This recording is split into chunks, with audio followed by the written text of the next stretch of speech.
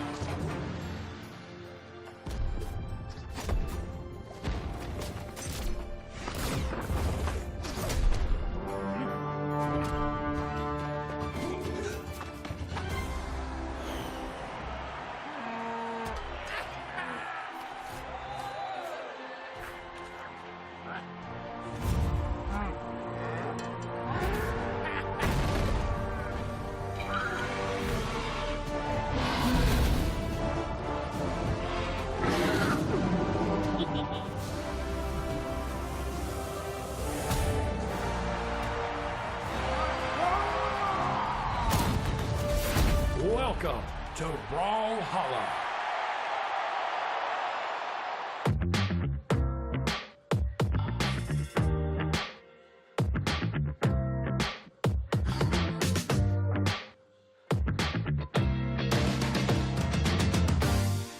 What's up, Brawlhalla? It's time for the North American Spring Championship Singles Bracket. Hey. I'm Foda. Joined with me is TWK, and we are going to have a great time today. Oh, man, it is actually wild. This is the Yes. final portion of the Spring Championship. You know, we've been going through this event. Past 2 weeks, we had the double. We had all the singles of the other regions. And now it's North America's time to shine. Yeah, the grand finale, so to speak. So to Yeah. speak, you know, so to speak. So to speak. So to speak. But really, I mean, this is the big end. This will be the final event of the Spring Championship. And you know what makes this Spring Championship so significant? TWK. What is that, Foda? It's the mid-season championship coming up Oh. after. It's an invitational tournament this year, and the players now, this is their last chance to affect their power rankings, which is the determining factor in whether or not they can be invited to the mid-season championship invitation. That's high stakes. That's a lot on the line. It's a big deal. Yeah, because the top 13 power ranked players in 1v1 for North America will get invited to this tournament. And, well, we don't know who it's going to be yet. There's a lot of players on the cusp.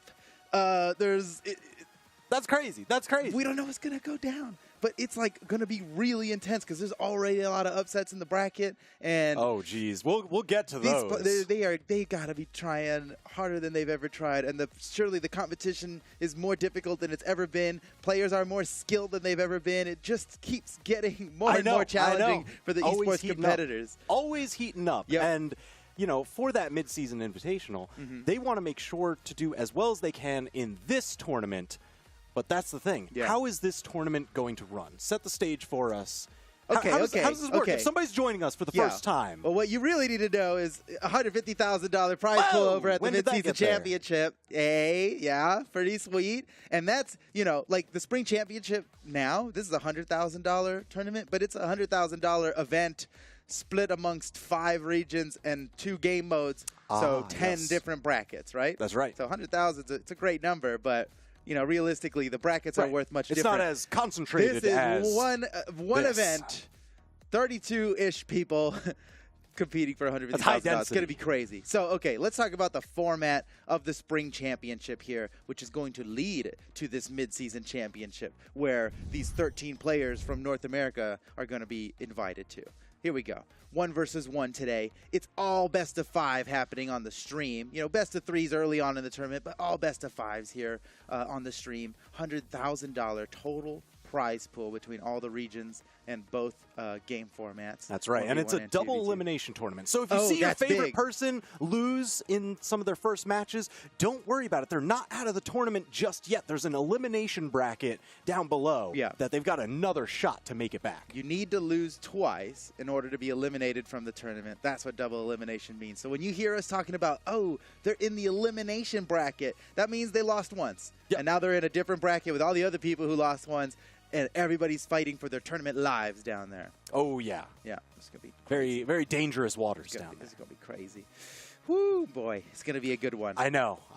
Let's talk about some of the players that are competing. And this is, okay, the players I want to talk about, TWBK, are the players who are like just inside and outside of the cusp of that 13 invite slot. So all those players who are just around there, how are they doing right now? The ones for whom today's performance means so much. It means the most, yeah, because whoever's power rank number 1, I mean, they could probably do really poorly today and maybe still make it in. Pretty all right. You know, they'd have to be like They're crazy chilling. different, but these guys need to perform very well today, or they can kiss that flight and hotel and food catering and awesome good times and a shot at $150,000. They got to kiss all that goodbye. All right. Okay, let's talk about it. First up, Pugsy. I want to talk about Pugsy. He is currently power ranked number 16. Crazy. Wow. Because that, you know, like we were saying before, there's 13 invite slots, right? Yeah. So he needs to do well enough to boost himself up to power rank 13 through this tournament. And this is Pugsy, okay? He's got a good shot. He's a beast. I wouldn't be surprised. I wouldn't be surprised if he made top 8, you know, or maybe even better. And that's the kind of stats he needs. And I think he's one of those players that does the best in uncertain landscapes, right? We see it pretty much every year. You know, everybody's always talking about like the Winter Championships. There's always the shuffle. The landscape shifts so much after the World Championships. That's where we see Pugsy perform exceptionally well. Right. Also, you know, when there's that little bit of a break before the World Championships, he comes out to the World Championships, does absolutely phenomenally. He kills it. Yeah, he kills it. So I'm thinking in today's very shifting landscape, which we'll get to talking about. Yes. I really like Pugsy. I'm expecting him to kind of jump up here. Oh, okay. Yeah. And you can see this 1 gold medal. Another thing about Pugsy, he's got this 1 gold medal. Everybody talks about it. It's from the Winter Championship. Yes. He won the Winter Championship, and he is just so desperate to win not the Winter Championship. He's won Winter Championship doubles. He's won Winter Championship singles. He's the Winter Master. But he's looking for a spring dub, and he's totally capable. He's totally capable of winning it. You would think that, power ranks number 16, he probably doesn't have a shot at the gold. But, dude, he's got the gold right here. He's serious He could contender. totally do it, yeah. $30,000 in earnings playing in Brawlhalla Esports. And I'll tell you, he's been an old school player, too. He's already sitting on top 32 winners' side. So That's he's burned his way through the bracket pretty significantly already. He's got a serious shot to make it towards top 8 winners' side. And we'll actually be watching his first match. It'll be one of the first matches we stream today. And I believe it's going up against Ablaze Guy, who has already scored some major upsets in this bracket. And, you know, he is the last chance qualifier winner of years past. So he's kind of like, he's the people's champion. So he could do really well. So that'll be exciting. That'll be one of the first matches we watch. Another thing about Pugsy, he's a champ, dude. He is like, he is a pro gamer in many games. When he picks up the sticks or puts his fingers on the keys, he's gonna kill it. And Brawlhalla, in Smite, Rushdown, Revolt, he's a beast in many games. And probably whatever casual game you think you're pretty good at, just don't play against Pugsy, dude, because he'll tell you about it. Man. All right. Who else? So that's one out of the way. I want to talk about experience. This is a player that I think a lot of people have been talking about, especially in like the past 6 months. Yeah. Well, ever since the Pro Series, really, the 2021 Pro Series, he came out. He was like, I mean, people barely knew his name before that. Yep. And then he crushed it. He had such a huge performance. And then ever since then, he's been a household name. But not only that, it wasn't just a one and done for him in the Pro Series. He has gone on, like, that was his breakout performance. And ever since then, he's a major force to be reckoned with. And he'll talk about it. You know, he was the guy who was 13th, 17th place for a long time, on the cusps, getting top 32, but never really make it into the top 8. And he grinded. He really put in the work, and now is the player that we talk about as someone who could easily make top 8. Oh, yeah. He's gained all that experience, and that's brought him today into top 32 winners' side, and he's going to be going up against Lampy there. Lampy, by the way, if we could talk just a little bit about all you need to know about Lampy is he scored some major upsets today, so now he's definitely a name. But look at experience. This was Pro Series right here. This is this is Crew Battle Invitational. Yep. Well, geez. Crew Battle Invitational. He's a beast. Yeah. So not too long ago. Dude, he's going Mordex Mirror against Phazon? Is he crazy? Well, no, man. That's experience, man. He's got what it takes. Whew. He's still and he makes it work. I don't think is he. I know we're not supposed to be watching these clips very much, but like, how is he going to win this? He's not going to win. He's not actually. This is like extended edge guard. Wait a minute. Oh my! That can't be his clip. That's a good. Phase that's on a good to a clip. That's a good standstill, clip. dead even. That's so, crazy. So we will be watching one of his matches early on in the broadcast here today. He's going to be going up against Lampy. Already top 32 winner side. So experience. He's killing it. Currently power ranked. What is it? Currently power ranked number 12.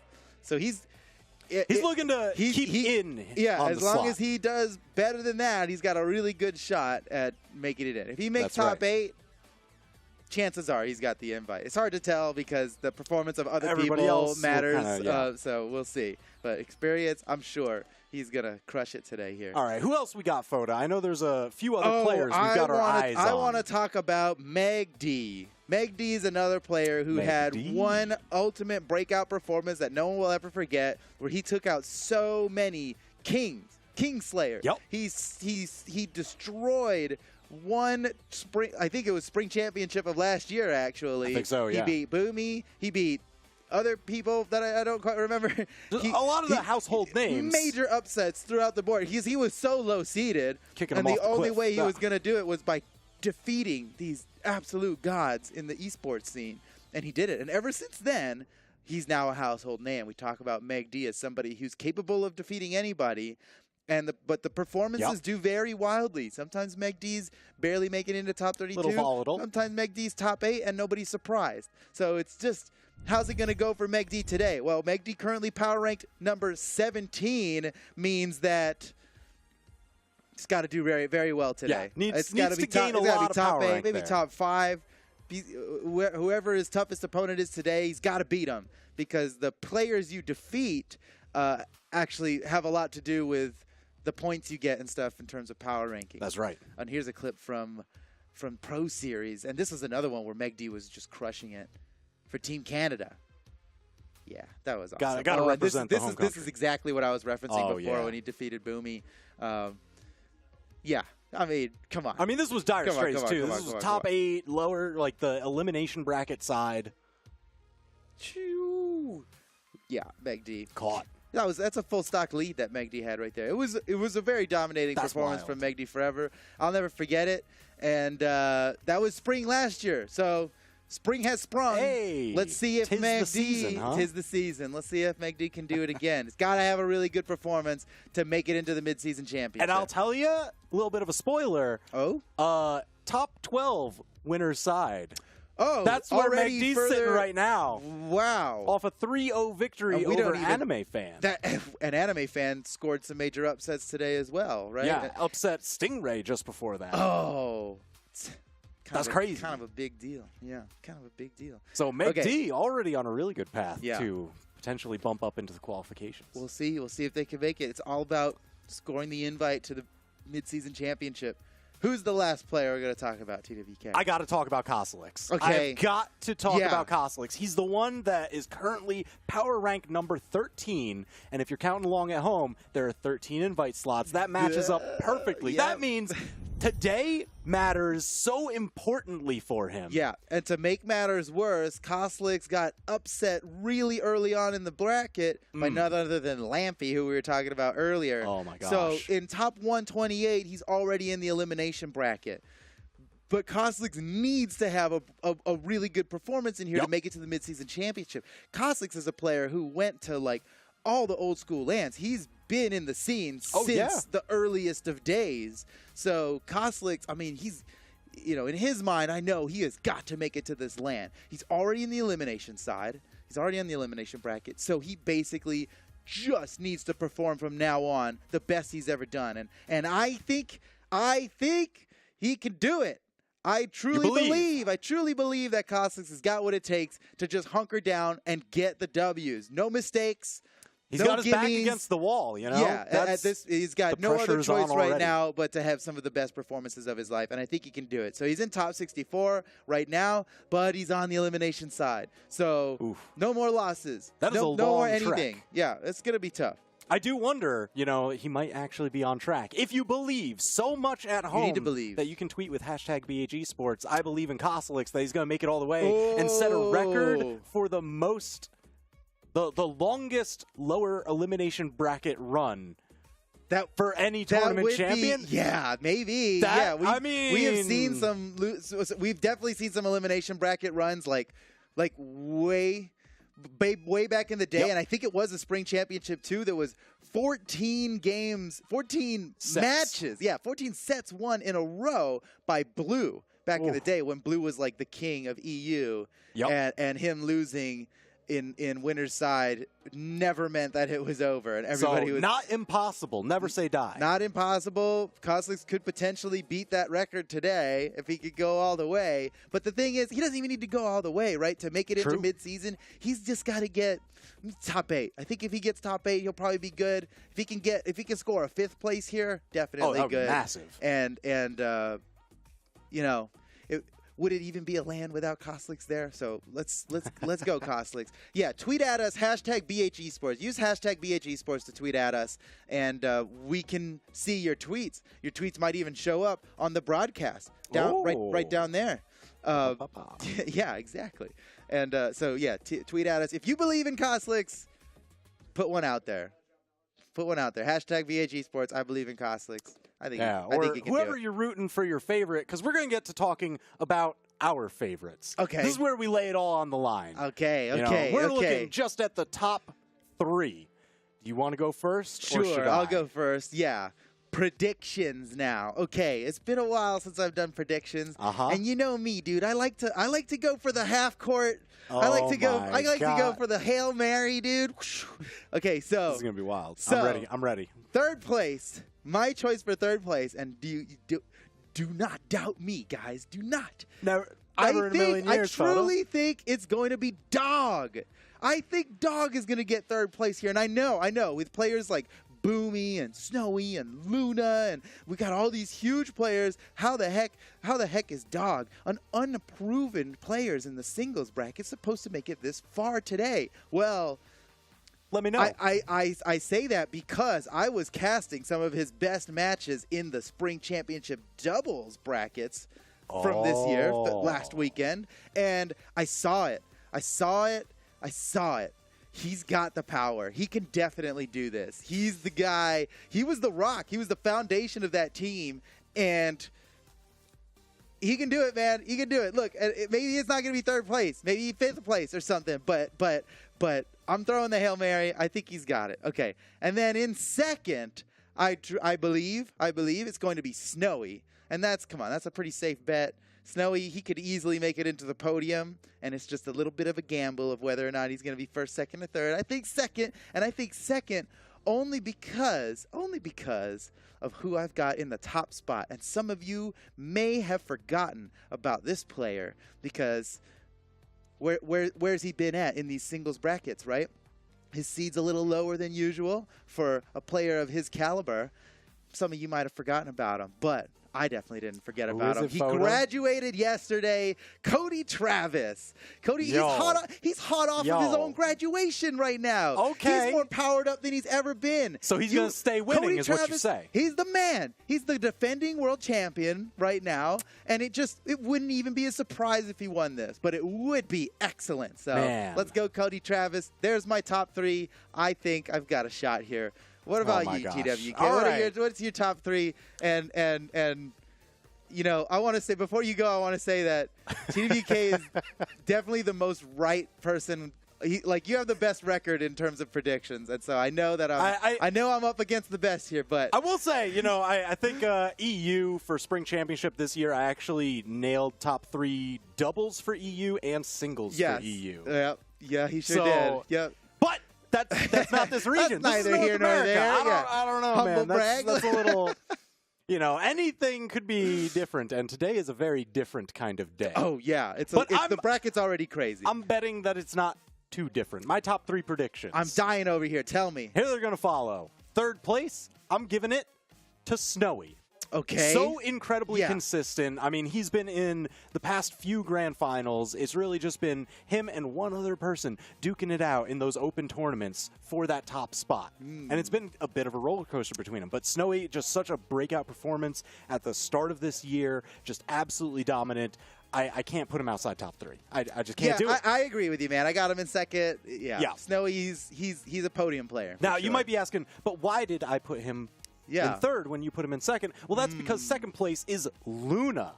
That's right. Luna, we saw the adaptation in Omen Oasis just before, where it was, once again, Snowy and Luna fighting out for the top. And Luna had the legend swap and then managed to reset the bracket, continue on through, and take the win. So and I do want to say, even though I don't have Luna in my predictions for top 3, I wouldn't be surprised. I mean, Luna's a beast. Yeah. If Luna made it to top 3, I'd be like, I threw the half-court shot, man. I respect the half-court shot. I really do. And, mine might be a little bit of kind of that as well. Yours is a nice layup. You're doing the nice little layup. Nice little layup. You got a breakaway layup over here. I know.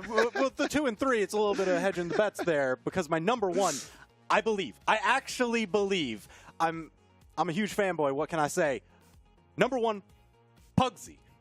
I really like Pugsy for this pick. Wow, we were talking about Pugsy like, he's power rank number 16. Yes, we don't know if he's going to make it. Shoot up like crazy. I mean, he's got a great path through the bracket. He's been playing just out of his mind, and come on. He set up one of the greatest tweets for the potential win that I really just want to see. What was it? I missed it. Oh, you can go follow his Twitter for that one. You're going to have to follow him on Twitter. Oh, okay. Yep, That's good. So just look for, at Pugsy XD, I believe. Pugsy XD. At Pugsy XD. Yep. So that way you can see, and I'm just waiting for the follow-up. I might have ruined the surprise a little bit. I'm sorry. No, I'm excited about it. I believe so much wholeheartedly that, once again, in these unstable grounds, that's where Pugsy performs best. You've got a point.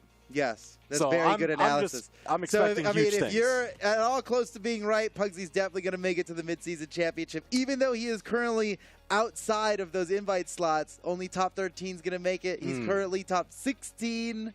Can he make it through this? TWK says yes. And I would have to agree. Even though I don't have Pugsy in my top 3, I think well, we're gonna find out. Right. We've got some crazy calls on here today, so we're gonna find out how these pan out. But you know what? I think before we go on to the next thing, before we get underway with this tournament, which is coming, it's imminent. Spring Championship's coming. I think we've got one more thing to show. Yes, we do. We've got a very cool thing to show, guys. And you know what? Let's just let the video do the talking. Check this out.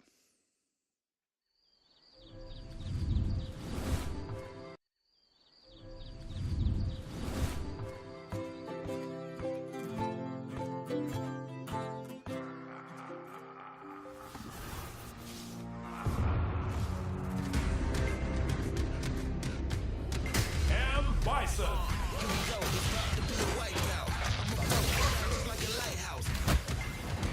Ken. I'm a ghost. I'm trying to be their lights out. What I do, I prove it. I'm a pass here. Sakura. Check the moves. I move just like a chance here. If I'm the dude, no fool, I break them strands here. Dawson. By this call, you can check in his vibe. If you scared, you scared. By the kid in the dash, you by the feel. The chapter turn into Mr. Hyde, I mean. Blue.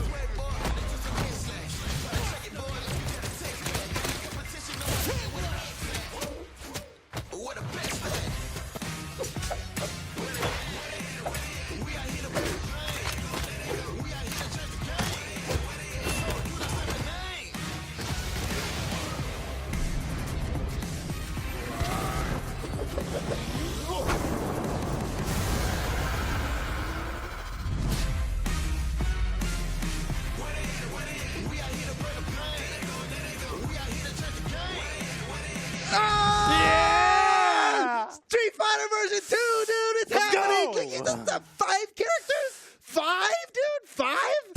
absurd. That's absolutely absurd. Dude, yes, dude. We got Kin. Oh, my God. There's guitars in this one. Yes. That's all that matters. You're a huge fanboy for guitars. I'm a huge fanboy for Street Fighter. I'm just over the moon. Oh, yeah, you that we got another chance. Dude, yeah, this guy, he's been playing Street oh Fighter my so gosh. hard ever since it came out. This is This is awesome. I hope you guys enjoy. It's coming. It's coming soon. May 25th. That's not even that far from now. Woo, Oh, man. my gosh. Okay, so. Yes. And with that, let's begin the North American Spring Championship singles bracket. We'll be right back. Small, quick little break. Don't go anywhere. We'll be right back with this awesome tournament.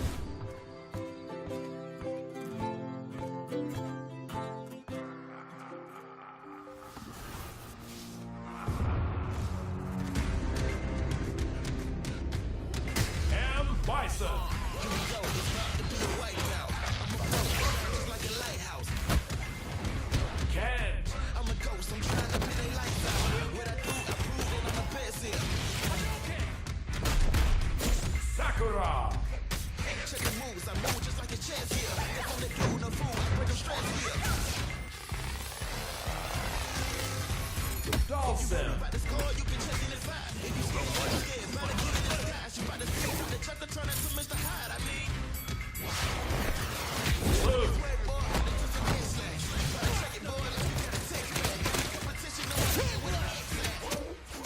what a best that. We are here to play the game. We are here to change the game. So do the same name.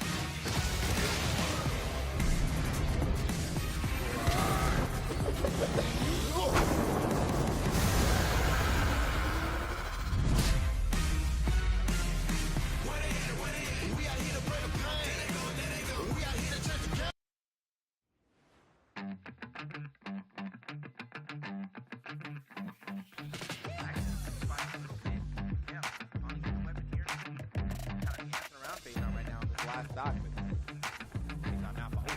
Okay. Oh, okay. I mean, Cody didn't fight. There was 3 huge Everybody out there. These are Luna specifically is someone. Oh no, do sword hammer for the team combo. But it looks like they got something prepared. Round pound into sword down light. No, it was immediate fire off into the side. And here, You can burn their dodge first and then catch them. oh my 10% of the time, and the rest of the time it's your enemy. Oh my god!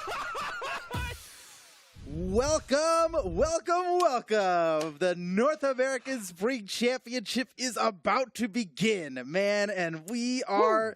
Dude, I'm still reeling over this Street Fighter thing. That is so... That's the first time I've seen the video.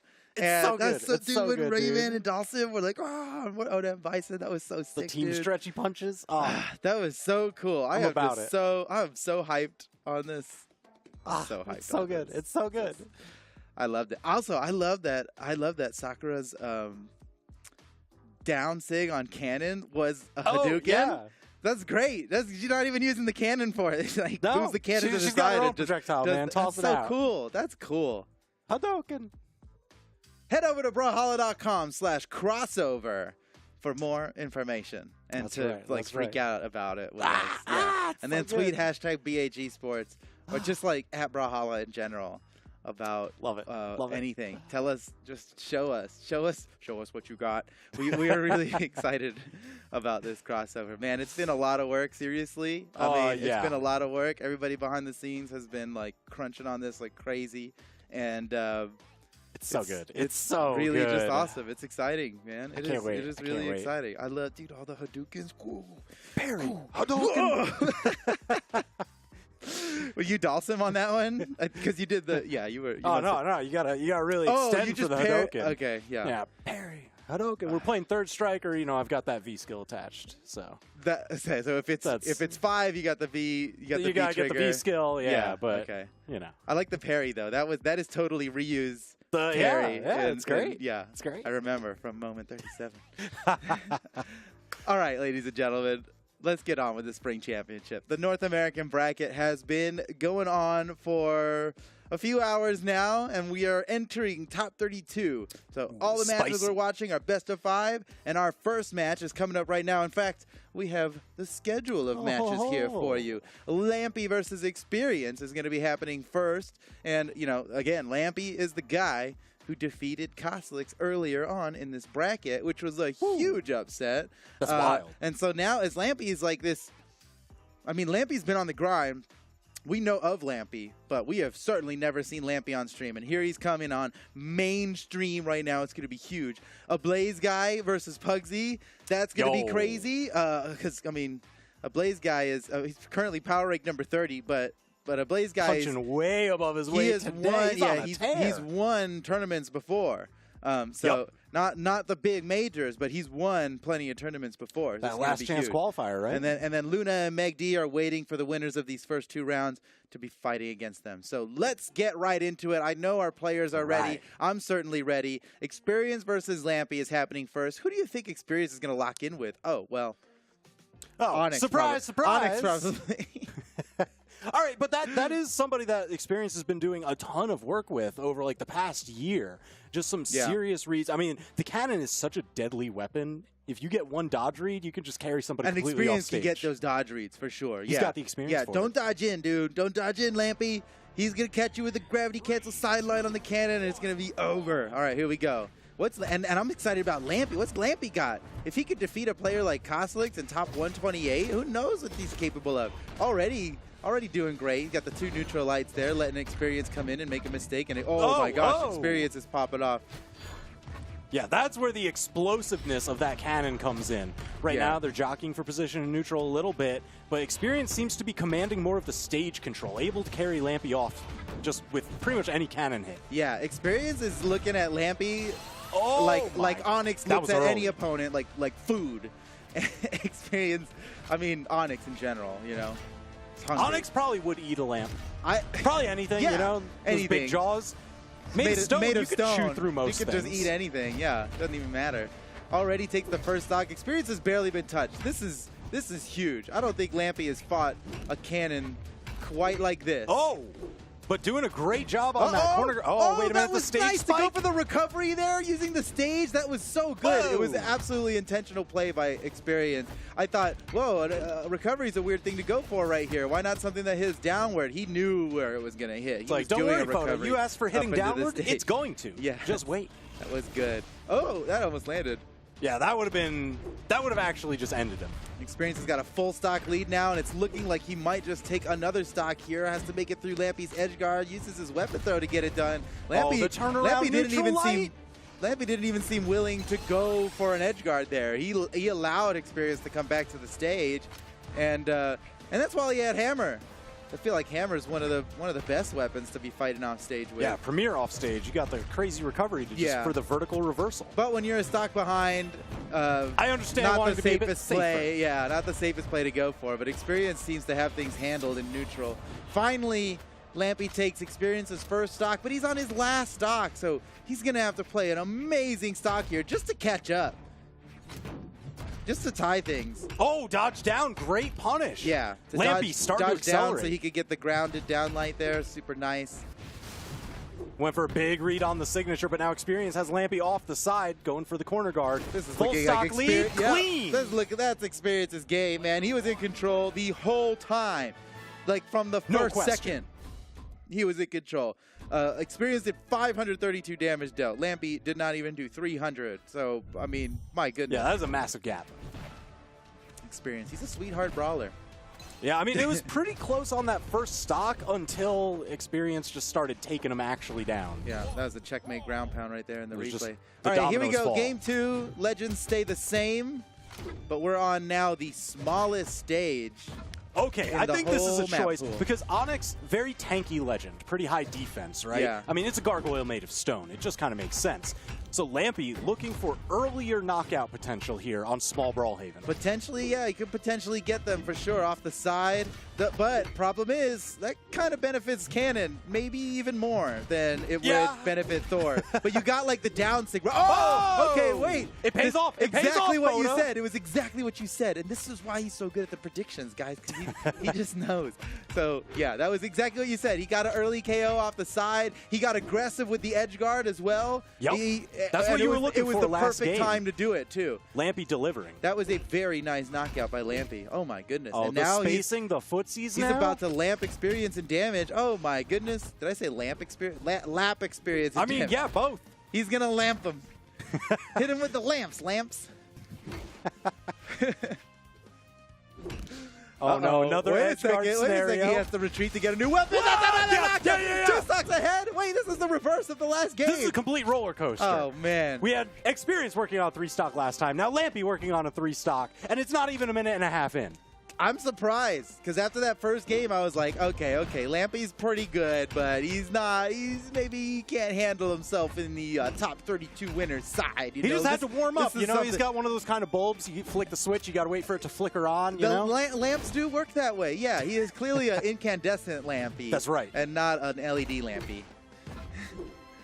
One day he might ascend to He's incandescent LED because he's got Lampy. the heat, you know? Yeah. The lamp is massive. Incandescent cast. Okay, no, that's stupid. What am I saying? I think he's going to get a 3-stock. Lampy! the down signature! He got that 3-stock! Under 2 minutes. Gosh. Dude, what? Under 2, yeah. The small stage. Small stage is the way. All right, so if anybody was questioning, like, how did Lampy create those upsets earlier in the bracket to get to this point? Probably that's something how. like that. That's how. That's what it looks like. That was such a good down sig. Oh my gosh. Bro. Lampy. He doesn't even have a power rank. What? That's how few. That is absurd. There is no matchup history between these two. Like, all right, so wait, it has maybe been, there is matchup history between these. They fought in other tournaments. It has been a few months since the last open tournament, right? Because we had, like, the invitational and Lampy, event he's going been on the grind.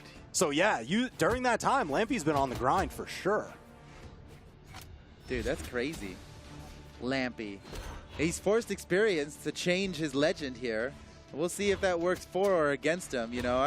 I get the feeling a lot of times, like, when my opponent changes legends like that, I'm like, okay, they're searching for the answer, so you're not in a comfortable position. But against experience, dude, he's got a pretty wide legend pool, and I'd maybe view it from experience as all right, well, let me pick something new out of my bag of tricks here, Yeah, well, I mean, what didn't we during some of the clips see experience taking on Phazon in the Scythe mirror? In a Mordex mirror, straight up. Oh. Man, Experience is so familiar with the distance of that neutral signature that he was chilling just outside of it, ready for a punish. Both players in the red. Experience just needs this one more hit. He can get it right now. Bonk against the wall. Got the wall Lampy, touch. he got his done. Yeah, he barely touched the wall and therefore got his jumps back. Woo. And a sidelight side air might be enough for Lampy to knock Experience off if he can land it on the side. Oh, prevented him from landing and cleaned it up with a weapon toss. Even if and he's balling, Even if he didn't land that weapon throw, I think he might have had him there because he had spent so many recovery options and he got hit before he touched the floor. Oh no, Lampy! Thought he was a little bit too close. He dropped the true combo. I know. But he made up for it. He didn't even get hit in between that time, so it doesn't matter. Yeah, that's where you need to go for those quick cleanups, right? Things aren't always going to go your way in a tournament. The faster that you can resituate yourself, the better off you're going to be. Yeah, it's terrible to have your opponent deep in red, a stock ahead of you, scoring damage on you while you're a stock behind. It just puts them so far ahead. This corner coverage, Lampy actually lamping him in damage. Yeah, he's getting lamped right now. Okay, both players with 2 stocks remaining, but Lampy is in an advantageous position here. Experience gets disarmed. Lampy could just end this right now. Oh, goes for the anti-air once again. That was a good idea. Experience didn't fall for it. Oh, Lampy really wants this neutral signature. It's a great move to catch people with. I mean, he caught it on the corner guard off the one, and now Experience, after getting hit by it, he's like, I did not enjoy that. Yeah, Lampy. Oh, and they're taunting each other so much. Oh my gosh. There's a lot of passion in this OEL match. salute. There is a lot of passion in this match. Yeah, that neutral signature on Lampy's Thor there with Hammer is great. It's one of the few signatures where the charge is the hitboxes. Yes. Like, you're charging it and it's there's no like release. The release doesn't do anything in particular. Oh, double uppercut. All right, so here's the thing. The first match was a blowout. The second match was a blowout. Here in game 3, this has been neck and neck all the way down. Yeah. Yeah, and you got to imagine like a close match like this has got to set a lot of momentum for the finisher that'll come after this one. Because it's best of 5, right? That's right. right. You can look at a best of 5 as like the first player to reach 3 wins will be the winner. And whoever wins this one's only going to have 2, but they'll have the comfort of knowing. Yeah, they'll be on set point. And they'll know that they can clutch it out when it's needed. Oh. That was such a sick combo, but he just missed the finisher. Lampy, Ooh, got the hit, got the dude, chase if he dodge, did not cleared him catch out. that little tiny hit off the recovery there, Lampy would have gotten knocked out for sure. And now they're both at last hit red. Oh, this is coming down to the wire. But that was so good. Once again. He caught him low enough with the recovery to hit him against the slant of the bottom of the stage. If all he had done was hit him against the wall, that surely wouldn't have knocked out. But Experience, you can see how Experience took extra care. He took special care to get down there fast enough so that he would be low enough. Check this out. Look how he fast falls down. This was That was his plan. I mean, just barely low enough, too. A few pixels higher, and he would have bounced off the wall and been fine. But, wow, nicely done by Experience. And even though Experience won that last game, he is swapping his legend up. He's getting ready for the Ken crossover. Ah, that must be it, of course. That must be it, yeah. Or, you know, maybe Experience is like, all right, each legend, good for one win. Keep Lampy on his heels, you know? Oh, yeah. He's like, the first outset, I got the first match. Yeah, he got Then it. I swapped, got that match.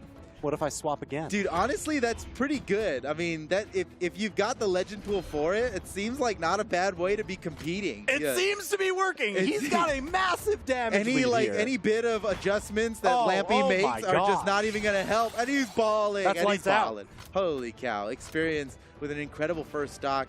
About 40 seconds, less than 40 seconds in, and he's already taken a stock. He's barely even been hit himself. Lampy's going to have to just play an incredible stock here, and that's only to catch up. That's only to tie things up right now. Yeah, this is going to be a rough one. Definitely an uphill battle. And Experience, man, when Experience gets a lead, he runs with it. I think he's a very momentum-based player. Oh, yeah, Lampy, Experience. Lampy all right, chooses. so yeah, Lampy having to rethink the approach here. Notice they were losing out on neutral more often than not. Yeah, and Experience, he's in the position where he's got the lead. Oh, he has no reason, you know, you come approach me, right? I've got the lead. We can do this for 6 more minutes and I'll win. And Lampy decided, okay, well, I'm going to back off then if you're not going to come at me. But had to just rethink the match. Yeah, he's in the position to make that happen. Oh, wow. Man, that was a nice move by Lampy. Oh, he did it again. That was a nice move, and he even pivoted it too, which works really well for it. No, he's going to do it unarmed. Experience actually taking off a hammer, unarmed, against a hammer, off stage. Dude, somebody's been playing Dive Kick. Somebody downloaded Dive Kick on Steam. That was They've gutsy, been man. Playing that. Jeez. Those dive kicks were so on point. It took 2 well-placed dive kicks to just get the stock there. And now Experience has got what looks like an insurmountable lead. At this point, I'd be surprised if he couldn't do it. And I think at this point, he's like, dude, I missed the 3-stock earlier. This guy 3-stocked me. I need to 3-stock him. That's right. You need the revenge. There it is, off into the edge guard. Oh, Lampy fighting his way back and denying the 3-stock. Okay, Lampy, he fought his way back. Experience had a really sick combo there.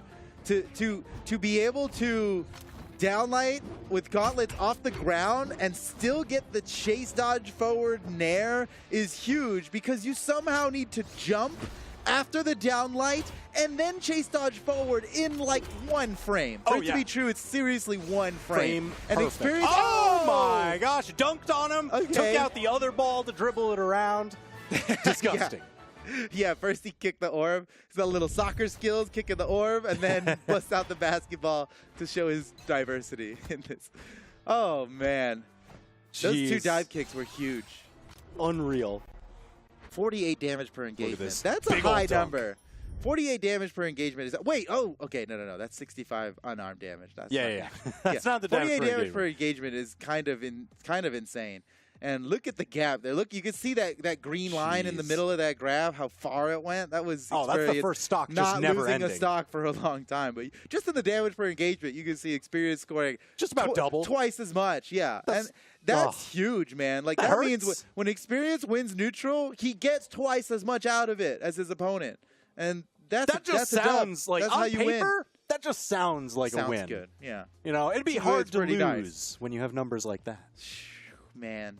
Good game. That's a good one to start it off with. And Lampy, he's probably not too upset. He's already like farther than he's ever been in a major tournament. Yeah. He has to go down to the lower bracket now. He fought against a player who, you know, by all means, by statistics and what the statistics say, he should have won that one, right?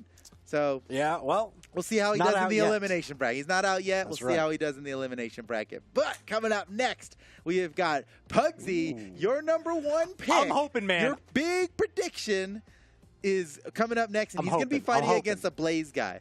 And Ablaze Guy is the guy who upset, what was it, Stingray earlier in this tournament? Ablaze Guy, I think, upset Boomi in the earlier bracket. That's right. Yeah. Well, that's even crazier. Yeah, Anime Fan upset Stingray. There were like a ton of upsets Stingray. early on in the bracket knocks today. Boomi down to the elimination bracket. Yeah, Boomi, the guy who like won the last singles thing, right? Jeez. So that's kind of a big deal. So this is a big match that we've got coming up next here. And I would like to say that in their matchup history, we know for sure that Pugsy has come out on top nearly every time. There was like one community tournament in recent history, I think a Moose Wars, where Ablaze Guy actually defeated Pugsy. But like, there's like 6 or 7 more examples of Pugsy winning this matchup. So we'll see, man. Even though it looks like they have no lifetime history in the official tournaments. Yeah. I'm talking. So I'm you got to talking look at the community results. I'm talking community results. I'm talking Moose Wars, dude. All the stuff that's going on all the time. Yeah. Well. All right, Pugsy, he's the guy. He's going to play Finn, right? That's just obvious.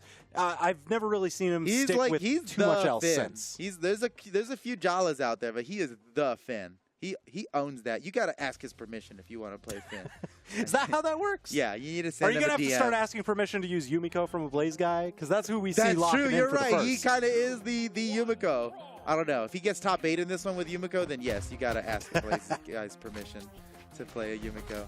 Yeah, make sure you tweet at Pugsy before you play Finn. You might get in trouble. So this is kind of crazy. Pugsy playing the glass cannon of Finn. Very low defense stat, but a lot of strength, a lot of dexterity going on. Yeah, and one of the most significant things about Pugsy playing this low defense, high strength character is that in doubles anyway, he seems to usually have the most stocks out of everybody in the match. I mean, for playing the lowest defense legend in the game, he survives very well all the time. Oh, yeah, and he makes sure that you don't. Right now, he's got a Ablaze Guy into the red. So he's looking for just one solid chop. There was the side air, but Ablaze Guy hopping over, punishing the extra double jump. Oh, man, and Pugsy had to get rid of his axe there. He threw the axe down to protect himself, but Ablaze Guy knocked him away from it. And I bet Pugsy wishes he had the axe because few weapons are better than scoring knockouts than axe, but he gets it done with the sword, no problem. A well-placed down air off stage. Pugsy is deep in the red, but in the lead right now. If he can score some damage without getting hit, he'll be in really great shape, and he's already getting it done. But Ablaze Guy stops Cider, that's going to get it done. And I think he equalized before it was too late. It was just 3 swipes from the axe. That's not too much. I know it can do a ton of damage per hit, but realistically, not that far behind. You see him almost evening up on the yellow. That was awesome how Ablaze Guy just did side air nair on Bo, and it was true because Pugsy was like so low in damage that he barely got knocked anywhere. I would never have considered that to be a true combo, but when you're fighting against a proper Yumiko main, they know those things. Oh, nice answer from Pugsy with the pivot slide kick. And now Ablaze Guy has no weapon, and Pugsy can just take him out! Chop them down!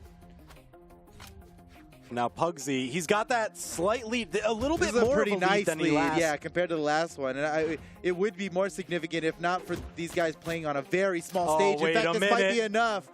The small stage, the low defense, Pugsy's not in a comfortable position right now, and he gets knocked out. Once again, Ablaze Guy putting a stop to the lead before it got out of hand. But here's where Ablaze Guy really needs to actually pivot that momentum. He's been falling behind every single time.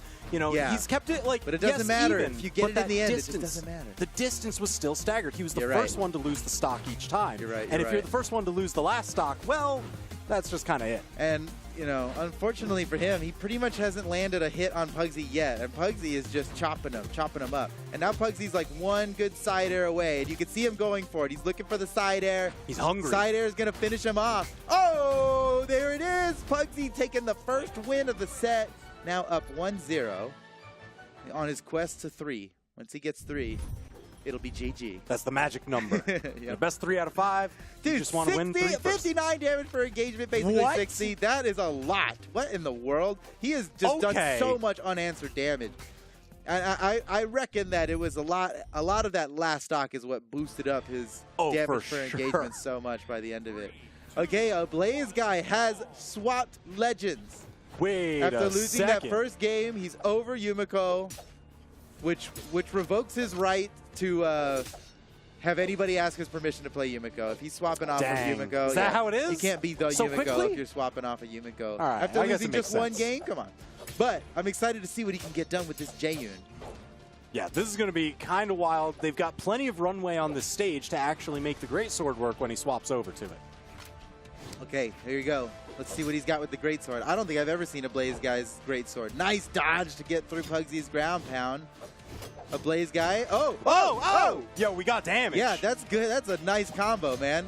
He didn't get like a big finisher swing on it, but look at the damage. It didn't matter. Pugsy was basically in white earlier. Nice gravity cancel down light. Ablaze Guy could potentially get this with the signatures that Jaeyun has at his disposal. And Pugsy just the farthest sword side air. Pugsy, he didn't get knocked out off the side there, but Pugsy knew it was over because he didn't have any more recovery options. He ended up drifting off to the side. All right. Ablaze Guy's got the lead for the first time in the set. This is kind of that momentum shift he was looking for. He needs to start taking stocks first, and he gravity canceled. He gravity canceled, and Pugsy, he used a string that would be a KO combo. Yep. But because Ablaze Guy was so damaged, it didn't work anymore. He got sent so far by the side light. Anyway, it doesn't matter because Pugsy cleaned up the stock. And Ablaze Guy still in the lead, but I think Pugsy stopped the bleeding before it got too bad. Yeah, you see Ablaze Guy just really trying to shove Pugsy off the corner, wants that stage control. But now, it just keeps hopping between the two. Yeah, Ablaze Guy starting to take the lead here. Oh my goodness, dude. Pugsy is not ready for the greatsword. And also, who knew Ablaze Guy had such a great sword? Whoa, yeah, he is chopping him up. That is so much unanswered damage. Dude, I mean, Pugsy's escaping from the knockout. Oh, that was so perfect. Beautiful conditioning. That's what I was about to say, dude. He spent all that time showing him, yes, I'm going to go for the finishing combo. And that's when you should dodge out. 2, 3 times he does it. On the last one, he holds that neutral signature for a heartbeat, and that's all it takes to catch Pugsy's dodge. So well done by Ablaze Guy, and now he's got like a full stock lead on Pugsy. Pugsy can still bring it back, though. Yeah, I mean, if we start hitting some of those highlights like Pugsy had last game, 60 damage per engagement, that can just rocket him back into this game. Let's see. He's kind of in orange right now. Oh, yeah. Dire Straits full red. 3-piece. Uh-oh. So Blaze Guy is starting to run away with it. Oh, no way! Dude, he committed. Pugsy called his bluff, and Ablaze Guy said, I'm not bluffing. I am not going to stop. He's like, I have the extra stock. I will bet it all here. Yeah, look at this last time. I mean, it's over, right? I would have stopped. Jeez. I would have stopped like 75 frames earlier than that. Jeez. Okay. Well, Ablaze Guy takes a gamble and it pays off. Now he ties up the set 1-1, and we're back on this tiny stage, Miami Dome. But now he's here with the greatsword. Yeah, so Miami Dome, it's got those platforms up above, so the stage is a little less impactful for greatsword than the previous, just because there are more areas to land and not get caught up in those extensive chains. Now the main thing here is I want to focus on where is Pugsy spending his dodge. That's always the major question. Anytime you're going up against a greatsword, he held it on for like 3 or 4 hits last time. Now he's, after getting punished for spending it on the first one on that big signature conditioning read, that was massive. Big ground pound. Pugsy now stealing the momentum back. He's the one to take the first stock in this game. And he's only in orange. But again, low defense, small stage. It means something different than it does to most players. But he survived that downlight recovery. Probably won't survive another one. He's really got to put out some damage, and he's not going to get the chance. Ablaze Guy puts a stop to that lead before it got out of hand. Man, you see Ablaze Guy, he spent the gravity cancel for the neutral signature just to get up even higher than his dodge, so he could toss the weapon even higher to delay that next weapon spawn. Yeah, to delay the weapon spawn by an extra like 5 frames or whatever, 10 frames. You got him min-max. Every little bit counts. Yeah, min-max, dude. Ooh, great early dodge from Pugsy there. Yeah, and he returned fire with that down like, whoa! Glass cannon, let's go! That is early, and that's why he plays spin. Yeah, there was a lot of legends in the same position with the same type of attack would not have knocked out in that situation. Pugsy, perfectly positioned. Very aggressive edge guard with that, making him think about the ground pound. Anytime a sword ground pounds you off stage, it's like an instinct. You're like, oh no, the down air is coming right after. Because that's like the classic, right? Yeah. You just kind of keep cycling down air ground pound. It's a nice gravity cancel by Ablaze Guy. He steals the weapon away from Pugsy. Pugsy had forced to fight unarmed, and Ablaze Guy, he's just, I was totally going to say one recovery away from getting the knockout, but then he did it before I had a chance. You got to believe me, though. I knew it was coming. Last stock situation. Pugsy's got the damage lead, and he is pushing it further and further. Again, he's letting Ablaze Guy make mistakes. Letting him overcommit, overextend. Oh, Pugsy man. scores. Slashed him in the back. He just needs one more. Any of his signatures would probably knock him out right now. But Ablaze Guy could catch up quickly with the way he lands so much of these greatsword strings. Yeah, those strings are where redemption lies. That's how you get so much damage per engagement straight into the knockout. I agree. But he's disarmed. He's just one good hit away, and now Pugsy's got the axe. Oh, yeah. Here we go. What? Wait, okay. I guess more important to keep Ablaze Guy unarmed than it was to use the axe. Yeah. So now and it Pugsy, worked out perfectly. 2-1 now up in the set. Pugsy is on set point. Yep. Looking to skate further on through the bracket. But man, Ablaze Guy with these the legend swaps, it worked out last game. This game, is he gonna be changing again, do you think? Dude, I hope not. His Jaeun seems like the play. It was very spicy. Oh, well. Oh yeah. As requested. Yes. Extra spicy, please. I like some spice, but I want a little extra spicy. And here's the thing, we're back on Apocalypse. This is where he won with that Jaeun. That's right. But Pugsy doesn't see, he's certainly not unwilling to fight on this place. Ooh, recovery beating out that ground pound just by being so far to the side. His positioning is what got it. Yeah. He can attack from like a whole lane over, essentially. Uh-oh, did he manage to get the touch? Yes, just enough to get back. Fights his way onto stage, rearms with the sword. Pugsy, the one unarmed. Nope, sabers at dawn. Sabers at dawn. We duel.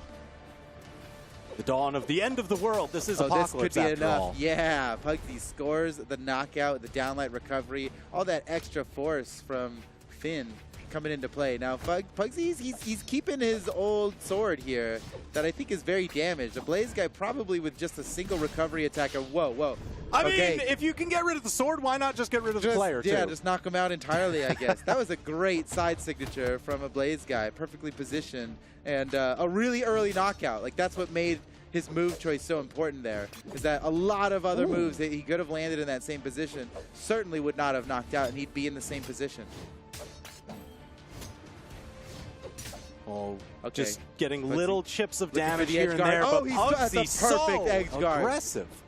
That was great the way he did that. He fast fell so far down, actually below Ablaze Guy, which must have been a bit of a mind freak right there. Yeah. And then he did his down air rising. He jumped and then down aired so that the down air was happening while he was moving upward, which makes it much safer to use, kinda, because you have to get beneath them in the first place to use it. So risky, but in the end, better than ending up underneath them. Man, and Pugsy dangerous. has just been marching himself towards this victory. Oh, has yeah. so much damage built up on Ablaze Guy's final stock. He has lapped him in damage, and oh, he is just so close to getting it. Ablaze Guy's got to be sweating right now. This is looking like the end of Ablaze Guy's winner's bracket run, unless he can really get a lot done fast and consistently without getting hurt at all.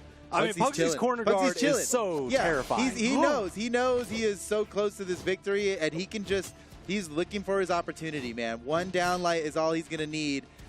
That was a huge jump side air into the recovery, not yet enough. I'm surprised he didn't get the knockout on that. You know, this is a tall ceiling. Okay. If you're an Ablaze Guy fan, you got to believe right now. You need to send some energy. If he stands a chance at staying in this set, he has got to win this stock right now, and he pretty much can't even afford to get hit. Now Pugsy's got the axe too. One-sider is all it's going to take. You can see Pugsy's looking for it. Oh, yeah, caught. Whoa, there's the dodge burn. He got the full string because of the catching the dodge there. That was super nice by Ablaze Guy. He's actually bringing it back. Wait a second. The comeback dream. It's real. Yeah, now I mean, we've seen him knock knock out. Wait! He's still not alive. yet enough. Okay, that's his last one. He cannot survive another downlight recovery. Oh my gosh, are you kidding me? He caught the dodge, but Pugsy was still able to dodge out, jump out of it because he was so high up. And Pugsy clutching it out at the end. It's a good thing he had a full stock lead there because the Ablaze Guy was very close to stealing it away from Pugsy. But that's it.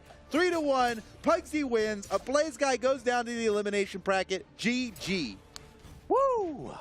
Woo! My prediction, you know, still doing all right here. Oh yeah. You must. We're You're a in it. little We're in more it. invested in that match. I'm a Pugsy fan. What can I say? You know, try not to be biased it's during easy to be a commentary, Pugsy. but it's easy to be you know, a Pugsy matches fan. off screen now. I can say whatever I want. That's how this works, right? It's in the contract. Yeah. Cool, cool, full cool. bias. Once we're on camera, full bias can come out. Let's go, Pugsy. Hey, Bravo. Love it. He did great. You know, Pugsy's base, dude. He's a base dude. He's a good dude. So it's cool to see him win. But I would have been really excited for the Ablaze Guy win. Just a huge underdog story. He already defeated Boomi, so it's not too much of a stretch to say he could defeat Pugsy. And clearly he was still capable got of another it. chance. The elimination bracket That's right. is He's still not there. out of the tournament yet. And with the We'll upsets he's pulled potentially see him already again today, later. I wouldn't be surprised to see him burn through that one too. That's right. Yeah. Well, and if you want to maybe keep up with Ablaze Guy's elimination bracket run and the rest of the players in the elimination bracket, you can head over to our side stream, twitch.tv/ProBrawlhalla, for a whole additional stream that you can watch simultaneously if you'd like. You could switch back and forth. Yeah. Either way, you get great Brawlhalla esports content. So It's good stuff. Yeah, hang out with the people there. Also, I'm gonna say that Pro Brawlhalla chat is great because there's less people in there, so it's a fun like, time. Yeah, the discussion that happens there is actually really cool. Shout outs to everybody in the Pro Brawlhalla chat who cannot hear me right now because they're watching Pro Brawlhalla. Well, they can because they're watching both. Yeah, some of them they got the two tabs open. They're getting both of them. Yeah. Okay, what's our next matchup, TWK? Oh man, looks like it's that time. We're looking at Luna versus Experience. Awesome. Okay, we just saw Experience win his last match against Lampy, which was a more exciting match than I anticipated. What a roller coaster. Yeah, I mean, it went from like Lampy's three I can't wait to stocks see to more three Lampy, stocks to be all the way honest. back around. But now we got Luna coming up here against Experience, and Luna... That's my number 2 pick. That's my number 2 pick. Yeah, it's number 2. That's a big factor. Big endorsement in right this. there. Yeah, I think if you got TWK predicting for you, you might be in good shape. I mean, Luna's been in so many grand finals this year. I know a lot of players are like, Twitch agrees with Luna. Oh, they got the little poll. Oh, we can see down there. The poll wow, that is very much one-sided here. Well, I'm gonna say that there's a reason for that. I endorse Luna, yeah, but like I don't know about the 87%. That's a little high. Hey guys, relax a little bit there. Let's hedge those bets a little. But please. seriously, Luna is definitely capable of winning this entire tournament, so it wouldn't be that surprising. Yeah. Power rank number 4, Luna is an absolute force to be reckoned with. Monster. And we're going to find out. Also, between their matchup history, these guys have fought plenty of times in tournaments before, mostly in Luna's favor. Autumn Championship 2021, Experience got a dub there against Luna, and that might be it. Community tournaments, official tournaments, everything has been Luna winning this matchup. So for Experience, this would be a major upset. Let's check it out. Top 12, winner's side. All right, Experience hot off that set win, sticking with the Petra from there. Now going up against Luna's Tai Lung. Tai Lung, of course, a crossover for Mordex. We've been seeing Luna play a lot more Mordex recently, even though he's really the Taros master, you know? I mean, that's where he's... Grugok, sorry. Grugok, of course. But so terrifying on that one. Set it Oh, up, dude! going for the I can't believe scheme he's so going early. for style already. It's still the first stock, dude. Oh. Well, that would have been a huge morale boost had he landed that. That might be the knockout. Whoa. Not yet Experience enough. Barely in this. Pretty tall ceiling here, you know? That is something that we'll see on Apocalypse time and again. I like how Experience's orb is kind of close to a basketball, same color. And so when he goes from the orb right into the basketball taunt, it's like, oh, yeah. It's sweet. just like, yeah, that makes sense. You've been carrying that thing a while. Eventually, one day we'll have a basketball orb. I got to imagine that'll just end up happening. What's that principle? Chekhov's basketball? If they show you basketball, you must dribble it. Is that a thing? I believe you did. You never steered me wrong. It's really Chekhov's gun. It's a film thing. If they show you a gun in one scene, they got to use it by the end of the movie, whatever. Oh, a film theory. Yeah. Except here, you know, it's the basketball. The film theory. What's your theory about why Shout this out to match is Film so Theory. close? 2 stocks apiece, the damage. Well, my theory is that Experience has gained a lot of experience since the last time these two have fought. Oh, whoa, that was Wow. a risky gravity cancel neutral light, and even Oh, they riskier are going ground pound. for it. Oh, Whoa! yeah. Like I said, risky ground pound, and that's why. Because Luna can close out those stocks unarmed. If you are below Luna, you're in trouble. Wait a Oh, second. no. Oh, no. No. Too much. No. Bet too hard. Oh, boy. I understand needing to make the comeback there. Oh, wait, they're so in unison. Dribble, dribble, dribble. Oh, dude, what? Dude, what? That's cool. I understand, like, wanting to bet hard, you're just like, oh, man, I just need, like, that 1 ground pound, just anything off the edge, and then I can tie up these stocks. But when you're a stock down and their opponent's Yeah, Luna just red, shifted around. Look at that. Just surgical precision on not the worth toss. going so deep on the edge there. Well, obviously, in hindsight, we know this, but That's all right. That's all right. That was just game number 1. This is a best 3 out of 5 set, so we've got a ways to go. let's see. Let's see if Luna's got what it takes to go all the way. All the way. All the way. Fisticuffs right now, duking back and forth. Uh-oh. Oh, off the stage against Luna. Oh, we gotta be careful. Oh, no. Oh, no, that's the dodge that's spin. the stock, dude. Oh, my gosh. I was right to be worried. I was like, oh, no. Uh-huh. That easy. He lost Like, the is stock, it a dude. sign of things to come? Right now, it seems like Luna I is just would not challenge Luna off the side of the stage, you know? accelerating I would right not now. even be interested in proving that I could. I just like, I can win without having to fight this guy off the stage. Yeah, right now Luna is just waxing all over the place, Uh-oh. going into full moon status. Oh, that was so crazy No! of Luna. Wait, what? It's What? a new moon. It's a new moon now. We've waxed, we've I waned. need a replay Here on it that. is. I don't even know what happened. Was that just to goof him up? Oh, dude, Luna, what? Oh my! Oh, my. Oh, he's done. Experience Yeah, is actually yeah. done. Experience is like, he just go next. Truly just quit that match. He just quit that game. Oh man. Yeah, 94 damage.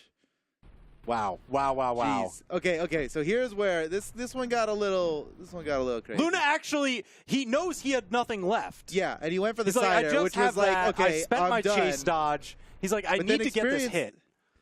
So that's unfortunate for Experience, and Yeah. this is probably why he quit out of the rest of that game because of that big mistake that he made. Yep. Luna already was taking a huge risk. He was like, if I don't I mean, land he had the this, stock lead. he was could like, "This is afford to fine." take it. He could afford to take it. If I don't land this, I'm going to get knocked out. And then Experience did the same thing. If I don't land this, I'm going to get knocked out. But the thing is, he already avoided the knockout.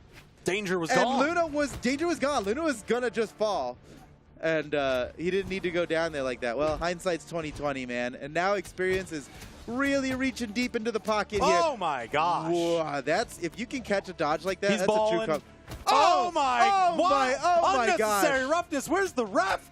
Where's the ref on this? Oh, dude, the disrespect from Luna. Oh my gosh. He just gave him that stock. He absolutely thrashed Experience in that and just gave him the stock. Oh, again? Oh my! Oh, wait a minute! Dude, wait a minute! If He juked him Experience, the turnaround. If Oh, not Experience enough. did not land that hit, he would have gotten knocked out again in like 4 seconds. This is Holy cow. absurd. The Nair Sayers, the turnaround. Oh, Wait, that's almost took him off the top. That was a good plan by Experience. He could have dodged earlier than that, but he chose the most opportune time. And unfortunately, he didn't get a knockout, but if Luna was just a little more damaged, it certainly would have knocked out. You see With Experience. hammer off the side, going for a Hail Mary of a ground pound, and Oh, eats jeez. this. I think Experience is destroyed mentally right now. He is not about fighting Luna. Luna just shredded him. It seems like I think anytime that they go for engagements, Experience tries to bring it either He's not- up high he's- or off stage. Okay, He was going for like cheeky turnarounds, and now he is just mentally shredded. he's done. He's done. He's completely quitting. shredded. And this is unfortunate to see this in a competitor. Honestly, I'm pretty disappointed. But let's go, Luna. Just thrash him up. Let's end this. Luna cleaning up off the side, rainbow Oh, toss, he went wants for the style. highlight. This is the time to go for style, dude. You gotta. You got a guy like this who's honestly just Oh my not gosh. trying anymore. He has pretty much counted this as a loss for him. Oh my God. Luna once again setting up. Oh, there it is. All right, get out of here, Experience. That was ridiculous. Luna wins handedly. The most dominating set we've seen in like a long time. Globetrotter style, you know? Yeah, like he was stunting on him. You can see it right there, balling, dude. Yeah. But he had it mentally Globetrotters broken to the point where he's like, I'm going to pass this off your chest. And he started having fun with it, you can tell. Yeah. Oh, man. Well, Experience, that was rough, dude. That was rough. Yeah. Luna wins. Big time. Luna wins. My predictions, still doing well. Your predictions are doing very well right now. Yeah. Nicely done. Here we go. I mean, they're doing all the work. Okay. I just believed. We've got another match ahead of us, and this match is also a match of a player we've seen earlier. Yep. And the player who's been waiting for them. And it is Meg D. Wait, what? No. Yeah, wait. Meg D versus Blazy. Yeah. Yeah, wait, what? No. Okay. We got swapped up wrong. on us. I got mixed up. I got hit with the big mix up. But Meg D, we were talking about Meg D during the pre-show. Right. This is like a big tournament for potentially qualifying for the mid-season championship. This is pretty huge for Meg D. It's also huge for Blazy because Blazy's power rank number 20, and it's not out of the realm of possibility for Blazy to qualify for the mid-season championship by getting 13th power ranking if he competes very well in this tournament. It's going to take maybe top 4. I don't know. This is a top 12 match. This is already on the way. Yeah, he's on the way. Yeah, if you win this, the winner of this makes it into top 8 winner's side. Right? Jeez. That's huge. So I mean, that's guaranteed. That's either 17th or 20th, making it into a guaranteed 5th place. If you win this, you guarantee yourself a 5th place position. Man. That's huge. Meg D needs this. Jeez. Let's see if Meg D Their can get lifetime score tied 1-1. So this is a bit of a rubber match between them, you know? Who's going to actually take the lead between these two? Yeah. They've got fairly comparable stats. They've got pretty comparable stats. If you also consider community tournaments, looks like Blazy might even have the upper hand. But you can't pay, you know, I would say that these guys are very, very evenly matched. Interesting. Yeah. So what are the picks going to be here? What are you expecting for Legends? What are you expecting for Meg favorite D, maps? probably the Ember. Old school. Go old school. Oh, we already see that Blazy's locked in with the epic Hattori. Ooh, so fiery. And Meg D, what other Legends does Meg D have in his arsenal? I recall the Ember so much. I mean, Ember is the one that he used. During the clips, we saw the edge guard with the neutral signature on Demon Island against Boomi. That was crazy. Oh, you're right. What will Meg D pick? Well, we're waiting. Everyone's just waiting with bated breath seeing a good to Ember. see what Meg D picks, and it looks like it's going to be Val. Oh, solid choice. A very good choice indeed. Let's see. I know left stick is just off screen there, just going to be like, why are you playing Val when you could play Akuma? Could be playing Akuma. Could be Michelangelo from the Teenage Mutant Ninja Turtles. Dude, could be Stevani. So many options. You got so many options. You got What's so many going on? options. But well, Meg D, you know, played plenty of Val before. Just going with what you know. You just got to go with what you know. All right, here we go. Game 1 of this set. And this is a huge set because both of these players are pretty low seed for how far they are in this tournament. Oh, yeah. The winner of this is guaranteed 5th place in this tournament. Woo. That's huge, man. This is like the top 12 winner side match is always one of the most important matches to win in a double elimination tournament. Always, always. Not just Brawlhalla. That's just the way it shakes out. The pressure's really on. And they're both kind of on the cusp of being able to qualify for mid-season championship. Meg D a little closer than Blazy, but Blazy not out of the running at all. Certainly could ruin Meg D's chances by winning this one. Oh, jeez. Yeah, the pressure's really on here. All right, Meg D on that corner guard, caught the landing once again. Blazy's taken a ton of damage in just like 10 seconds. Yeah, Meg D has a slight damage lead, but it's not too crazy now. Meg D throws the weapon away. Here comes the sword. Great weapon to finish off stocks with. A lot of true combos off of the downlight. Catches the recovery. It's not enough. Hattori's pretty low defense. Not the lowest of the defense, but pretty low defense. Meg D could definitely score a knockout here. Oh!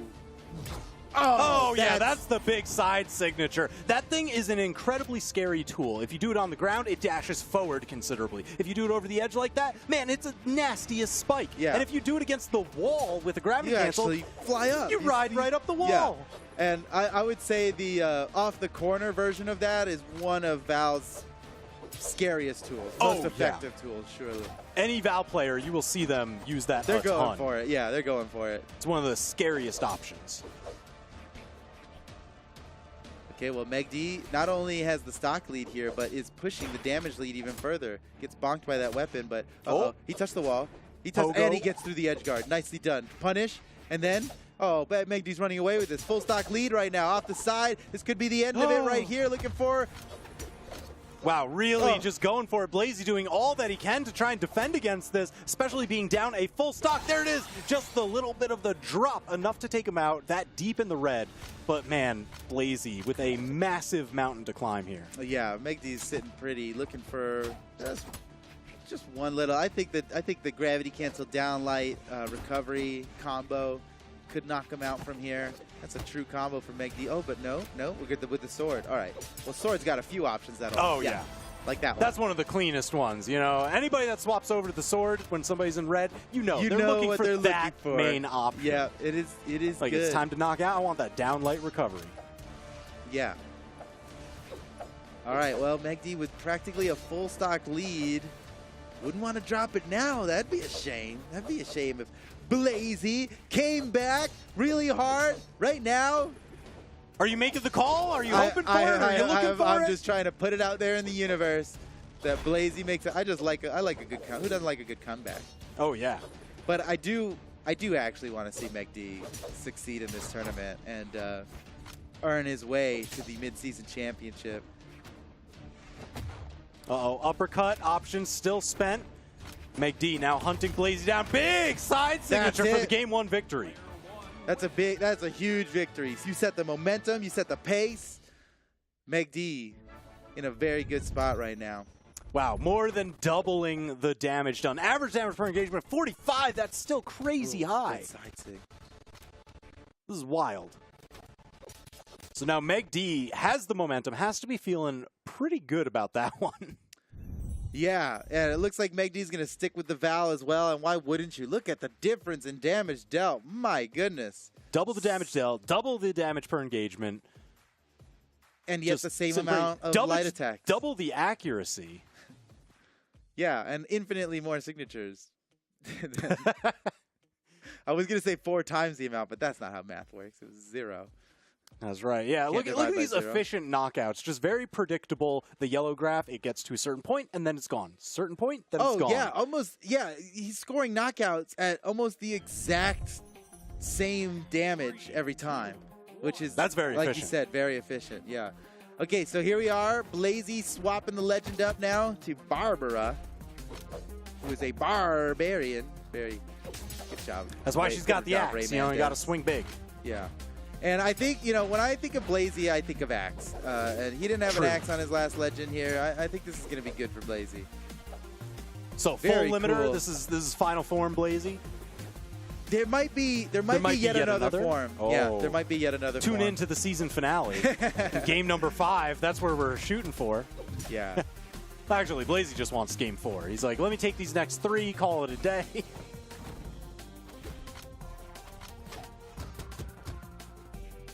Man, Meg D just keeping the pressure on, unarmed, swapping over. Wow. That was a very unexpected neutral signature from Blazy, but I agree with the intent at using it because the position they were at, had it landed, it would have gotten a knockout. And, well, speaking of getting knockouts. Sure does. That gravity cancel down signature, such a great option against the wall because, usually you think, all right, what are they going to do? Neutral signature, side signature? Yeah, ground pound. Those have pretty big dead spaces behind near the user. But that down signature, that covers everywhere around it covers, yeah, it even covers behind the user a little bit. Oh, she and scoops also back. It's active for a long time, which when you're protecting against somebody recovering back to the stage is extremely valuable. Blazy still with the stock lead and pushing the damage lead further and further here, but Meg D could still put a stop to it before it gets too much. Meg D in yellow right now. Oh no, every hit against Meg D is bad news. Bad news is orange now. now even if Meg D equalizes the stocks, he'll still have a big damage deficit to be dealing with, and it's just getting worse with every moment. Every hit that Blazy lands is just too much. Ooh, finally, Meg D takes the stock and now has a bit, I wouldn't say a mountain, but like a big hill. Yeah, this is going to be tricky. And Meg D, you know, usually used to having the higher speed on the field. Blazy's been playing pretty high-speed Legends as an answer. You know, the Hattori, incredibly high speed. Brynn, a lot of people forget, 7 speed. Like, she moves. That's true. Yeah. Yeah, it's easy to forget that, but it comes into play so much, especially in edgeguard situations when you're recovering back to the stage. It just gives you that much more options, like that much more leeway to change your direction and mix things up as you recover back to the stage, which will increase your chances of avoiding an edge guard. All right, so Meg D did a pretty good job of equalizing the damage before going down, managed to get Blazy into the red. Yeah, he's got him in knockout range now, so Meg D could close it out. And this could be it right here. No, not enough yet, but certainly one more of those, or any signature. Oh, man, and Blazy knows exactly what Meg D's going for right now, and he's guarding against it. The weapon throw was too close to land there. Meg D knocks him off the side. One more hit. Oh, yeah, no. Not enough. Blazy knew. Blazy knew. Even though the sweat drops weren't out, he's like, I only have the dodge left. I spent everything else. All right, so Meg D has officially equalized. Now it's a totally even game. Right back in it. Blazy with some unarmed damage now swapping over to the axe. This is the big chopping crazy hunk of damage. Big chopping crazy. Yeah, you're right. We should name one of the axe skins that. Big Crazy Chopper. Big Crazy Chopper. Make it like a little pinwheel or something. Oh my god.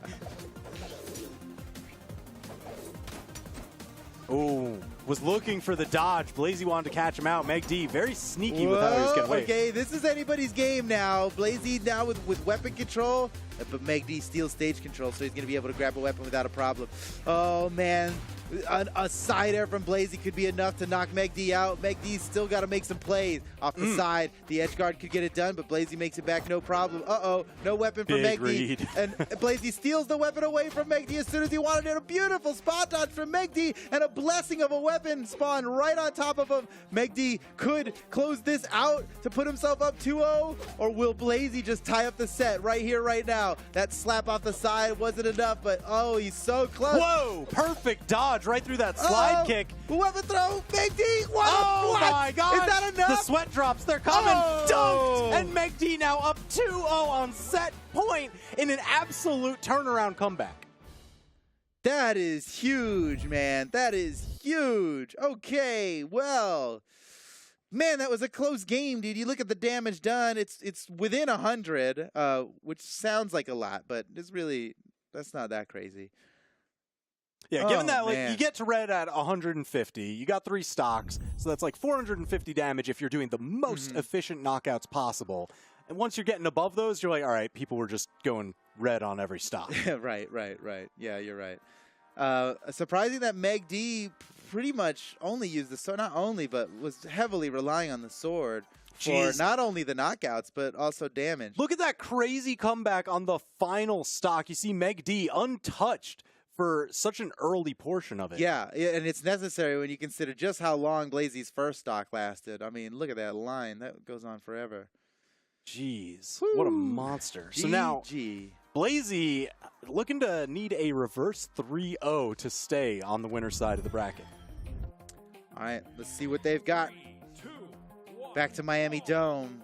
A very small stage compared to the other maps in the map pool. Not the smallest, but certainly one of the smallest. Maybe the second smallest. Oh, Meg D burned. Wow, oh my gosh. Blazy really paid for missing that gravity cancel down light. That burns his dodge for 3 seconds, and Meg D punished him for exactly 3 seconds. That was perfect. Yeah, that's one of the biggest things. Knowing your string routes for when somebody's dodge is on cooldown and for how long. Yeah, that is that's a level up for any player out there. You're playing ranked and you don't have different strings based on whether or not you've caught their dodge. Here's your reminder. Now's the time. Now's the time to learn those extra combo routes, because you can see these players have it all figured out. There's a lot of combos out there with like 1 frame gap, 2 frame gaps, maybe even like 4 frame gaps. Those are all going to work when their dodge is burned. Ooh, Okay. Blazy answering back with the damage, just tied it up like that. Yeah. Oh, and that's probably the stock right there. Wait.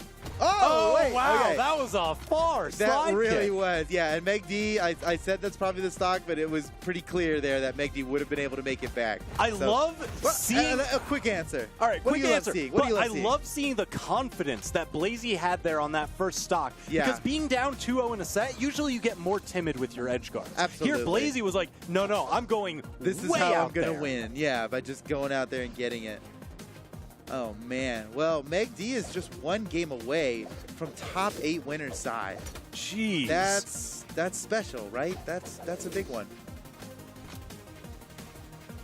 Has to cut through Blazy here, starting by a couple upward cuts for the repeated juggle. Upward cuts. Upward cut. I mean, look at it. It's a wha. That's his limit break. Upward cuts. All right.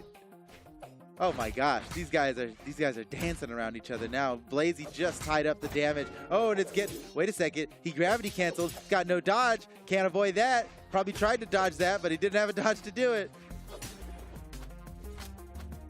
Look at that, Meg D throwing away a fresh pair of gauntlets for a damaged sword. You can tell he's really relying on Val's sword to get things done here. And oh no, Blazy just got rid of his weapon for nothing, it seems like.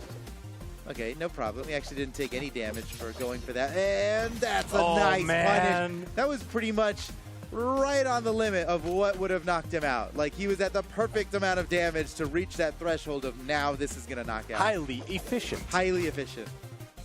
And now that actually brings Meg D one stock away from making winner's side top 8. Just needs to get this last one of Blazy out of the way. Blazy is going to do everything in their power to keep that from happening. Yeah, the pressure's really on here.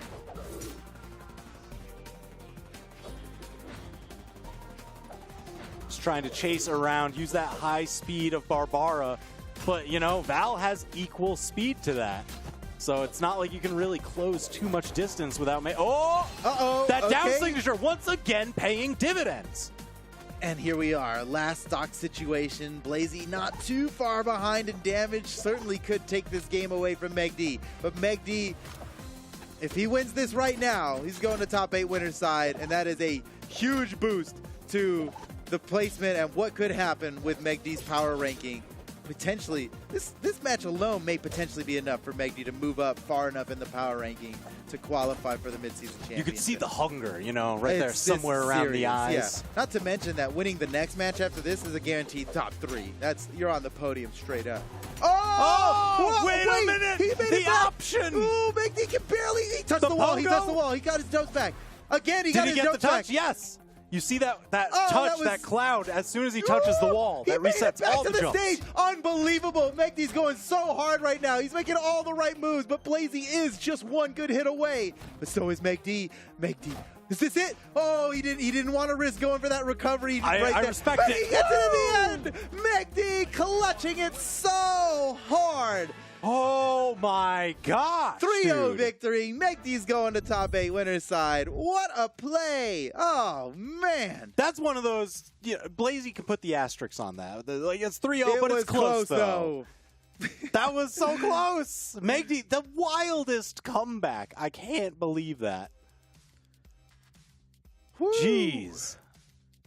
GG. That little nail biter. That really biter was on a the end. GG. Like, straight up, good game. Well Good game. Well fought by both players. Blazy with the option that gravity cancel down spear signature. Yeah. Like, Close working down out so 590 to 553. I mean, Ooh. it was just close the whole time. They were Dangerous knocking territory. each other out at efficient times. You could tell by the damage number, right? Yep. That's pretty much ideal times to be knocking people out. That's right. Just based on their damage being red now and in knockout range. And even though it was so close, Meg D just clutched it out. And really, that was so clutch by Meg D at the end there. In that last stock, Oh my gosh. he avoided so many killing blows. And the fact that that gravity cancel down sig didn't knock him out was like such a blessing for him. And he did not take that blessing for granted because there were like 4 things that should have knocked him out there that he just managed to avoid. And then right in the end, he kept getting hit by those pogos. but he touched the wall right before getting hit, so he was able to maybe make it back up. And then right when it got to the point where it was one more pogo is certainly going to knock Meg D out, he avoided that one. He slipped in underneath, got around it, back up to the stage, grabbed the gauntlets, and managed to find the knockout. Oh, so good. The mental fortitude. Just, I mean, that's the big thing. Never give up. The comeback is always possible, no matter how dire it looks. Experience. Man, that was wild. So that sets the stage. Here we've got Experience moved on 3-1. Pugsy moved on 3-1. Luna 3-0 sets him top 8 winners side. And Meg D 3-0 top 8 winners side. Those were some big 3-0s, man. Like big. Huge. I mean, especially if you're Luna, going into top 8, that was like so much domination. That's where you want the most momentum, right? Yeah. Because you're looking, hey, all I got to do is win that one more. Then I'm in winner's final. That's a guaranteed top 3 finish. It's so close you can taste it. So close. Ah. So close. Ah. Whew. All right. Well, we continue onward. What's happening next? Oh, yeah. Okay. Yeah. The next match coming up is going to be a good one, but I'm sorry to say, you're going to have to wait just a little bit. We're going to take a quick little break. Don't go anywhere because Snowy versus Jetbean. I know, Jetbean. He's made it this far that he's going up against the #1 power rank player. That set's coming up next. Oh, my gosh. So you don't want to miss it. So we'll see you in just a little bit. Bye for now.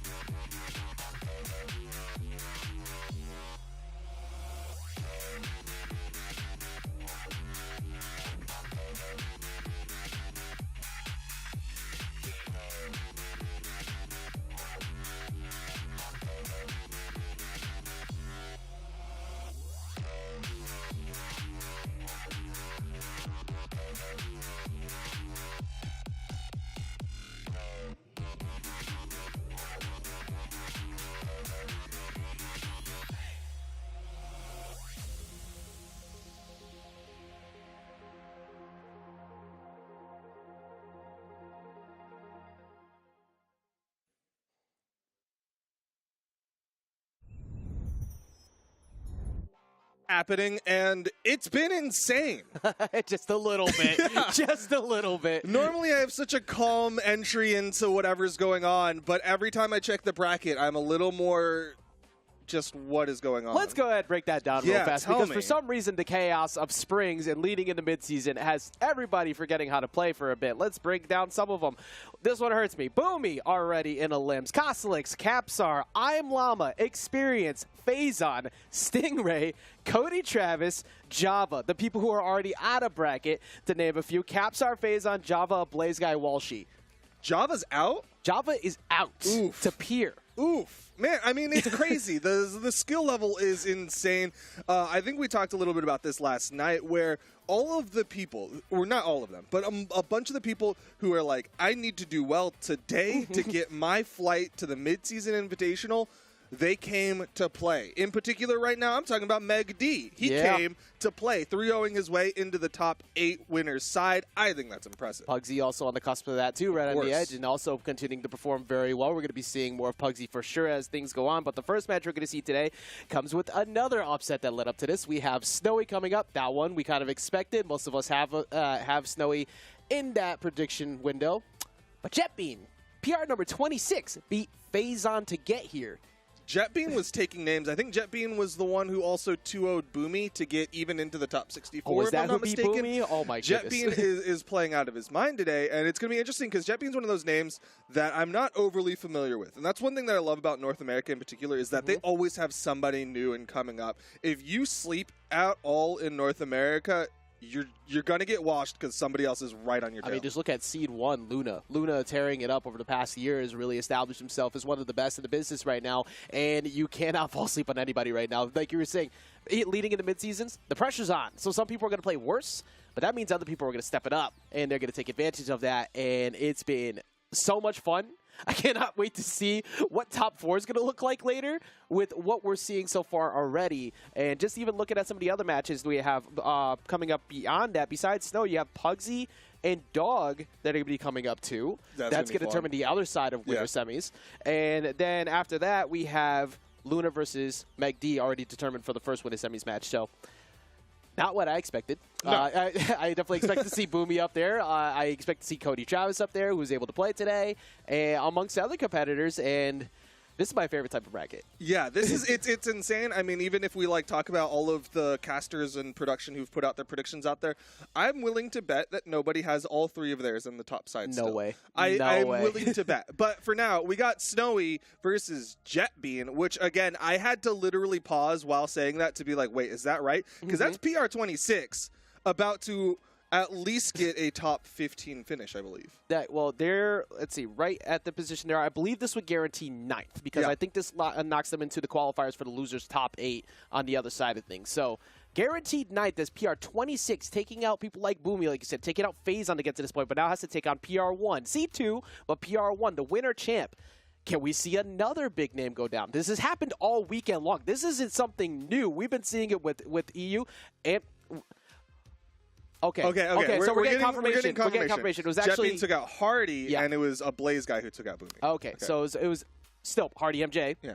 Another one who got knocked down there. Still, big name. Yeah, it's an incredible run. Let's see if we can add some more to that. The Tai Lung, the Mordex crossover is going to come through. Of course, the Rayman on the side of Snowy to start things off on Apocalypse for game number 1 to see who gets to get themselves in the winter semis. No surprise to see Snowy on the Rayman, of course, a classic for him. But Jetbean, again, kind of the relative unknown. He's gotten into the top 32 a couple times to have a PR inside of it as well, but still, he is the mystery man for today. Yeah, and Duke, no mystery to this matchup anymore. This is a matchup we see almost every single time around when we get to this point. Mordex obviously has been around forever, but the rise of the gauntlets, the Rayman usage, he's been just taking tournaments, putting everybody at the top, and it's no surprise to see this matchup here already to start it off. Yeah, for sure. If it's not Jetbean on the Mordex, it's going to be someone else. We've, of course, seen Luna, Experience, all bringing out Mordexes at various points. But right now, Snowy doing a good job playing that unarmed game, just kind of neutralizing Jetbean, getting this damage added up. Yeah, if you continue to control stage like that, Scythe never gets started. And if the party doesn't start for Scythe, then you're for a good time. But try to go for the side stick to catch the landing there, but Snowy stalling just enough to get away from it.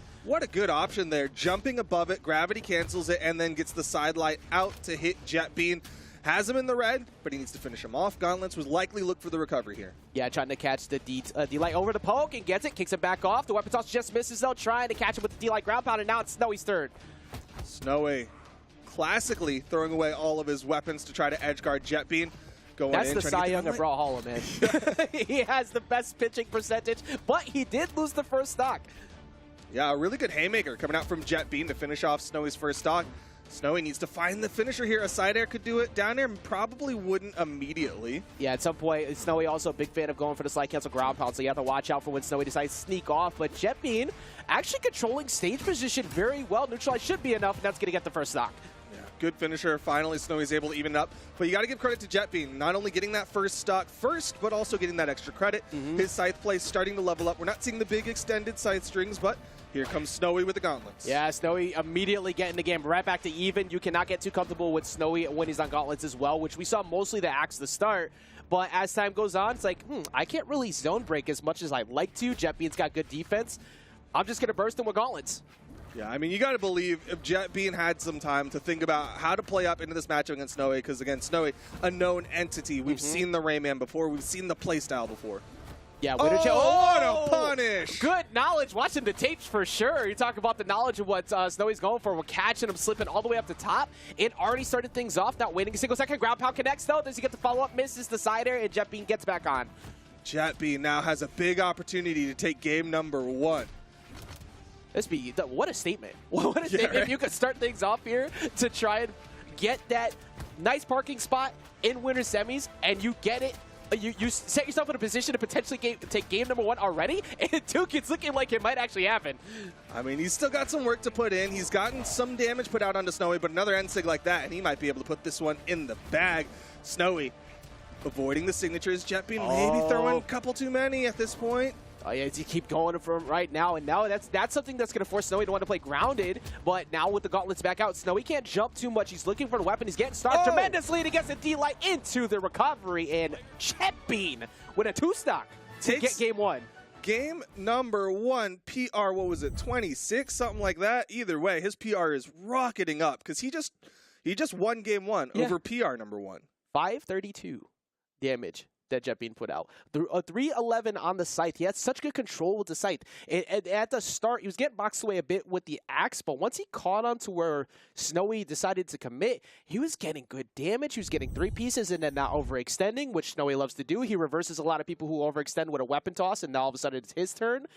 That didn't happen in that first game. I'm curious to see how Snowy adapts here on Miami Dome.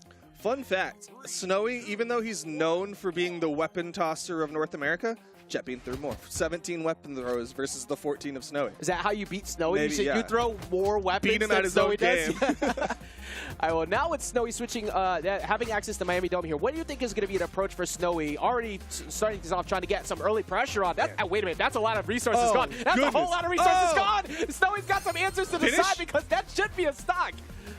Again, he gets another dodge. Snowy gets back up safely. Jet Bean trying to finish this stock. Good movement. Jet Bean, if you lose, Jet Bean, get back on stage. The play was amazing. You had a lot of damage. Unfortunately, you didn't get the stock, but don't hang out there too long because that ground pound was ready to steal that edge guard. He saw it too. You saw him kind of drift back under the stage. Like, I know you're not going to be able to follow me with that ground pound immediately, so I'm going to sit under here for a little bit, then I'll come up safely. He got great damage built up, but even so, he's already in the red. Yeah, for Snowy, this would be a huge win right now if you get this first stock because you were getting destroyed off stage. There's no other way to put it. But he's got it right back to even. That should take the first stock. That is a great moral victory for Snowy. That should get him going. That went from being a completely gone stock to Snowy getting the first stock. Jet Bean was so close. He was basically 1 hit away from taking away all of Snowy's options. Yeah, somehow you got like a 99-hit combo and you lost. Like, what happened? Well, Jet Bean was able to show, got the D-Light. It's not going to be enough to send it off to the side, but Jet Bean has shown that this scythe has put in work. It has been able to solidify KOs instantly. And one sider, one good position for it, and there's going to be the stock. Yeah, a little bit of dodgeball there with the toss up to kind of keep Snowy's attention, right? And then comes in, hits him with the grounded attacks, and that's going to even up the stock count. Yeah, it keeps you stuck, too, because if you stay there too long, you're going to get hit by the weapon toss. If you decide to jump, well, congratulations, here's the side air. And Jet Bean can react to both. That was really good control. All right, Snowy coming in, swinging big with the axe. This is what put out all that damage on the first stock of Jet Bean. Yeah, Snowy needs to get... I mean, I like Snowy's passive play now. He looks like he's waiting for the whiff punishes from Jetbean, which you need to do. And Jetbean is trying to answer back. But once Jetbean gets a reward on hit, if he jumped up into that side to win connect, and he's going to be able to get back in. He has plenty of ranges with his mobile signatures, but I don't know if he's going to get back to this one because he's going to get covered. Goodness. Jetbean is working so hard to finish the stock off of Snowy, and he keeps getting back. The SIG usage to survive is insane. It's actually incredible. I would love to see a statistic of how many of those he was able to use to properly get back historically, because that is pretty much what separates what could have been an earlier lead than now losing that stock to a much more huge lead, because Jetbean was rolling. I know, like at the very least, it's got to hurt the mental of Jetbean. Like he's working so hard, he's going out there grabbing nair after nair, and Snowy keeps making it back safely. Now Jetbean has an opportunity to add up some damage on the final stock of Snowy here in game number 2. But he is in the red again, and Snowy could find a side air. Yeah, I think the one victory I take out of that is at least my reward on hit is insane right now. Like he's getting threes, reads the dodge, and continues, and then he keeps covering the recovery. So even though like Snowy keeps getting back, he's still capitalizing so hard that I think it's forcing Snowy to respect him in neutral a lot more than he's done to other people. They have relatively similar neutrals too. You see these like weapon tosses to open up. Snowy juggling, finds the side air, did it safely. Yeah, that opener, always forcing someone to move. But I think I actually didn't even pay attention to that until you just pointed it out too. Like weapon toss openers have been basically the same on both, and I think that's kind of messing with Snowy a bit. It's like, wait, hold on, no, this is how I find my openers, and now I gotta reset. I didn't expect to get zoned out here. There's a dead even game now, though. Both of them in the yellow. All right, only in game 2. Snowy has an opportunity to get the set even back up, but once again, Jetbean, when he gets a hit, I don't think I've seen a single time where Jetbean's only gotten 2. He's always gotten like 3 plus pressure, and that's super frightening, especially when you're trying to constantly get back on stage in front of the site. I mean, with a name like Jetbean, you got to believe he's got those sky miles, and he's, of course, building up so much damage in the air on Snowy. Again, weapon toss to open up. Opportunity for the offstage on both sides. Snowy getting some good hits in. Hey, look, with Sky Miles, you usually have good credit to go along with that, and I am sure as hell believing in that credibility right now of Jetbean, because he might actually get a 2-0 lead here on Snowy. He's not super healthy. He can get taken out possibly if Snowy catches him far enough to the side with a side air right now, so he has to be careful, but that's why he's hovering in center to try and get Snowy to go for it, as he just tries, but he missed. But Snowy has weapon advantage. He has the most opportunity to finish this one out. Again, stealing out the weapons. Jetbean, haven't seen too much from Jetbean's unarmed. Gets over the neutral light. Will get a neutral light of his own, but here comes the neutral light from Snowy. One more hit. All right, gets around the weapon toss up. Snowy looking for the unarmed recovery. Not going to be enough, but he has the gauntlets, and he keeps sending them away. Jetbean having a bit of a rough time landing down. Weapon toss coming in, though. He doesn't get the cross up there, but he gets control of the weapon spawn. Oh, Jetbean gets it. Game number 2, the weapon toss to force out the dodge, pick up, gravity, cancel, downlight, into the recovery, true combo, and Jetbean, he's one away from an upset. 652 damage dealt, 646 damage taken. That was as close as you can get. And the difference of it, though, is that PR number 26 number up next to Jetbean, it might be going up quite a bit, because if he takes out a 3-0 on the winner champ, on seed number 2 of the bracket, just continues to add to the worst elimination bracket that we might have ever seen, that nobody wants to go down to right now. Yeah. There's no words. There's no words. Like everyone in the elimination bracket who, like, maybe they're waiting for their next match and they have the stream open, they've got to be sweating a little bit, because Snowy going down there, that just makes it so much scarier to be in that barrel. Imagine this sentence. Like, okay, first I got to get through Phazon. Okay, cool. Now I got to get through Java.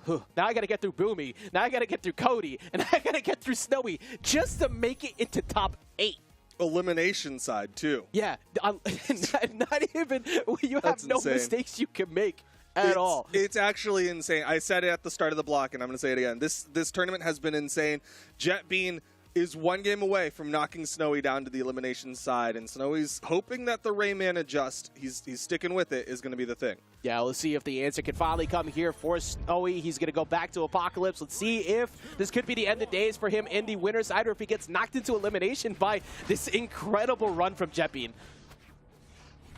I mean, that last one was close. Snowy just needed to finish off that final stock and could have been tied up one apiece, but Jetbean already adding up damage with the unarmed, has a scythe in hand, maybe can go for a big offstage here. Yeah, it was literally just a separation of 6 damage. Like, it was all on Snowy tried to platform pressure him and find that side air, but Jetbean, as soon as he got weapon control and he realized Snowy was getting real jump happy, capitalized on it. But the most important thing was he stayed in center so he can avoid getting sent off stage as quickly as possible. And that's just showing really good defense and understanding of not getting punished for Jetbean. But he's going to lose that first stock as he goes down to the ground pound. That was a significantly better start for Snowy. Yeah, Snowy's like, all right, you want to play the offstage? Let me show you my offstage. Wins out with the gauntlets, and now he's got a huge lead. I think this is the moment where he kind of has to do that, Duke, where he says, let me show you how it's done, because you haven't yet. Ooh. Oh, wait. Actually, Jetbean might be showing him how it's done, too. That's a back good dodge through from Snowy. Down like ground pound. Back to even. All right. Anything you can do, I can do better. Gatorade commercial. You took the words out of my mouth. I was so ready to say that. Like, it really was. Anything you could do. He capitalized on it the same exact way. Dead even percents. And Jetbean has always won way more reward on hit. If there's one thing Snowy does that's impressive, is he makes the axe look like a combo weapon sometimes. He usually gets 4 pieces consistently. He's usually getting 1 straight hit, and it's back to neutral. Yeah, I mean, the big hits on the axe are definitely nice. They're keeping him inside of this one.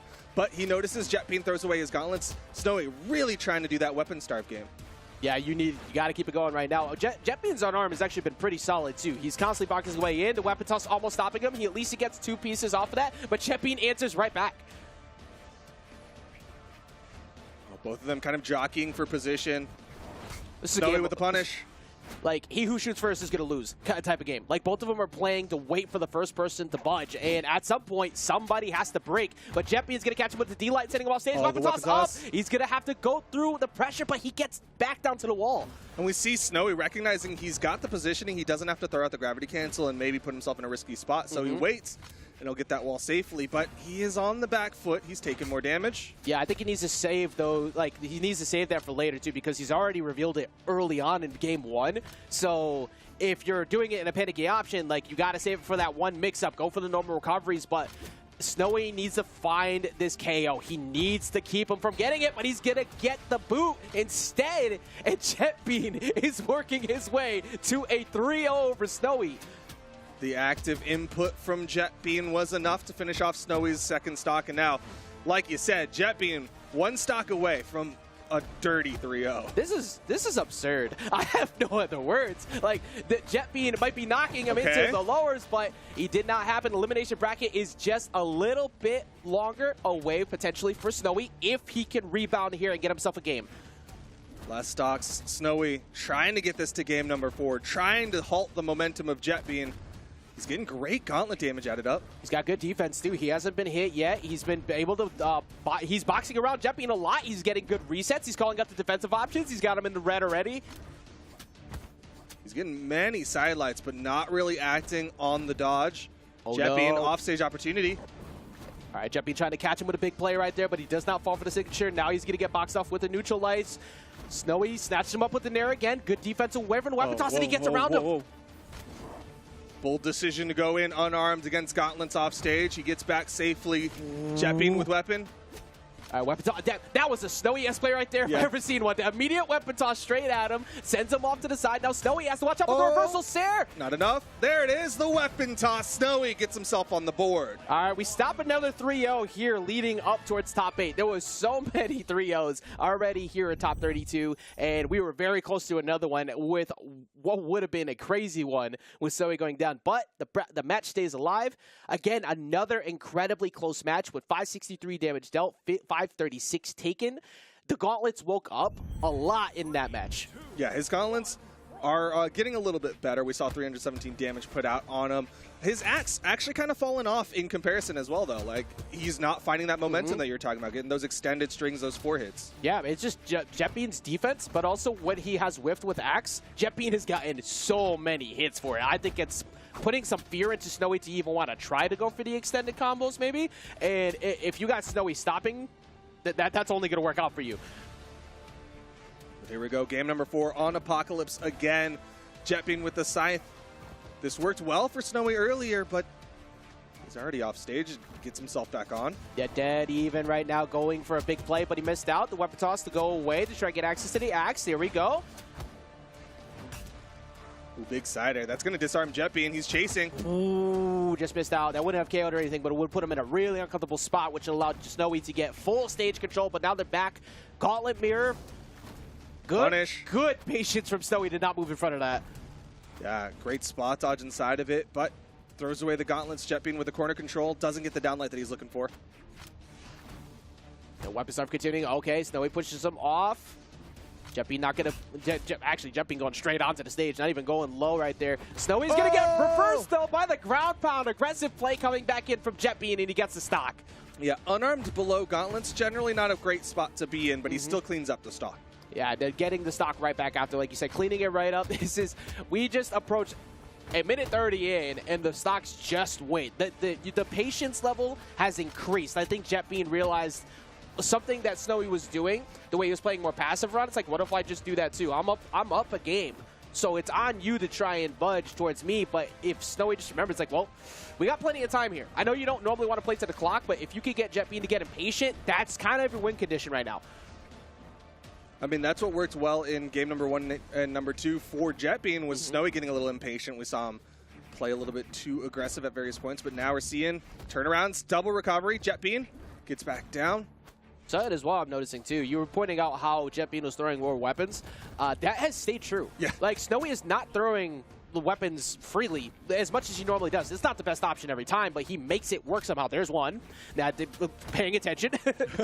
He's got the stream open. It's like, oh, excuse me, sorry, I got you. But no, you're right in that, like, in the stats, the number of weapon throws have been heavily in Jetbean's favor game after game. Yeah, and that's just finding his openings. There we go. So weapon tosses away immediately. Wants to get to the gauntlets. Feeling way more comfortable with getting that KO here. Delay recovery still not enough. Tries to slide charge off the soft platform. Doesn't find the connection. Weapon tosses to open up. Jetbean's got weapon tosses of his own.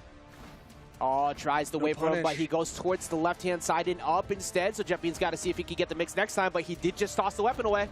Neutral light will launch him, and it'll be the second stock. Snowy puts him down to his final. That was another minute 30-second stock. They're taking their time. They are taking a bit of time for it, but it's just showing that there's a lot of respect going out here for Snowy in terms of not wanting to overextend in front of Jetbean, because Jetbean is capitalized big every time, and there he goes. Jetbean puts Snowy once again potentially on the elimination stock. I mean, I think it was a wake-up call for Snowy. Game 1 and Game 2, losing that hard. Game 3, we saw him wake up, but Game 4, I'm not sure if his eyes are staying open because Jetbean's getting so much damage. Yeah, you're right. Might need to take a nap. It might be coming soon if he does not get himself back into position. It's going to be a dirt nap, and Snowy trying to find himself back down to the ground, but he's struggling a bit. Does finally get access to the axe. This is incredible patience right now. Snowy trying to wait as long as possible for Jetbean to make a mistake, but there's one finally. Gets him at least with Cider. He gets back on stage. This has got to be so stressful. Jetbean knows that this one can slip away from him if he loses this final stock. On the other side, Snowy knows he's going down to the elimination bracket, getting upset if he loses this final stock. Jetbean goes in with the NSIG, goes in for another one. Keeping it going there, pushes him back off stage. Jetbean going for the recovery read, but he does not get him on a jump, and it's going to be Snowy, who is closer to getting knocked out, but he's getting his openings down. That's going to be it! The upset! Jetbean getting it 3-1 over Snowy, adding to that resume, knocking Snowy into the ever-growing, abysmal world that is the elimination bracket of North American Spring Champs. Holy cow. Jetbean beating out Snowy. PR 26. Beating PR number 1. That number's going to change for both of them. Yo, Jetbean's giving some thumbs downs in the post game. Jetbean feels some sort of way for that one. Oh my goodness, Jetbean taking it again. That number, that is going up. That's the only place that's going. And even for Snowy and leading into mid-season, the worse you do, that can mess with your seeding a bit. So you can't be underperforming on that. There's already a stacked bracket you're going to be having to deal with over there to begin with. I mean, once mid-season comes around, you got to deal with the ever-growing threats of like Godly and everybody back in one building. So Snowy's going to have to wake up and limbs to rebound from what just happened. Snowy's not even in the top 8 just yet. Like, he now has to go down, go into the eliminations on the bracket, and fight One of the other insane people who have been knocked down into the elimination bracket to try to get into the top 8 elimination side. Let's see. It's just absolute insanity in this North American bracket. Up next, though, we've got Pugsy and Dog. Again, upsets have been happening. Dog did amazing in 2v2s last weekend, so I'm kind of expecting some great stuff here today. Likewise, I believe that, you know, after that incredible performance, a lot of belief from Voda from that performance too, but Dog really impressed everyone. He was holding his own against the best of the best in 2s, and it was against a couple times where it was in 2v1s, and I believe he made a couple 2v1 wins, if I remember correctly. So that you don't just have a performance like that and then not follow up. Now, granted, the two champs are both in elimination bracket right now with Boomi and Snowy, but you know, hey, the people who had to run to get to the winner's side of that bracket first still in. So I'm curious to see how this one goes here. We're going to have, of course, like we were saying, Dog up next against, I forgot who it even is at this point, Pugsy, who's also been looking incredible so far today. How do you feel about Pugsy on his run? I love the young Pug. I love Pugsy. I think Pugsy's a great character, again, coming in from Canada. Are one of the most vocal people out on the Twitter spaces. I love seeing a tweet from Pugsy. Giving an update, if Boomi beats Pierre, he goes immediately into Snowy. That is going to be an insane one over on twitch.tv/ProBrawlhalla. My predictions are shot. Yeah, that's tough. I think multiple people predicted Boomi and Snowy in their top 3s. Yep, I'm a Boomi believer, and I thought after last week, you know, I was like, Boomi probably could win it all. Still hard to vote against Luna right now, so I had Luna in second, and then Snowy. But one of these two isn't even going to make it in the top 8. Yeah, that's insane. But for now, Pugsy versus Dog. Dog not coming in with the Terrace that we saw in the doubles space. Instead, it's going to be the Thor specifically for 1v1s. Yeah, we're seeing a lot of Thor start to show up, mostly as a counter. We're seeing orbs start to show up, especially in EU, as a counter to gauntlets, and it's kind of been working. So we're going to see the Thor coming out here, of course, as the Undertaker, which... fantastic skin. Big fan of that. And I believe we're going to be seeing, yeah, of course, the one and only Finn belongs to Pugsy, not allowed to be played by anybody else. So we're going to start things off here. Again, the one Apocalypse. Coming in here, base 3 defense, likely into the 4 again on that Finn the Human. Pugsy makes that 4 defense look like 8 with how long he can survive on it. Really does. Like, survivability with Finn is kind of nuts. Like... The defense doesn't matter if you're just never getting hit. Granted, that sentence was a lie because he took a couple hits off the hit. Yeah. I apologize, Pugsy. That was my fault. But he's still getting some good damage added up onto Dog. Going to go down, try to get it down there. Doesn't get the nair either. The Dog just trying to space away. The biggest thing is just keeping Pugsy off of you. But Pugsy is so good at zone breaking. I think that's one of the most impressive things about him in the 2s and single space is that he doesn't let you constantly try to pressure him with range, whether it be hammer or bow. He always finds his way through movement alone to get in and pressure you. It's really impressive. I mean, Foda said it earlier in the pre-show, right? Like, Pugsy is just an all-around amazing gamer. He's just so good at any game he picks up, and he comes in, gets the recovery. He's going to take the first stock off of Dog. Now, luckily for Dog, it is Thor, so that stock can disappear pretty much in the next hit to 2. If you get access to, well, it's going to be Orb, but even with that 2 strings away, it's going to get himself back in. As we almost see the recovery take him off the top. Yeah, that was very close to finishing off Pugsy's first stock. Although it is Apocalypse, so a higher ceiling than maybe something like Small Brawl Haven. Yeah, now you just got to watch out there. GC Neutralize sends him up, forces the jump. Now you got to watch out for side air. Beautifully executed, beautiful control. Using the weapon toss to force him to go up. He pretty much had no other route that was going to be safe outside of maybe an early recovery, which would have been reacted to and punished. Showing how it's done on the edge guard. Now Dog with the corner control. Sitting just far enough back that he won't get side aired, but he can go in with a dash sidelight and catch Pugsy. Yeah, Dog is like I really like the way Dog has kind of simplified it. He's slowing down. He's not rushing Pugsy. That's a bad idea, as Pugsy has been getting him a lot. He likes Sarah, giving him stage control. He's consistently been able to send Dog off stage with almost every neutral win, and that's free edge pressure for you. Yeah, Pugsy really utilizing those side airs to get stage control, keep Dog on the corner. Dog with no weapon in hand. Pugsy goes in for the end sig, and that's going to give Dog the opportunity to pick up that orb. Yeah, you got that's one great way to make someone who gets jump happy stop, because you do not want to jump above that. We saw that yesterday as well against Wushang, but that one is going to be a sider once again taking the stock. And even though Pugsy's not too far off again, he's still winning way more of these neutral interactions, and it's slowly starting to drift away from Dog. Yeah, Dog starting to struggle, needs to find some momentum in this game number 1, otherwise Might be looking like a Pugsy game. Good avoidance, good turnaround, down light side air from Dog this time. Off stage, goes for the recovery. Doesn't find it, but he hits the nair. Well, there's one thing to always rely on is that if you got a hammer, you got a dream, and you can definitely get yourself back in the game pretty quickly. As we talk about the low defense, but Pugsy staying able to stay in, but all it took was about 2 hits to get him back in. Yeah, I mean, a couple of nairs from the hammer, and Pugsy's stock just disappears. The Sair almost puts him off screen. Needs to finish the stock off. Pugsy does get the wall touch, gets the turnaround. It's Pugsy's turn to play. It tries to go for the D-Light to get away from him, but Pugsy chasing him right away. He's so relentless, and the D-Light recovery should be enough, and it is, even with Apocalypse. He gets a 2-stock to start things off. Pugsy looking good. Wins it very convincingly. I'm curious what Dog's adjust is going to be. Dog is another one of those relative unknowns for me. I know people in the community have been keeping eyes on Dog and being like, yeah, it's no surprise to see him do well in 2v2s. But today, I'm not sure what he's going to bring in the 1v1s. Well, hopefully he could rebound from that. I mean, he was almost double. He almost went down double the damage by comparison. Yeah. Pugsy getting so many wins. I know TWK with definitely feeling happy. The only person who had Pugsy picked on to take it all. And actually, this is technically a TWK versus Foda match going on right here because Foda also had Dog. The rivalry. But Dog also, we talked about that PR26 before. That's PR35, and he's contending to get a seat in winter semis.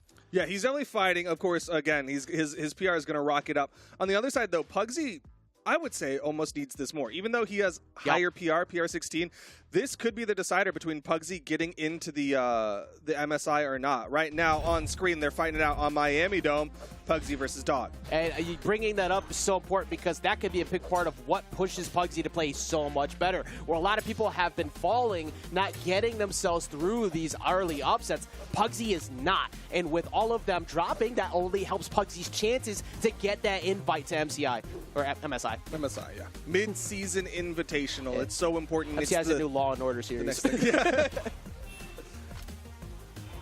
But right now, he's got to get through Dog if he wants to get that invite. He's got the axe in hand. Dog, again, on the orb, was not able to do too much. Took 286 damage when he had the orb in hand on the last one versus the 170 he was able to put out. Yeah, speaking of, not too much. The orb hasn't really been the answer so far. The hammer's been finding a couple stray hits here and there. The orb occasionally helps find the KOs. We're also seeing minimal signature calls for Dog, which is usually pretty good, but that is an incredible edge that he's got going. He gets the wall touch at the very end.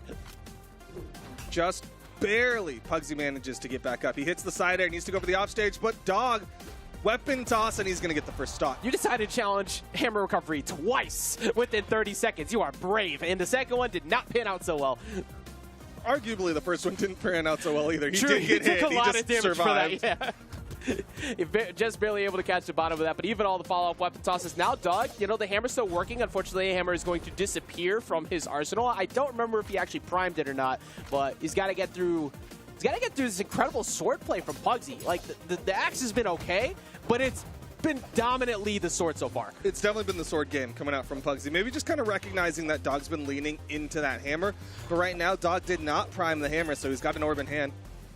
All right, at least gets some damage going here, side light to side air. It's not too bad because, as we already pointed out, he only needs to win a few neutral interactions to put Pugsy at KO %. But Pugsy's defense, the first thing you pointed out, how elusive he is. That defense doesn't matter that much. His dancing almost takes him off the top, and trying to chase him again, Dog is struggling to find a safe haven. Yeah, I mean, like, looking at didn't get the ground pound. Sometimes you got to turn around depending on how that downlight hits, but downlight into the recovery comes out from Pugsy, almost finishes it with that side air. A good job getting around the side air and the neutral air. He's just trying to get down, but then, double air! It's going to take him off the top. Okay, so Dog able to get himself a stock. Took a lot of work to get it, but he finally finds it. Yeah, that's that low defense of Pugsy. Again, he's so good at being elusive, but the second he gets caught, could be trouble. Nice. All right, evens it back up. Pugsy puts it down the last stock apiece. Pugsy needs to have a good weapon start here. I think essentially the main thing is just, if he sees orb, okay, not too bad. Because he hasn't really shown you the orb is going to get the thing done. But once you see that he needs to cycle out to hammer, just primary focus, stay in front of that, which the hammer was actually primed, and he threw it away instantly. Yeah, Dog, I'm not sure why he threw that away so quickly. The orb, I mean, he got a couple of hits here and there, right? He got like a side light side air, things like that, but still, it's definitely looking like the hammer's been the better tool for Dog. Yeah, I mean, I'm definitely, I would like to be impressed. I would like to see things change up because that's only going to work out for better for Dog in the long run. You do need this orb to start putting in work. He's getting a lot of straight hits, not a lot, but he is getting straight hits. Ooh, the 3-piece though, getting him off the D-Light Dare into recovery, and that's going to lead to the stock. Yes, it is. He gets him with the N-Sig, and Pugsy slows down what was starting to work a little bit better for Dog. He was getting a lot of straight hit aerials. Not enough to get him the KO, though. Yeah, I mean, Dog was starting to look good. Again, that hammer was starting to add up that damage. But Pugsy, I just want to point out that final combo from Pugsy. That, like, he's one of the few who are so good at that and so clean on it. The down light and the chase dodge down, neutral sig.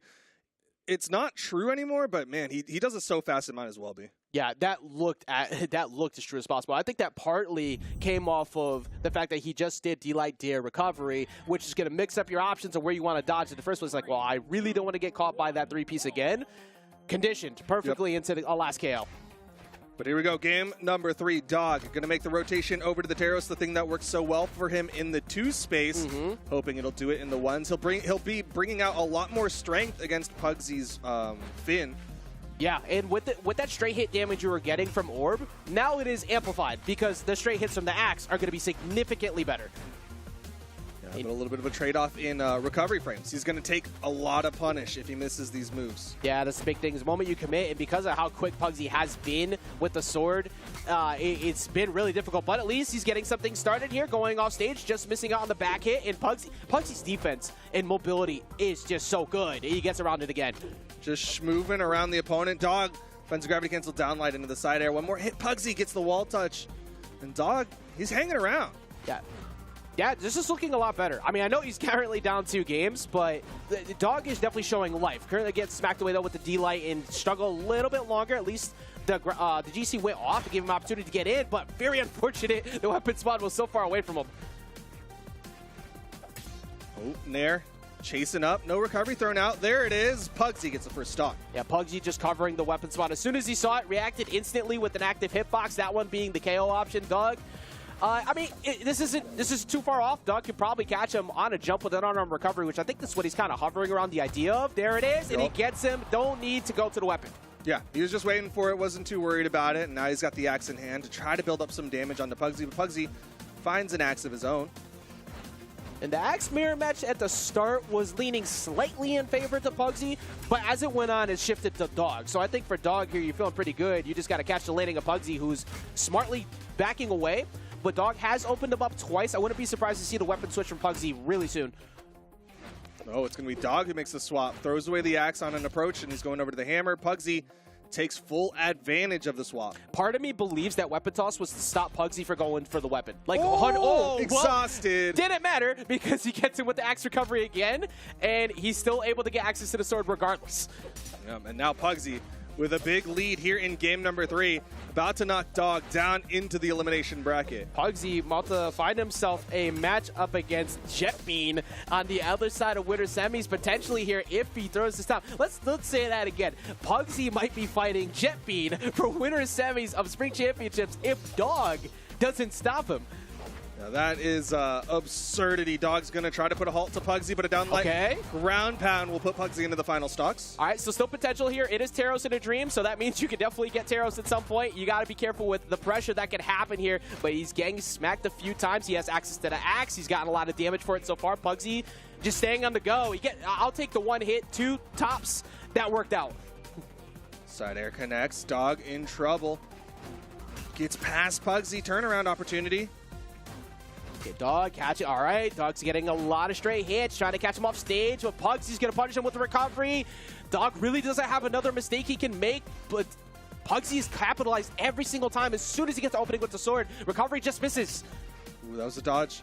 Pugsy takes advantage, hits the nair, gets another one, and Pugsy closes it out 3-0 in convincing fashion. 3-0. I don't know if I call that one close. Like, I was going to say 3-0, but a close asterisk. No, maybe. The first game was definitely heavily in favor of Pugsy. The games, as they went on, you could see the adaptation was starting to settle in a bit for Dog, but it was a little bit too late. And even with the Teros at the end, it was actually pretty close. It's just it wasn't enough to actually solidify how good Pugsy's movement was. He was so elusive. He used the platforms on Miami Dome beautifully, and he kept getting around it, which is just a testament to how good he is at avoiding dangerous situations from double heavy weapons like that. Yeah, really good movement from Pugsy. I mean, that was closer, 543 versus the 506, right? So by numbers, it was relatively even. But even then, Pugsy closes it out. And like you said, it's Pugsy versus Jetbean in the winners semifinal of Spring Championship. That is crazy. And speaking of winners semifinals, we have the that was the determined one, but the other determined one, which is the matchup we're going to see coming up next year, we have Luna, which is one we expect to see, and then another person who is vying to get themselves and make sure they get themselves into that mid-season is Meg D. Yeah, this is interesting. Again, at this point, Luna's the only one in the winner side who was expected to be here. Everyone else had to make some upsets to get their spots here. And looking at the numbers, this actually favors Meg D. Yeah, wow, I didn't even realize that. What was that 5-4 in favor of Meg D? Now that's close because also the game count is 16 to 15. So this is as even of a skill gap as you could get. Obviously, Luna has been performing extremely well of late, but even before this, Meg D's match to get here, I believe, was a 3-0. Val was cooking, and I'm curious to see how Luna handles it, mostly because Luna's got the pressure of being the only one, like you said, who's kind of was expected to be here, who's left in the winner side of this bracket. There's a very real potential of just upset after upset, and we end up with like a Meg D and honestly either of the other two on the winners semis and in the winners final, and we could just have the craziest spring champs possible. We'll find out. It is even in official tournaments, 2-2. Just Meg D has apparently won a community tournament more than Luna has. Okay, so actually just thinking about that, like everybody goes to look at the graphic later. It's like, was this an official bracket? Was it? Yeah, this is official championships right now. But I love to see it because this just shows, like you're talking about the volatility of North America, like the range of skill and how many more people are improving. The humble checks are getting cashed. It's showing like you got to put in that much more effort to beat out everybody else who's on the come up, and I love to see it because it makes that much more of an interesting story, and it's just fun seeing upsets in general. Upsets are always great, except for when it's against Luna, because I'm always rooting for Luna. Yeah, actually, now you think about that. Now that you say that, I am a Boomi believer, and I am struggling out here. So we'll see. And I know you are definitely you are actually pretty much the original stand of Luna over there. Like, that was not intentional. I didn't mean to do that. But he does stand Luna. So, like, you have been supporting through and through, and it's for good reason. Luna's performances, obviously with the Tyros at start, but even the Mordex now has really been leveling up. And we're seeing more dominance from Luna as these matches go on, and it's only continuing to improve with each tournament. Yeah, and we'll see if it continues to improve as he goes into Meg D, of course, on, like you said, the Mordex. Going to be going in on the Tai Lung versus Val for Meg D. Could have had a crossover battle. Could have been cool. Yeah, could have been, hypothetically. But I mean, the only one who is struggling over there, like it was said earlier, I'm staring right at him, is left stick. Because every single time it's like, it could have been Akuma. Especially after today. Hello? We have so many more champions crossovers coming in. I cannot wait to see all the other ones. But for now, we're going to be seeing the Tai Lung versus the Val. We're going to be getting into the first half of winner semis to see who gets themselves into that winners finals. Meg D, first one to pick up a weapon, getting another one from Luna. Luna trying to play the unarmed, but he's just getting opened up as Meg D steals away the third weapon spawn from Luna. Yeah, Meg D playing super aggressive too. No remorse whatsoever. But now the gauntlets have come in. There's a reason why you need to keep Luna unarmed as long as possible, because all those wins you had before, lucky you got out of that one, but Luna instantly has taken the lead right back. Woo. Multiple recoveries from underneath, adding up damage after damage. Suddenly Luna with the lead, goes for the down sig, gonna get punished for it. I like the attempt, but Meg D also revealing the down sig early, so it's like, okay, let me go for it. And that's a fear tactic too, because if you could slow down Val from rushing you, that's a really good win condition that's gonna work for you later on. But Luna currently getting juggled a little bit, trying to find himself back down, and he does. Yeah, finds his landing, but he needs to find a way to finish the stock off of Meg D. The side air almost does it. One more hit, doesn't get the second side air. Yeah, it just was out. Meg D just kind of hovering around the side there, maybe looking for a very early recovery there from Luna so he can capitalize. But now with the gauntlets, you got to watch out if you're jumping too much here if you Luna, but does get the side air, and that's going to get the first stock. Yep, Luna able to take the lead over Meg D, but can he get this extra credit? Scythe in hand, the weapon toss connects. Hey, now you got to watch out for your landing right there. Luna already capitalizing big. 4, 5, going all the way for more, but he gets away from it. Weapon toss down. Actually, the turn is still Luna's. Yeah, he is keeping this one going, the weapon toss for pressure. Side sig, Meg D's just over it. That was about to be a beautiful stock from Luna, and he's not done yet. Tries to catch him off stage. Unfortunately for Luna, went a little bit too hard for it. Well, he was already so deep in the red. At some point, he was probably going to give it up anyways.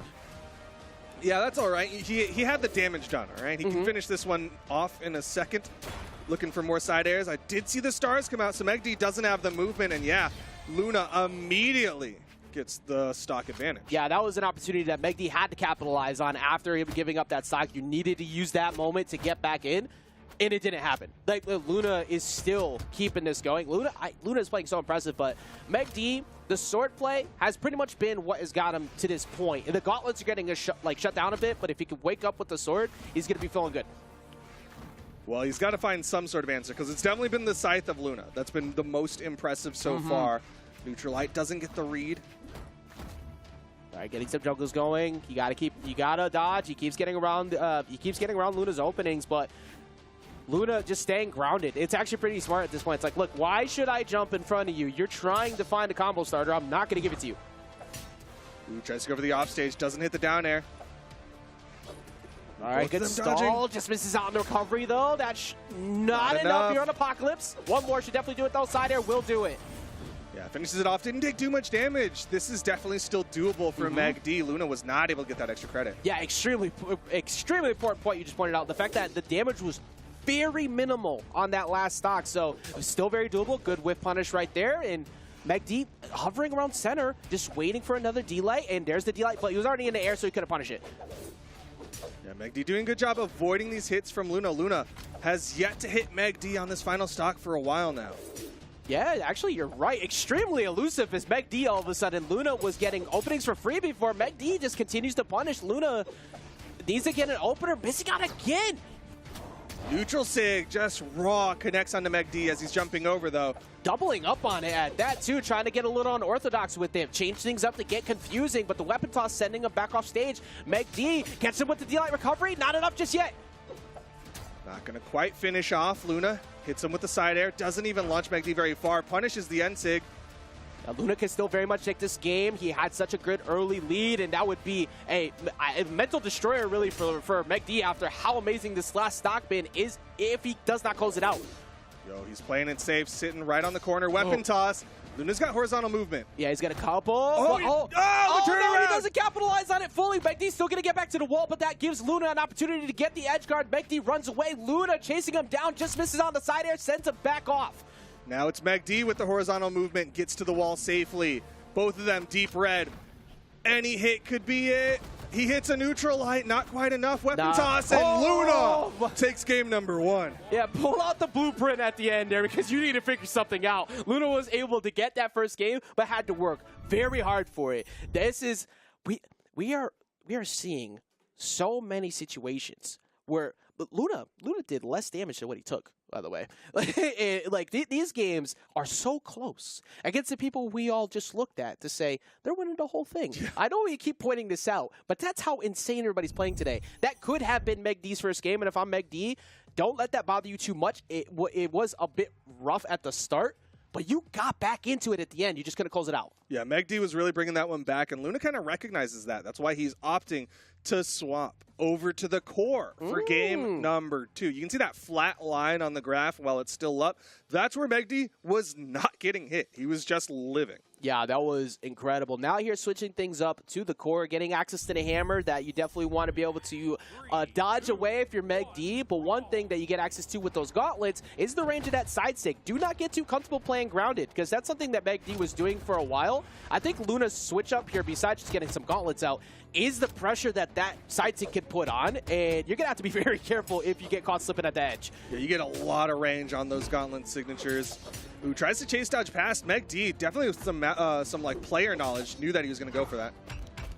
Yeah, you should be studying the tapes right now. We were talking about it before with Snowy. You have to be studying the tapes against Luna, who has been just such a dominant force of late. Meg D definitely showing that he can do it, but he gets caught trying to jump in. Good anti-air signature, and Luna switches right back. The pressure keeps going, but it's still very even right now. Yeah, definitely not over for Meg D's first stock just yet. He's gotten some damage put out onto Luna, but another neutral sig, and Luna takes the first stock. Weapon choice. What's he want? Yeah, Luna is showing that he is not at all being shy of using the signatures. I think we've seen about 5 already tossed out, 2 connecting, so that's not a bad percentage, but the ground pound will do it. Okay, so that's going to take out the stock. Good mitigation because it didn't get hit. Yeah, he cleaned that up real quick, found the Swiffer and everything, and now Luna has to find a weapon, has to find a way to get this one back in the lead. Yeah, especially with it seems like Meg D has been playing better in the long game, and that's the most difficult part. But the sidelights are setting him some openings here, trying to chase him down, trying to get the stop, but Meg D constantly jumping out of that. So Luna's going to be paying attention to that for the future after another sidelight. Oh, goes for the offstage. Meg D with the turnaround, hits a side air. Meg D has stage control, trying to catch some recovery, immediately dodging away from that, realizing it wasn't going to work, but Luna rushed him down as soon as he saw that recovery spent. Nice. This time he picks up that downlight off of the side light. That actually was just high enough to avoid the unarmed punish. Like, Meg D was ready to get that, but now you have to watch. Yeah, get away from the hammer recovery. Do not try to challenge that unarmed. Oh. Didn't get the dodge, so he didn't go for the recovery. Neutral stick thrown out, no punish. Meg D misses, and Luna's going to hit him with the side air. Yeah, I think Meg D thought that he was going to touch the ground a little bit sooner than that. Going for the wall touch, but the hammer is going to snatch him up, send him straight to the blast zone's bottom. Luckily for Meg D, we mentioned it just a little while ago that he's been playing good in the long game, but hopefully that still continues. I definitely want to see it get down to last stock. Yeah, his ability to clean up stocks has been very impressive as he's about to do it again onto Luna. Luna narrowly jumps over that, gets the wall touch. Meg D. Okay, goes for the ground pound, trying to catch Meg D, going towards the bottom of the stage. Did not give it to him, though. Weapon toss forced him to go high. Does Meg D, yeah, no reason to try to cover that with the Mammoth platform in the way. It's like, okay, let me just back off and go get stage control. Okay, he was going for the weapon toss to open up. Meg D with a great spot dodge ends up leading to a recovery and cleaned up. Yeah, Meg D's still taking very minimal damage after a stock. There's been no extra damage for Luna at all. Like, once the stock is gone, it's like, okay, I know we're going to wait about 30 seconds before I lose this stock, but just know that I don't appreciate you not letting me get to hit. Like, come on. I got it. Let me get the like, extra look, credit. I have the lead. I unplugged your controller. Let me do this. But Meg D currently getting chased off stage. Luna trying to catch him with a mix-up with the slide cancel, but does not get it. Luna had some pressure, but actually it's now turned to Meg D's turn. Yeah, it's looking good for Meg D as he hits another side air. Has complete stage control. Luna gets around, goes for the ground pound. Recovery connects. Luna trying to come in with the side air, but Meg D has, well, kind of had stage control there, but the on-arm now. Trying to get him with the side air, just hovering around, just avoids the nair, but Luna has him with a stop here. Now he's got to watch out for the pressure here. He sweat beats. Ooh, weapon toss down. Got him over the corner. Yeah, hit low, so he opts for the side light just for the damage.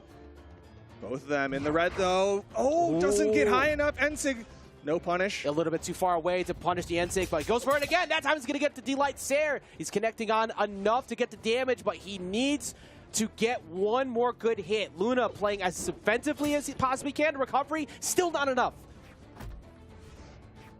Oh, man.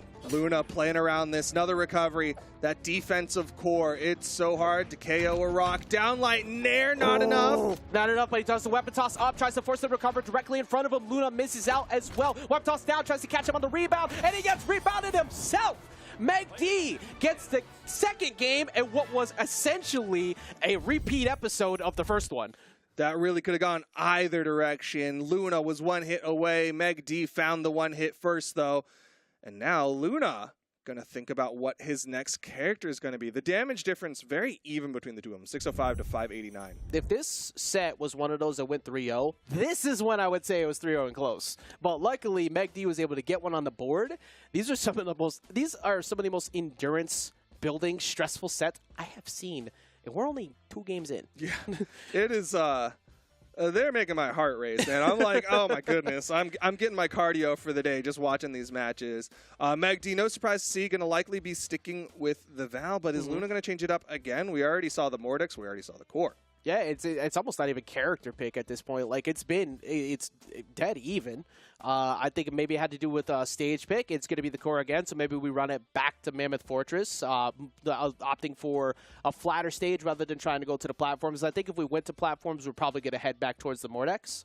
Okay, that makes a lot of sense, but it is going to be that Mammoth Fortress, kind of like what you're saying. And we'll see. I think the big thing for me is Luna threw out a lot of those hammer neutral sticks. And they worked well in the first stock. Yeah. I'm not sure they're going to continue to work out because Meg D is starting to find more and more punishes on them. Yeah, first stock, I think he got, what did we say? I think it was like 2 for 5, which is not a bad batting average. But after that, when his duck's on the pond, you're just missing every single time. That gets frustrating. And the good thing, at least, that was kind of happening was the NSIGs weren't really getting punished by Meg D. So Meg D needs to play within a range, hopefully this time, to capitalize on those punishes. That's going to be free damage. Yeah, he's definitely moving around those hammers for a while there. But here we go. Game number 3. Luna already off stage. Sword in hand for Meg D. He's going to just continue to look for these side airs. Meg D just playing so well at ledge control. He gets so much damage, and even after you get over the top, he's always in a position to catch a landing, and it's been working up. But Luna getting in now. This is an opportunity. Misses out on where he decides to land, though. He takes a recovery, and now he takes a side air. That's, I think, the 3rd attempt we've seen at a signature period at the ledge that has not connected for Meg D, but at least that time it's going to be the D-Light recovery that gets him off the top. And he's playing his game now. It seems like his strat is going to just whittle away Luna. Luna, for the brunt of that one, was just struggling to find landings. These two are I feel like we're watching two people who are like trying really hard to find a way to have a conversation opener, and none of them want to budge. It's like, hey, how you doing? Because they take a little while to actually go in to get the conversation started. But when the damage does happen, it's almost worth it. Like, you can't risk it because of how good they've both been playing. But at least for Luna, gets the stock, not too much damage here, gets himself back in the game. Yeah, commits to the hay with 3 Ys, and he finds that down sig. Unfortunately, Meg D keeps responding with K, so it's not been too good of a time for Luna right now. Luna actually, well, never mind. Luna actually waking up a little bit here, so just missing out a couple nairs, and Meg D smacking away with side light, just getting stage position. Okay, a little recovery from Meg D. Again, they're just kind of trading blow for blow. Is vying for stage control. Both of them want to hold center stage as much as possible, but really the biggest game right now is just who wins first. He who shoots first is going to lose, and this time it was Meg D. Luckily dodging that, though. That could have spelled that stock away immediately. That was a beautiful spot dodge inside the side sig from Luna, and then Meg D comes in, downlight recovery. Meg D about to go up 2-1 over Luna. This could have been a 2-0 lead. We got to continue to point that out. This could have easily been Meg D up 2 games right now, but Luna was able to stop it. And Meg D hasn't slowed down. Meg D continues to perform well, and his defense has been on point. But there's that gauntlet side sig I was waiting for a while to see. And with that platform feeling like you were comfortable to not have to worry about anything, snatch him up, send them packing. Catch the landing. Well done from Luna. Final stocks here, relatively even. And I mean, what more could you ask for, right? We expected this with how the stats go. They're even in game count and set count. Yeah, this is actually true. That's another thing you pointed up at the very beginning, and now I see why. It's 15 games to 16 games with only 1 game in favor of Meg D. This is as even of a skill set between these two as possible. Right now it's on Meg D to try and show if he could keep that. Go up 2 games, lifetime on Luna. If he keep this going, gets the anti-air nair, pushing, kind of walking Luna over towards the corner. It's actually working out. Yo, but a good nair from Luna helps secure the landing. Neutralite from Meg D. Again, the wall of hitboxes from Meg D. Meg D looking for an answer on the side. He's been able to connect consistently with as many D-lights as he feels like, but he gets reversal cidered. He did, then Luna decides to commit off stage, and now he's back up against the wall. Yo, the nair. The damage is being done onto Luna. He's got to be careful here. Does not have Meg D in KO % just yet. He's slowly working his way in. Meg D cannot get overly ambitious. That's the biggest thing, that when you have a lead like this, you do not want to start to get kind of KO happy, because that makes it obvious and it gives a free punish for Luna to capitalize on.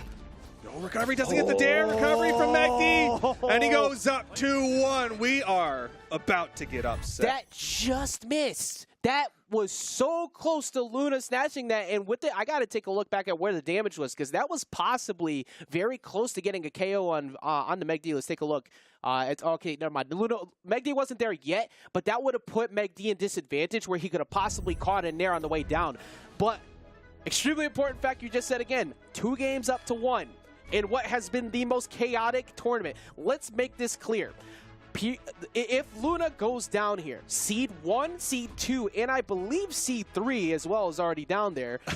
I mean, I'm pretty sure the top 8 seeds are in elimination bracket. Like, there have been so many people that were not expected to be here getting upsets, and now we'll see if Meg D can be another one to continue the upsets against Luna, as Luna goes to the tried and true, the Roman Reigns. And one of the most tried and true positions we've seen Luna wake up is the Roman Reigns here on Apocalypse, going to the end of days, trying to end this bracket run on the winner side for Meg D if he can get some answers. And I'm kind of surprised that it took a little bit to get to this point. It definitely is something that Luna has been moving away from, right? We've seen him kind of lean into the Mordex a little more, maybe even, of course, we saw the core for a little bit, but when it comes, push comes to shove, that's when it seems like he brings out the Roman Reigns. Yeah, it really has. The Mordex, it's not like the Mordex has been bad. The Mordex has been cooking people left and right. But the Taros has been what gets you a lot of these dubs. The Roman Reigns being out here to get that work done. Can he find the ground pound? Yes, he does, and that's first stock going to Luna. Really good positioning for that one. Played the outside as Meg D went for the wall, and he got that down like ground pound. Needs to get some extra credit here. Meg D's been so good at cleaning up stocks.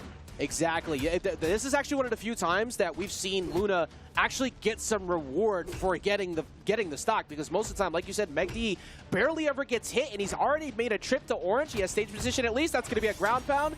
Shuts it down, but he was actually getting hit quite a bit. Definitely surprised Meg D went over there for the unarmed challenge against the hammer, especially because Luna still had the recovery, but Luna maybe didn't expect Meg D to come over there. Yeah, I mean, you got to change the pace. You got to change it up, and it's definitely been working well. Tries to go for the ground pound, but does not get him. However, the juggle continues here for Luna. Now has access to the hammer, just missing out on the GC stomp because Meg D a little too far away. Good movement from Meg D, getting past that nair, but Luna knows a scoop up, a down light side air, any of it could finish a stock, and it's the scoop. All right, so the life is coming back into Luna here, not trying to go down already, trying to get himself back into this, move this to game 5. Meg D's passive play has been working out very well against a lot of the approaches from Luna, but now he's kind of getting rushed down, and he hasn't been able to respond yet. Yeah, Luna's definitely finding more than just 1 or 2 hits the way that he was with the core. He's finding a lot of momentum. Good nair from Meg D, keeps himself alive. That ground pound could have been fatal. Yeah, now Meg D, who's been so consistent at finding these recoveries consistently off the D-Light recoveries and such, I don't think he's got a single sick KO at all yet, so he's still trying to find out. That could have been the end of the game right there with the GC neutral stick, but Luna is going to smack him away. That should give him the game here with the weapon toss down. Absolutely, and we are not done yet. We're going to go to a game number 5. Luna making sure that this one goes down to the wire, forcing it to game 5 with the Roman Reigns, and Luna, I mean, he's looking really good, but this gives Meg D the opportunity not only to pick a map of choice, but he also gets a counter-pick character. Yeah, after what we've seen, it's still going to be the Val. The Val has been working so well for Meg D, but like you said, counter-pick a choice on the stage. You have to pick correctly here. For one, I don't think you go back to Apocalypse. I don't know if you're going to be able to go back to, like, Small Mammoth Fortress has worked for you very well so far, but is it going to work again this time? It seems like it's kind of alluding to it. No, instead it's going to be Brawl Haven. We are throwing hands out here. Yeah, Luna wants to finish this one quick. Small map, quick KOs. Lots of potential here for people to be sent flying very quickly. Yeah, that's only going to be beneficial for Luna after what we saw in that last one. The most important thing was after he actually got a stock, he got more damage. Meg D was never allowing that to happen. Looks like the endurance might be showing some cracks in the defense, maybe. We'll see. It is still game 5. Anybody could go down here. Yep. Potential here for Meg D to get the upset. Potential here for Luna to continue on and guarantee a top 3 finish. And Meg D trying to continue the storyline of everybody who is high seed. Like you said, everybody in top 8 down there except one, the seed number 1, who's trying to keep himself in that position right now, trying to find an opening with the side lights, realizing it wasn't really a good spot, so kind of retreating, maybe trying to scoop Meg D, who keeps trying to challenge him off stage on the hammer recoveries. Meg D not actually budging that time. And Meg D's been doing a really good job of sitting right on the corner. Gets a down light recovery. Another one of those could be bad for Luna. Throws away the hammer, trying to secure a landing. Axe pickup. Airball Haven, these stocks are going to fly, but that one's not going to be enough off the top yet. However, you are not taking another one of those. Meg D just waiting for a mistake from Luna. Luna gets an opener, though. Whoa! The fake out, the weapon was still active. The down sig connects, and Luna gets the first stock. Oh, what a mix-up there from Luna. Weapon toss up, forcing Meg D to take the hit, and then immediately getting scared of the follow-up, closing it out. Luna now needs to do exactly what he did last game. Keep racking on that damage. Go after hours, get that extra credit, because you need it to secure this victory. Meg D gets the recovery, not enough extra credit. And now it's Meg D's time to clock in for overtime. He's got to get back to what was working for him in the first 40 hours of the set. If he does not figure out what allowed him to get that success last time, in every game, the first game could have been his too. You have to find that success again here to get back. But Luna with the axe in hand, Meg D with the sword. The damage relatively even between the two of them. Ooh, catching him out of the recovery right there. But Meg D actually gets advantage control because Luna went a little bit too far for that. Now unarmed. This is an opportunity for Meg D here to capitalize on him with the gauntlets and keeps the weapon starve going. Yeah, weapon spawns working out very well for Meg D. Luna finds one, though. Meg D getting some damage added up. And Meg D just kind of staying back here, waiting for that punish opportunity. There it is, not jumping in front of Luna. Luna getting Sig happy, trying to catch him with the end Sig to send him off stage. And he, you know what, three, four, just keep doing it, and it's going to work out.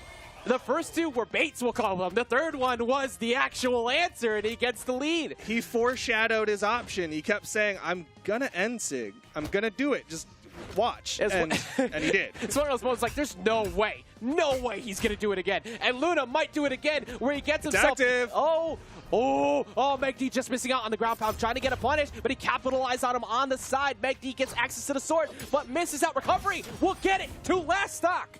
He cleans up the stock, last stock, each of them. Luna, no weapon spawns. Luna's trying to hover around, and he gets access to the weapon. Tyler coming through, trying to go for the big play there, but misses out. And Meg D doing a solid job of kind of hovering around him. He's slowly racking up this damage here, Duke. Yeah, Meg D is definitely not done yet. Luna might have that health advantage, but he's not finding many hits on these final stocks. Yeah, and Luna going, kind of revealing again. It's like, look, I'm going for signature happy plays, but maybe that in itself is a conditioning tool now here on last stock. But no, he goes for another one. That could have been it. Meg D trying to find the opportunity to close the gap as much as possible. He hits the neutral light, puts Meg D off stage. Gonna swap over to the hammer. Stomp, nothing from Luna. The delayed nair, and Luna secures his spot in the winners finals. Beautifully executed on that last play. Going for the stop, realized he didn't have to follow up, so as soon as he free fell down, he didn't instantly try to chase him again. He hovered around, waited for the jump to come out, and then pushed, because at that point your resources are dropping too low. That play was so immaculate because he, once again, it was the you don't think I'll do it again, covering him with the cider, and then here on the last stock, catching with that, waiting for the dodge. You have no more defensive resources, covering him instantly with the nair. As soon as he saw that, reacted perfectly, and Luna, the only one holding on to that winner's side of this bracket. But that one, again, so close. Final stocks, 4 damage difference, 484 to 488. That one was a nail biter. Luna barely manages to continue on over Meg D. Game number 1, 6 damage difference. Game number 5, 4. That's how close it stayed the whole time. And that just, I think that now puts them at an even game per set count, because I think it was 16-15 before, right? Yeah, overall. That's including community. In terms of official, it's 3-2 in favor of Luna.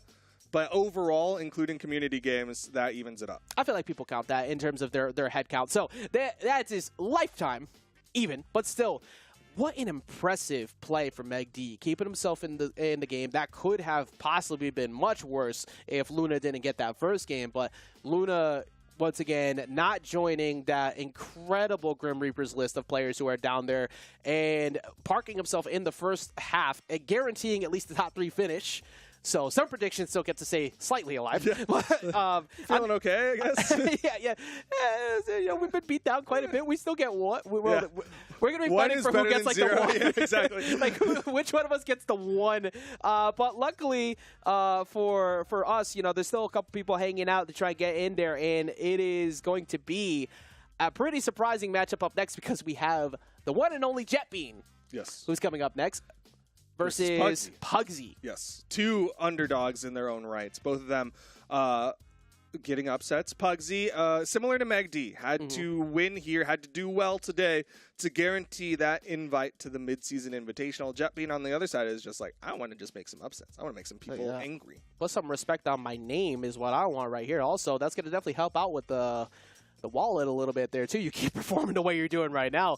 But very important thing, again, was Pugsy's pretty much the only one. Well, actually, not just Pugsy, but Pugsy is the best run we're seeing so far of people to make that last-minute push to get into midseason. It's been thoroughly impressive. Honestly, I kind of fear for Jetbean a little bit right now, but one thing I'm not fearful in terms of what Jetbean is able to do is those scythe plays. The scythe has been looking amazing. Yeah, Jetbean looking so clean today. I mean, like, he doesn't look like some, for lack of a better term, random person who just came in and got maybe a lucky win here or there. Instead, he's looking good. He looks very solid fundamentally. He's looking very clean on his Mordex. We'll see how well that continues as he's going into Pugsy for game number 1. Winner of this gets to fight Luna. It could be Pugsy fighting his teammate in the winner's final. That would be a fun story, getting to see the 1 and 2 getting to fight up against each other in the singles setting for a change. And I'm kind of here for it. But that also means that TWK gets to thrive a little bit longer. Yeah. But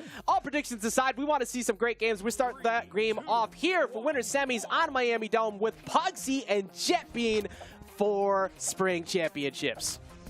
By the numbers, this would favor Pugsy just barely in terms of PR, but when you look at the game counts, it actually favors Jetbean. He's won 3 games to the 2 of Pugsy.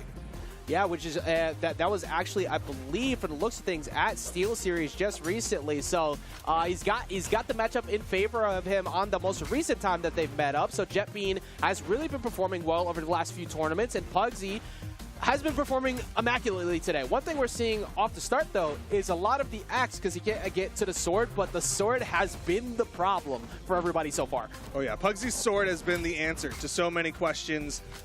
It might be the answer to who's going to get the first stock, as well as he's got the stage control. Gravity cancels a down sig for that extra height, and he'll get the first stock. Great job right there. Like you said, it might be the answer, and it indeed was. But now you have to run, help, get away from Mordex because Jetbean is hovering, and he just misses out using that platform well, but it's not enough to get away from the N-Sig. Jetbean immediately throws out the N-Sig to finish up that stock, and this one might be going down to the wire as well. I think it is. I think just from that first stock alone, you could see the behavior patterns. You could see how the respect they're giving even right now. Nobody's trying to overcommit, and that means that they are paying attention. They're actually thinking. So I'm hoping that this one goes the distance because they've all been really good so far. Jetbean a little bit more damaged. Yeah, just okay, ever so punish. Wow. That's not one we see too often, and that is a huge punish for that. Going off stage, trying to catch him with the side stick for going a little bit early. The D-Light's just going to miss on the side, following up with another one. But still, even after he misses out on those, Pugsy gets the stage, and Jetbean's still capitalizing. Yeah, Jetbean is definitely finding some good ins onto Pugsy, but a side air from Pugsy, and he's back to his answer. A good defense right there, avoiding the follow-up side air that Pugsy just missed out on. This is extremely close again, but the side air connects as he goes all the way back off stage.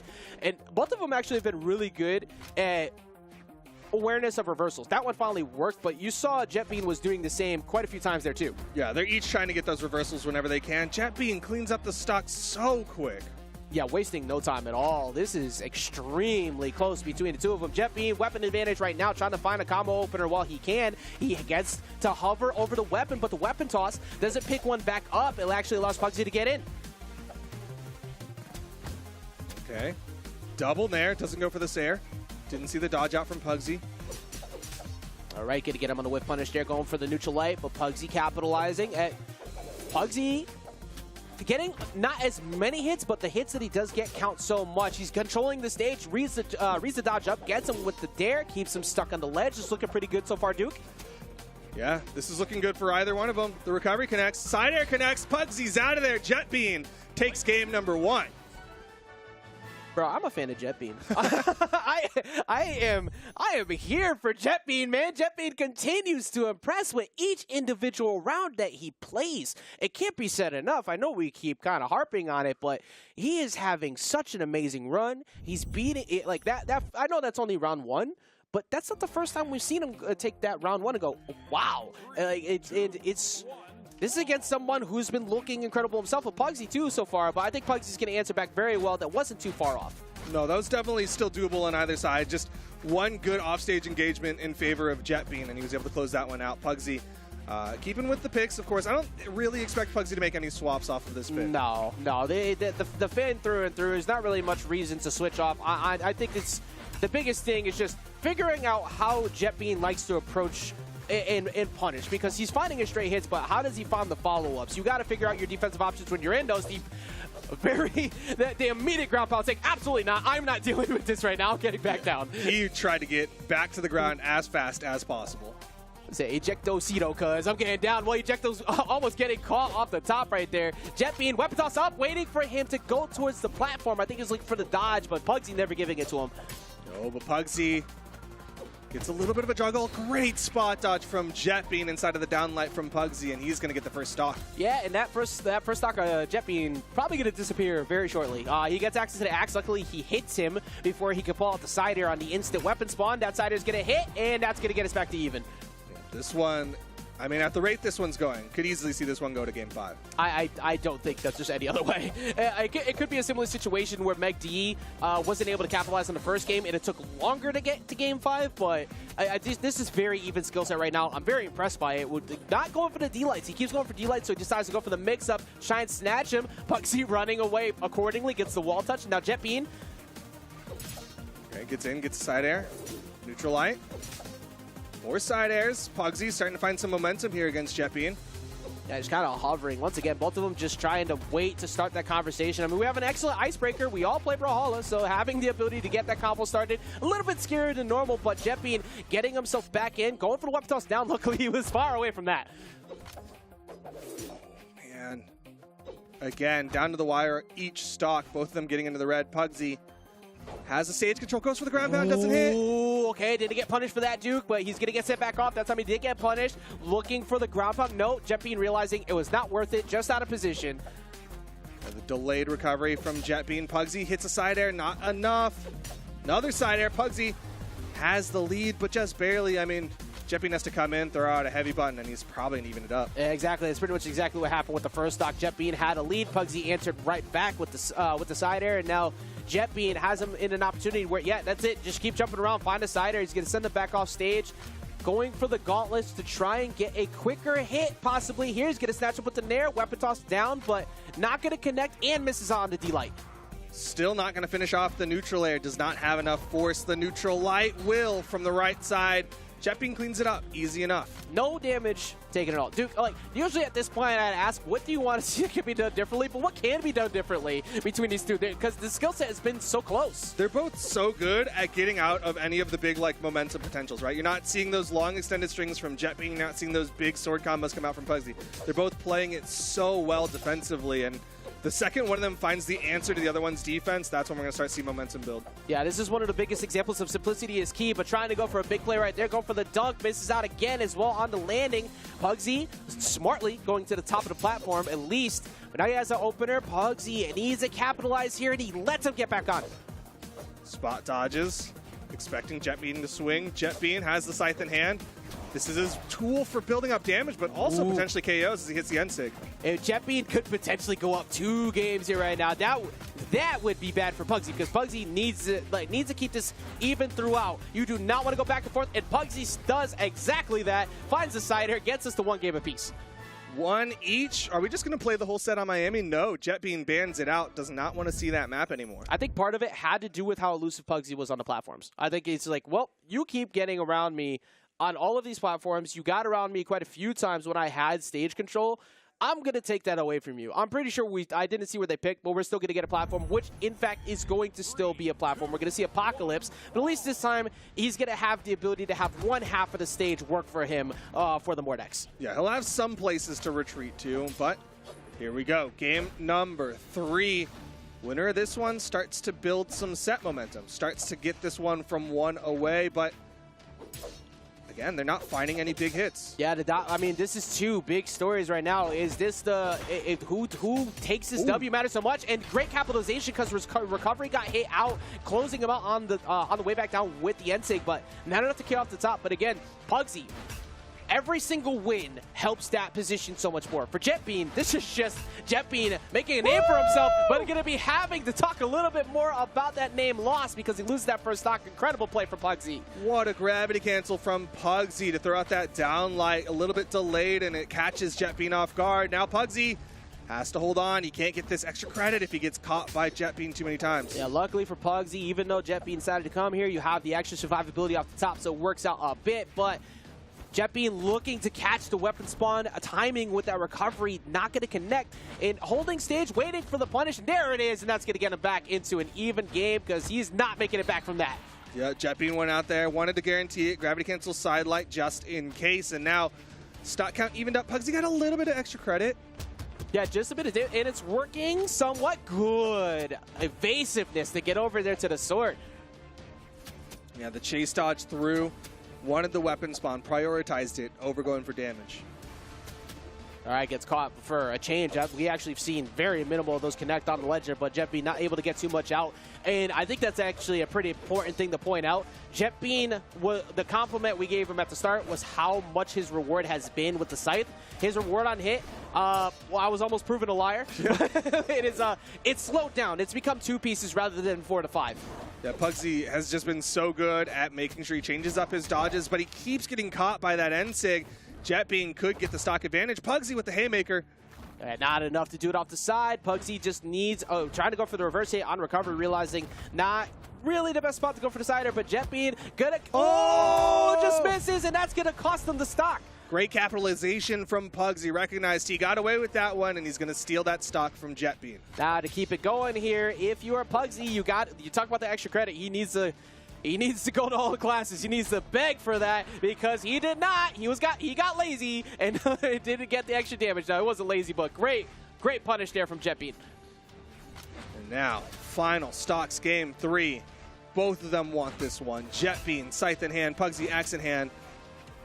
The amount of endurance that it takes to keep yourself calm during these sets that keep going down to the wire like this. We just saw it previously with Meg D Luna. It is happening again here with Pugsy Jetbean. The skill set's so close.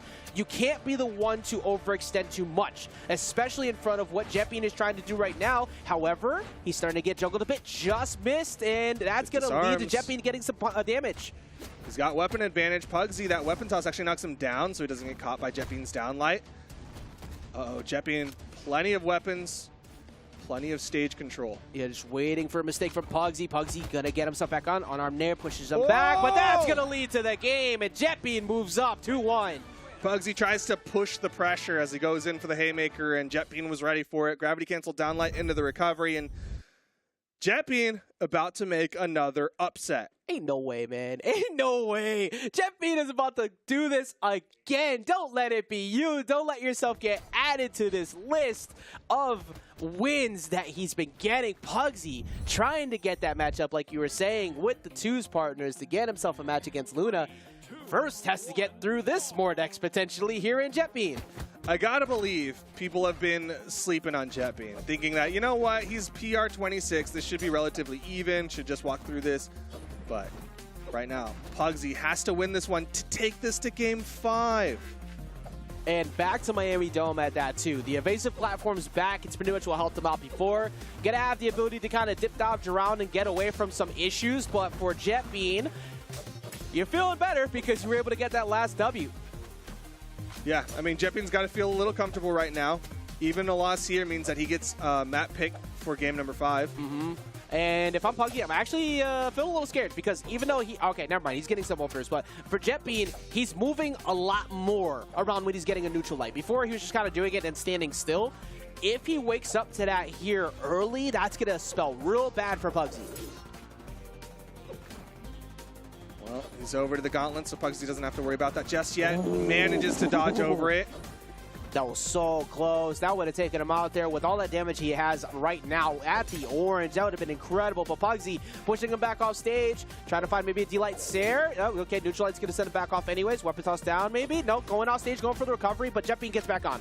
Now Jetbean's got the Scythe. He's likely going to be looking for the End Light into the End Sig. It's worked so well against Pugsy. There it is. Capitalizing every time, but it's not going to be enough this time. Just a little bit longer. Just misses out on the chase from Jetbean. Jetbean catches him that time, though, trying to get off the platforms, and he gets the first stock. Jetbean marching towards the winner's final. Wants to challenge Luna. Pugsy has an axe. Can he get the side air? Can he finish the stock off? Keep this one even. He's hunting for it right now. That's 2 whiffs. He's looking for maybe a third one. He's going to come off the platform, and he just misses. 2 of them getting away from... Jetbean is just saying, go ahead, try it. I'm on borrowed time. I will fight back, and it's working so far. Oh my gosh, Jetbean getting so much extra credit now. Pugsy needs to find a finisher here. Pugsy is starting to bleed out. He's getting damaged a lot, and it's going to be such a hard match to come back from because Duke, Jetbean is up 2 stocks. Jetbean on the precipice of a 3-stock to close out the set. Pugsy is in trouble. Jetbean is going to take advantage of the fact that this first stock here, again, is borrowed time. He's going to lose it right there, but he has a full fresh stock to get as much extra damage on the Pugsy as possible to seal this deal. Pugsy needs to get these 2 stocks without losing his if he wants to take this to Game 5. Otherwise, Jetbean's continuing on. Jetbean just waiting. Pugsy looking for an anti-air, trying to catch a D-Light, but he avoids him. Jetbean's punishing him repeatedly. You cannot afford to take more damage, and Pugsy is struggling to get down. He's going to switch over to... actually, never mind. It was still another axe, so I think at some point we're going to see him rapidly try to switch to the sword if he gets the chance. Dude, the barrage of recoveries coming out from Jetbean is just too much for Pugsy. Side air. One more weapon toss. Pugsy barely avoids it, but he doesn't get the wall touch. Jetbean is done with it. 3-1. Jetbean's going to the winner's final. Jetbean versus Luna in winners finals of spring championships. Add to that list of the insanity that is this elimination bracket. Pugsy finding his way down there amongst many other people who were able to get a lot of great W's to push others down. Pugsy has now joined them down there in the elimination bracket. PR number 26 with a guaranteed top 3 finish. You cannot understate how impressive Jetbean's run today has been. No matter what happens after this point, no matter what happens, this is an incredible jump for the PR number. Incredible for you to get your name out there and continue to run. But I mean, for Jetbean, it doesn't look like it's stopping. Luna was having a hard time against Meg D too. The endurance might be low, and Jetbean is riding on a high right now of how incredible this has been working. Yeah, Jetbean, I mean, so impressive. So that puts 2 people in the winners final, everyone else in the elimination bracket. I know you've got a bracket up, so do you mind I'm gonna go talking about some of the stuff that's happened, some of the insanity? Because, I mean, we even mentioned earlier, Boomi versus Snowy battling out to get into the top 8. 3-0, Boomi over Snowy. Okay. And then after that, Cosilix, 3-1 over Dog. Stingray, 3-1 over Experience. Stingray also beat Cody Travis just prior to that. Wow. 3-1. Okay. And then the last one, Guichibu 3-0 over Ablaze.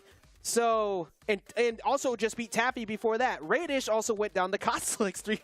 This is all pre-top 8, by the way. Let's just talk about that again. These were for 13. So Tappy, Cody Travis, Cosilix, Pier all out at 13th. Blaze Experience, Dog, and Snowy all out at 9th. Believe in yourself. Wild. Everybody's beatable. That's all I got to say. It does not matter who is in front of you in a bracket path. If you want to make excuses because they have a higher PR number than you, that's just making you like excuses to not win. It's called Johns. Yeah, that's Johning, and we're seeing incredible matches, which we're going to see a whole lot more of, by the way, because we are going to go for a temporary switch as we get ready to get into the remainder of this bracket. We have a lot more still to go, but we will not be gone for long. Remember, stay tuned. The insanity that is Spring Championships continues when we come right back.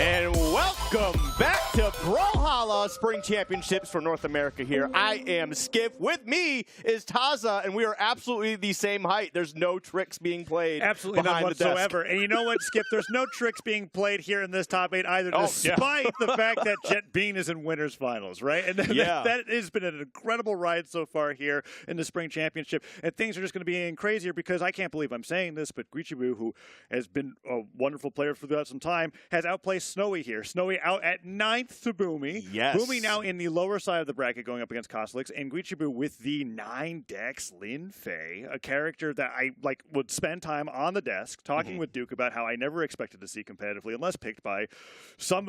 I don't even have an option for who's going to pick it. That's what's so crazy to me. Yeah, no, I mean, I do remember earlier today, too, I know a really big common and popular thing is everybody trying to post their top 3 predictions, and that has completely crumbled for everybody here. Nobody is going to be able to get this right. I don't think, TWK could salvage it with Pugsy. If Pugsy gets the crazy run, but that's the thing, right? I was really expecting, I was like, okay, he made a great call here. Pugsy recognizes how important this tournament is for his PR going into MSI, but Jet Bean is kind of saying no to anybody's plans on getting into that top 3. Yeah, no, Jet Bean definitely killing it. Pugsy is definitely one I'm going to be pulling for the most, definitely one of my favorite players, not just in Brawlhalla, but in other games as well. Just a super, super fun player to watch in any aspect of any game. They definitely have a very smart mind. You know, they're definitely thinking whatever they're trying to get their gameplay going on here. It's definitely was showcased earlier. Just happened to run into Jet Bean, who's literally unstoppable at this point. I don't know what happened. They had some super juice, and they are killing it. It's been pretty tough. And you were talking about Pugsy, and that's a player that we're going to be seeing as we get throughout the lower bracket. But we have these 2 sets here in the elimination round 1 where we've got Boomi and Cosilix on one side. I think that'll be the second match of the day. The first one is Stingray versus Guichibu. So Guichibu, I am so excited to see this in a meta where a lot of players are succeeding on the gauntlets and the scythe. He is playing a character that uses 2 weapons that are basically unseen unless you're a specialist, and that's cannon and katars. And he's doing it on a character who I'm pretty sure has only been picked by Sandstorm 2 years ago. Lin Fei has seen such little competitive representation that I'm really, really hyped to see him play here. We can see he's taking out of the movement speed, right, in this stance. So you have 3 force, you have 4 defense, you have 6 movement speed and 9 dex. Yep. I mean, it's definitely something that's a little unorthodox here, but, you know, I remember talking with Remy earlier too, both of you kind of theorizing exactly what's possible, and after Remy lists off a few of the combos that we can see at the very beginning, it's crazy. But hey, I would be so excited to see them, and we'll keep them a secret unless they actually show up on stage because they are at very low damage to happen. But here we go into game number 1, Demon Island. So Guichibu on the Lin Fei, Stingray on the Black Knight going into game 1. It is Spear Lance versus Guitar's Cannon. I mean, this is a pretty unusual matchup as far as Brawlhalla goes. I'm really excited to see how these 2 players go against each other because Stingray, by all means, favored historically to win this match and go forward to fight up against Pugsy. Oh, yeah, no, for sure. I mean, it's definitely going to be interesting to see how this plays out here. But Guichibu, I mean, they're definitely here for a good reason, but Stingray, obviously a player with a reputation behind him, and for good reason, as they take a nice, strong lead to get things started. Oh, but there's the neutralize. Tries to get the nair afterwards, and he can't follow it up. And that weapon spawn, punished by the D-Light Nair, avoids the neutral air from the Lance and continues just hitting with a flurry of Guitar attacks. Neutral Sake dodge straight up, down air, gets the side off the stage, and the weapon throw doesn't even need it. He falls right off the left side, and Guichibu takes the first stock of game 1. Hey, man, it's definitely one thing we've noticed with Brawlhalla all weekend is you can have the strongest of starts, but that doesn't mean jack as we move forward here. But it's going to be able to take the stock to even things up, really only taking a little bit of damage as well, just barely sneaking into the yellow, but that's still enough of a lead for Guichibu to try and keep this going. Oh, yeah, and we can see there Pogo's coming up from Stingray.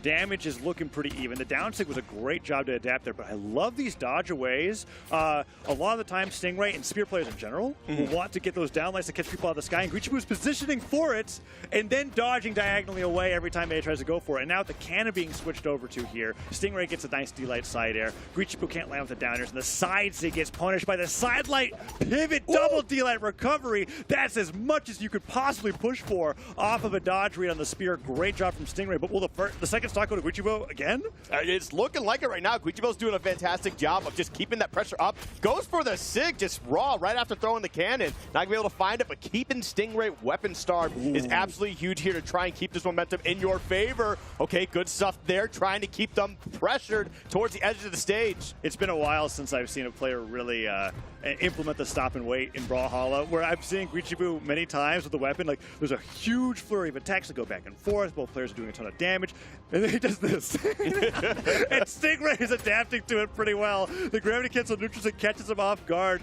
and Guichibu was not able to react fast enough. That neutral sig will take him off the top. But it is a legitimate strategy to put all of your effort, all of your focus into trying to react to something that you normally couldn't if you were doing a bunch of other inputs. Exactly. But right now, I mean, it's interesting to see that Stingray's kind of just opting to go with the spear as much as possible. It has to be due to the fact of how much faster that is than a rocket lance to be able to answer this high dexterity coming out from Guichibu. But man, Guichibu doing a good job. I mean, they are a little bit behind here in the health department, but the momentum behind them right now is definitely looking pretty good. This cannon gameplay is on fire. Whoa. Look at this one. Oh, baby. Yeah, that sidelight almost led to the down air, but Stingray gets out. Weapon throw down, gets pushed for the sidelight. He does a dash back, resets the sidelight, doesn't get the D-light afterwards, but that down sig covers a dodge to the right and a dodge to a left. Either way, Guichibu chose wrong, and he goes off the left side, and Stingray takes game number 1. Really close set between the two, but Skip, I think so far Stingray has been winning a lot of these engagements a lot more than Guichibu. Guichibu's just been taking the stocks a lot earlier, and we have the stats to our left to prove that with the 611 damage dealt compared to the 490 damage taken. Yes, yes. Definitely going to be interesting to see how this plays out as we go right back to Demon Island here. Now, honestly, pretty relatively even game 1. It's just that towards the end, Stingray kind of really clutched that one out. Just kind of looked strong the whole way through. Now we're seeing a little bit of that rocket lance, which I feel like was completely absent in game 1 here. Yeah, favor the spear because when he had the spear, he was getting 4 to 5 hits off of it. Why fix something that's not broken? Guichibu, on the other hand, playing relatively the same regardless of the weapon that he's against. Cannon picked up, neutral sig punished by that side air, but the down sig, expecting a landing, doesn't punish it, and he gets hit for it. And both players here are really trying to see who can get something started first. Neutral sig hits. Remember though, Lin Fei, that 3-4, you have to continue saying those. Okay, well, I mean, 3-4 doesn't matter if you hit him with a haymaker in the face off the side of the stage. Okay, Guichibu. He's going to be sweating here. Yeah, he's definitely trying to make some plays here and just barely missing the mark, which honestly is a little upsetting if I'm Guichibu because that's a huge lead that you could really be pushing into your favor even further. Like, if they were actually getting that first edge guard, this could probably be like orange damage that they put on this entire time now. Yeah, I like how he used the neutral signature there. Lin Fei neutral sig. The dragon that shows up after the slash is not just for show. There's a hitbox there that's active the entire time until the maw comes out. And he tried to catch Stingray off guard with it, doesn't get up at that time, gets the D-light neutral there to take him off the top and take the lead in game 2. But Skip, last time we saw in game 1, Guichibu had the lead the entire time, and then Stingray just popped off on the last stock, ended with a down sig, and he took the game. Let's see if he can get some extra credit this time around. Definitely going to be trying to work towards it here. One for a weapon toss and getting rid of the only weapons they've had for like the past 30 seconds or so, losing a stock in the process. But you know what? That's not too bad. You could have got a little more damage here to put that lead into your advantage that much better, but you know what? You try to give what you can, and now it's just even stocks. And Guichibu starting to get the cannon back to their hands here once again. And that's the thing, is like when they have this cannon out, their combo gameplay has been very, very crisp. Yeah, and that's rare to see. Not a lot of players who are picking up the cannon pick it up for it primarily. It's usually as a secondary weapon, and when they get those hits, they get 1, they get 2, and then they move forward. But Guichibu has shown he's got a few strings in his bag of tricks, and now that downlight missing means Stingray, that's twice that he's gotten that double D-light into the double sidelight and the double D-light side air, taking him off the right side of the stage, and that's such a huge lead going into game 2. My goodness. And yeah, we just saw them go out, throw that little taunt, pick up the weapon just to get right back into this game here. But yeah, Stingray, I mean, again, we said it before, it's not about how you start, it's about how you finish. And right now, it looks like they are trying to finish this here. A relatively healthy second stock, but they are just trying to keep the damage put on. The spear combos have been amazing. Guichibu cannot dodge out of anything from Stingray. Stingray has been reading every single move that he's chosen out of hit stun. That time it doesn't work out, but guess what? Stingray doesn't get punished for it even though he misses, and that's the ideal scenario when you're winning in a game of Brawlhalla. Oh yeah, for sure. I mean, it definitely it's a nice position of the turnaround here, and that's gonna close out game 2. You better watch yourself. Oh my God, Stingray just continuing to body bag here. Wow, what an amazing game, too. That was a huge turnaround to just close that one out. That weapon throw into the pick of down air to secure the stock, just in case Guichibu was able to get his jumps back. We're going to see it right here, the down air. Poe going off of him in the middle of the guitar recovery, dodges up, does touch the wall. So Guichibu's got all of his jumps here. Weapon throw, forces him down, gets him with that down air right after picking up the second weapon throw, and he can't even make it back. And now we're going to game 3 with Stingray up 2-0. One more of these, and he moves on in the elimination bracket. And Guichibu's, oh, there it is! That's the combo that Remy was talking about at white. You could, okay, so at very low damage with 9 decks, you could do like recovery, gravity cancel down like recovery. And Remy was just talking to me about this, and I was like, what do you get at 9 decks with guitars that you can really unlock here? And on Brawlhaven, that's the best stage to be laddering somebody up towards the top. Now Stingray, downlight into Nair, takes him off the top, and he's going to get those guitars ready again to try and get it one more time. And we can see him here with the guitars looking to set it up. Yeah, no, definitely trying to find that opening if they can. And that's the good thing about it, too, is that even though you didn't close out that stock, they were looking for it. Yeah. Even though you didn't close out that stock, you put so much damage down that once you got the cannon in hand, you were able to close out the stock as it was. Oh! Yes. Oh, that weapon throw forward was great from Stingray because I thought Guichibu was going to be able to run away with a much larger lead than that. Yeah, the D-Light Nair on Cannon, such a reliable knockout tool on this stage in particular, but Stingray with the spear, so hard to get around. Once he just hits one of those moves, weapon throw down, tries to get the Silite off the pickup, and Stingray with the Silite D-Light side air puts him into orange already. Another Silite comes through, and you can see him. He's not, after the first dash, he's just moving left and right, not putting out anything too crazy so he can react to Guichibu's movement, and he continues to put on a ton of damage. Yeah, even after a huge start from Guichibu, Stingray is just really forcing this game back into their favor. Like, even though they're getting some combos, they're still finding their way out. Look at that great air dodge back to the stage, just trying to get their footing here.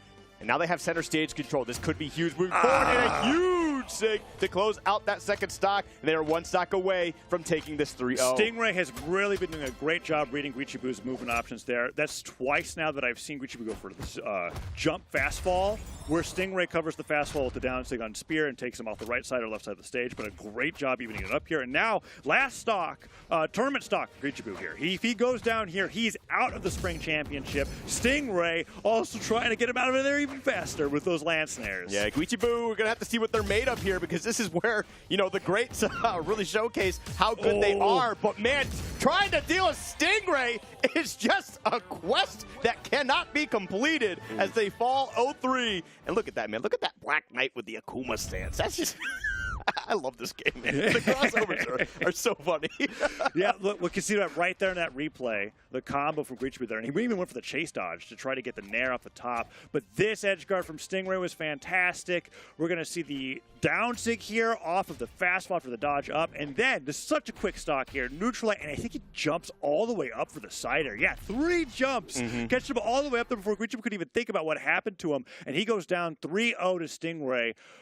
Great performance from Guichibu getting in the top 8 here in the Spring Championship and on a character that nobody else is playing with a playstyle where, honestly, most players in North America don't value dexterity that much as a stat. And so to see somebody playing a high dex legend and then making the dex go even higher, as high as possible in Brawlhalla, is so cool to see. And a really great performance to be able to get 7th there. But Stingray, wow. I mean, there's a reason why he's been doing so well lately. It is because he has been playing the Black Knight, the Lance, and the Spear better than anybody else in the region. And yeah, like you said, they shouldn't feel bad at all because, like, you look at the PR ranking, 42. It wasn't really expected for them to get this far. However, I mean, to be able to do that. Wait. And 42. Okay, continue. I had to register. I had to literally interrupt your analysis to be like, oh yeah, power rank 42. What place is this again? 7th. Yeah. All right. Continue. Well, yeah, no, seriously, just some great stuff, and also just getting that combo out there, which we might be hearing a little bit of discussion from Remy over at the analyst desk. Remy, how you doing? I'm doing really good myself, Skiff. That was an interesting set. Guichibu pulling out some interesting stuff on the guitars, but we have Stingray, tried and true, always consistent, bringing out that Spirit gameplay. And if we want to start right here, I'm going to show you how key points were used to get leads for himself. Starting just right here, you can already see that right there. That's the key just option choice from a Spear player that you love to see. This wake up from Guichibu right here, it's not safe. It's not good for him. He's going to wake up on that, going for that, what it looks like to be a cannon downlight. It's not going to work out against Spear like that. That's how you get hit with 2 downlights in a row every single time. But it's not just Guichibu's fault. Sometimes it's just Stingray doing Stingray things. I'm going to skip this one here and go right into this one. And you can see how he sets up for himself. He's already got the lead. He's already got the momentum. That sidelight, that wasn't what he was looking for. But look at this sidelight. This sidelight connects perfectly fine. And instead of going for that same downlight option that he always goes for, he dashes forward, dashes backwards. He sees Guichibu has already gone for that dodge downward that he likes to go for. He angles himself up perfectly. It's already wrapped up. That's that second side light, and you already know what that means. No dodge on you. It's a D-light there. That's a huge lead for Stingray, and it's just coming out of natural Spear gameplay. It's coming out of movement. It's coming out of patience. It's coming out of good option choice. I'm going to send that back to the casters.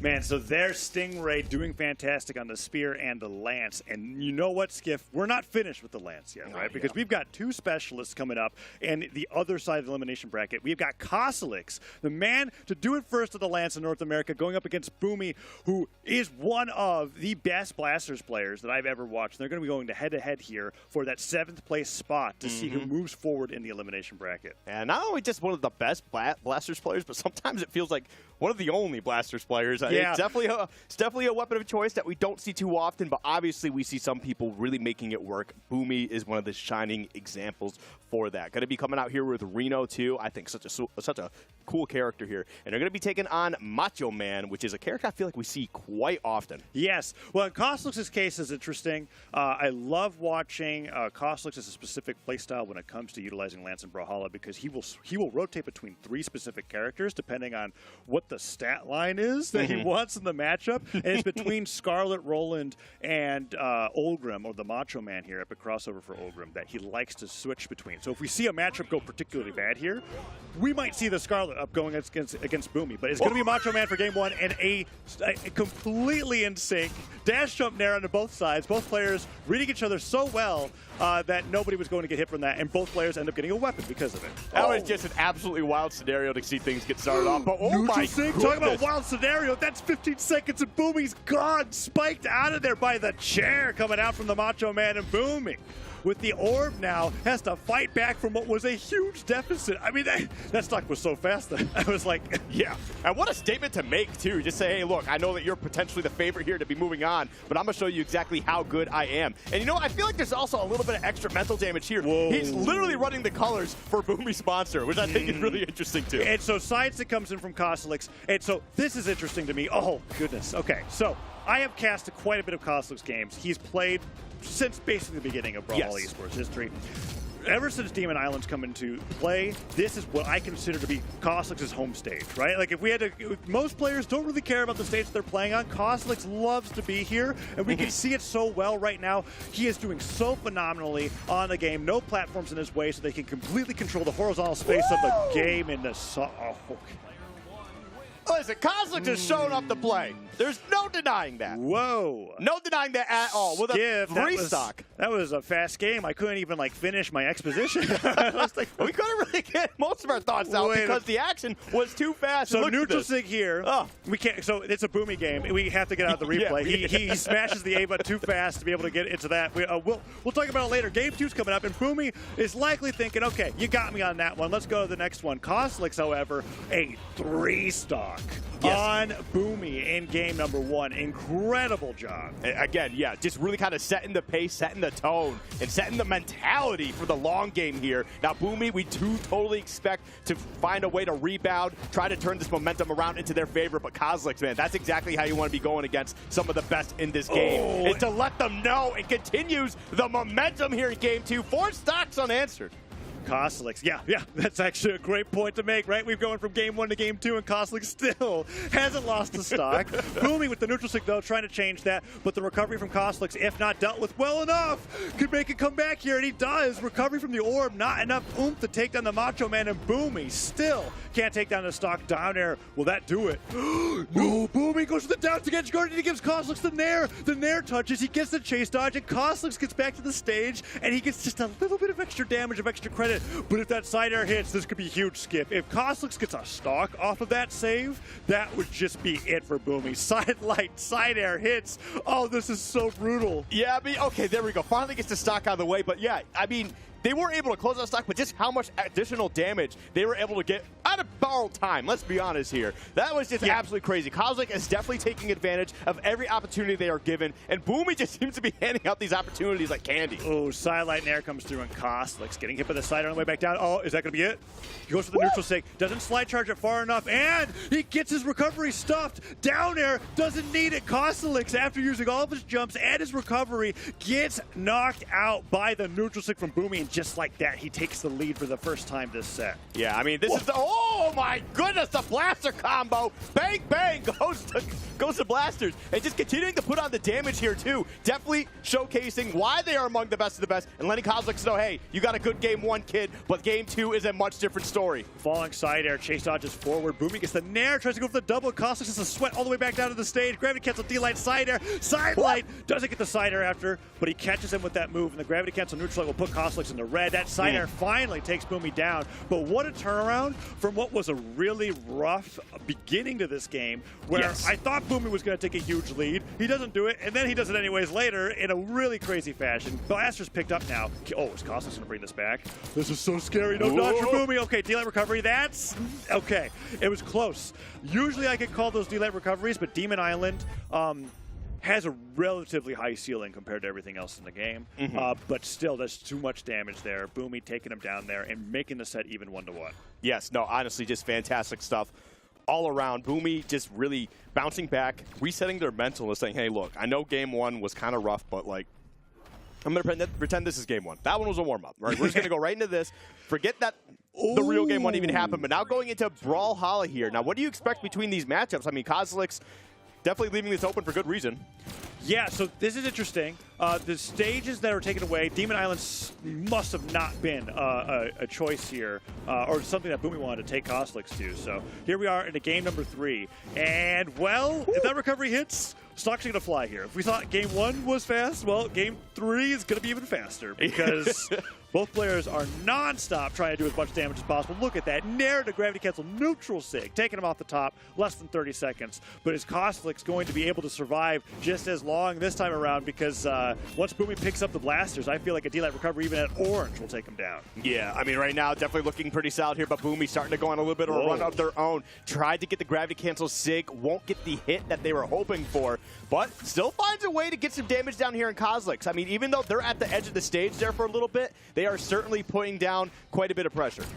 D-light comes through. Oh, he went for the downlight, and then he dodged down to avoid the weapon throw from Cosilix and continuing the pressure. What an awesome adaptation to a very Lance player-specific move, and that second D-light recovery will take him off the top, even so the stock's 2-2, but Boomi taking a lot of damage there before he could clean up. Means he could go down to maybe 3 hits here from either of Cosilix's weapons. Yeah, Cosilix is definitely picking and choosing their spots very carefully and really taking advantage of them as best as they can. Okay, nice little combo there. Not going to be able to get the extension they were hoping for. Cosilix going to find a way to get their footing back on the ground. Now for the edge guard. So what is the option? Down sig is maybe something you do here, but Cosilix doesn't like to throw that off too much. So he goes for the weapon starve instead, and I like that, keeping Boomi off the blasters, even though Orb was his highest damaging weapon in game 2. Boomi goes in for the nair, can't get the cider afterwards, and Cosilix is a quick turnaround recovery, releases that right away, no charge, has enough oomph to take him off the top, and now Boomi down to 1 stock, and a lot of damage here as he spawns in. Ooh, it just immediately right into the stick gets the dodge in. That side stick would have deleted Boomi's stock, and that would have been the game. Boomi with the blasters now, hits one side light, hits the D-light, gets the recovery, not going, okay, I just don't know anymore. I thought that was I thought he was going to live that for sure, but that, Boomi, that's the reason why he's on the blasters and on the screen and not me, right? That D-light recovery taken off as early as possible. Cosilix now down to 1 stock as well as Boomi, but Cosilix with the center stage advantage. Okay, there we go. Great recovery. Keep it up, juggled in the air. Just barely missing out. If Boomi can get a D-light recovery here, I think he can do it. Sidelight comes through. He goes for the gravity cancel side sig. He bets the entire game on that move, and Cosilix not only dodges it, but punishes it in the best way possible. Lance side air, and Boomi's out of there. And the Boomi special going right back to Brawlhaven immediately afterwards. As we can take a look, there was quite a bit of difference in the damage taken. Gravity cancel side sig. Cosilix already dodged it. You know, you could get a little bit of a charge off of a gravity cancel, not a full charge on your signatures. Right. I think if Boomi charged it just a little bit longer, he could have connected there, because Cosilix definitely dodged the start of the move. Yes. He didn't dodge like in reaction to the move already happening. That was so close. I think the idea that Boomi had there was right, but Cosilix with an even better one with the punish. And that down air almost leads to a side air that could have taken Boomi out. Nice nair, down air reversal. Boomi goes to the gravity cancel neutral sig to spike him, and both players end up on either side of the stage from the left side. And the D-Light down sig, or D-Light ground pound, punishes Cosilix for going for that gravity cancel neutral sig, and another ground pound seals the deal. Down air finishes it off, and Boomi is now up 3-2 in game 4. Already off to an electric start here in game 4. Man, these guys are just trading blows, and hopefully for Cosilix, trading stocks, because right now Boomi's got an amazing lead, continues to push the damage ever further. Okay, out of the 3 weapons that Boomi's got, unarmed, looking the best in the game number 4, because that D-Light and D-Light was fantastic. Now on the left side of the stage, icing Cosilix out, goes for the side air, Cosilix dodges it, and the falling side light gets punished. Cosilix with the chase dodge forward and neutral light, and we're just constantly being taught when certain moves on a weapon knocks out, right? Cosilix going, I don't need anything else other than a lance neutral light here to take Boomi off the right side of the stage in Brawlhaven, and that downlight tacks on even more damage. Yeah, there we go. Boomi finally getting a weapon in hand, too, going for the unarmed just a little bit, trying to pressure Cosilix towards the edge of the stage, and then when they felt like they had the right opportunity, backed off, allowed Cosilix to approach, and now we see this situation right here. They're putting down this damage, but now Cosilix on the offensive, trying to get something big going here, but Boomi answers back. Falling side air, disarms him, neutral light, gets him out of the recovery. Boomi chases them all the way down, jumping pivots there to take Cosilix off the left side of the stage, and he takes the lead here in game 4, but remember, Skip, if Cosilix just basically sneezes in Boomi's direction with either of his weapons, I'm pretty sure it's like one more attack and he's out of there. So Boomi's got to make this one count, and he is doing it.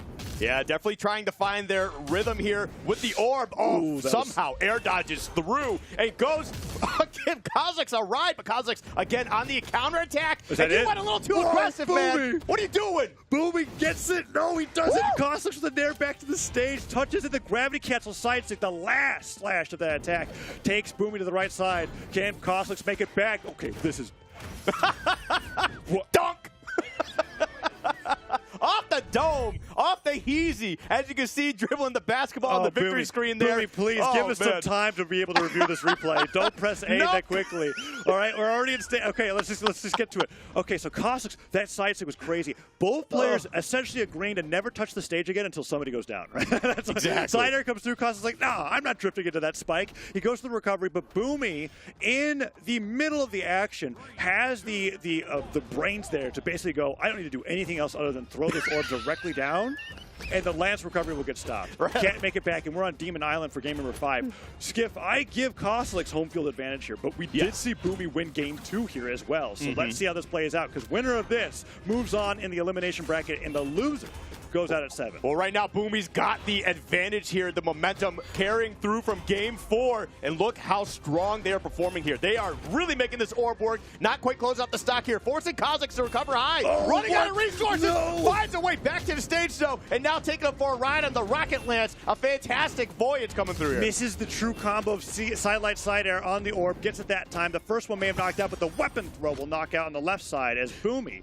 takes the lead in game 5. Weapon goes over to the orb, blaster's primed. Let's see what Cosilix picks us up here. Oh, the neutral light whiffs it. That was such a great dodge away from the down lights coming out from Boomi, but that's no lance for Cosilix. He'll want to switch over pretty quickly. I think a big thing here from Boomi's game plan so far, and we've seen it a few times this set, is how well they are pressing the pressure onto Cosilix, forcing him to the edge of the stage without actually even throwing out an attack. He gets that so much. He just a slight. Oh, wait. Ooh. Oh, grab pound hits. Cosilix with the weapon throw. No, Blasters goes to the grab pound. He makes it back. Man, I don't even have time to compliment Cosilix's neutral six because he catches him with the gravity cancel downlight as Cosilix sidelights through. And that sider will finally take out Boomi's stock. Okay, so Cosilix on the axe is doing this awesome thing after a sidelight nair where he barely delays his gravity cancel neutral six. So the slight end of the move will catch Boomi on his way down off the fast fall and get the spike. But he didn't get the knockout there, and Boomi was able to get a ton of extra damage. And this could be another huge one-stock advantage here for Boomi. I mean, yeah, their orb gameplay in Game 5 has been nothing short of phenomenal. They are absolutely balling here, but trying to get the Cosilix to stay on the ground to try and get some of these combos started, that is part of the problem. Tries to go for another weapon weapon toss. Not going to find that one. Goes right into the blasters. You gave Cosilix some breathing room. They found their way back to the stage, and they are trying to punish you for it. D-Light recovery. Cosilix down to 1 stock. Tournament stock here for Cosilix. Boomi still has 2 to play with, but man, what a great lead. And the orb picked up, tosses it straight up, and Cosilix dashes into the dead zone of the blaster's sidelight. Gets a little bit of unarmed damage, but Boomi continues to deny him of weapons here as the blasters are picked up once again. Yep. Okay. Perfect spot for Boomi. Yeah, that was a little bit scary. Cosilix, you can definitely see that the nerves are definitely showing through right now. Can't find a weapon starved, yes. But there we go. Cosilix does get a little bit of damage. Finally finds the rocket lance, the tried and true, but it might be too late to get anything going here. Sidelight Nair goes for the neutral signature, but Boomi knows that ain't true. He dodges out of the way. The neutral sig hits. One more of those, and he's out of there. Falling Cider doesn't get him, and he hits him with the Cider off of his gravity cancel. No dodge for a while. D-Light ground pound. All right, Skiff. It's game 5, last stock scenario. We know Cosilix has these 0 to deaths in him on the lance, and Boomi, if he gets starved, could go out here. Sidelight and neutral light hits, and Boomi goes for the D-Light neutral sig, and he misses. Cosilix now has a huge opportunity. Sidelight Nair. Sidelight Nair. Cosilix goes for the second Nair. The side air hits. He's low on jumps, but he can make it back.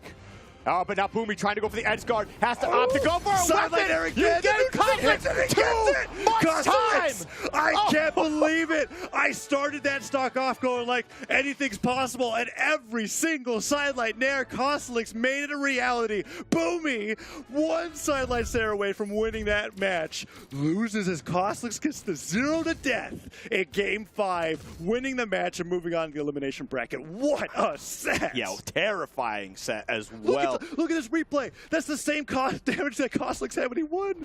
Boomi was so far ahead.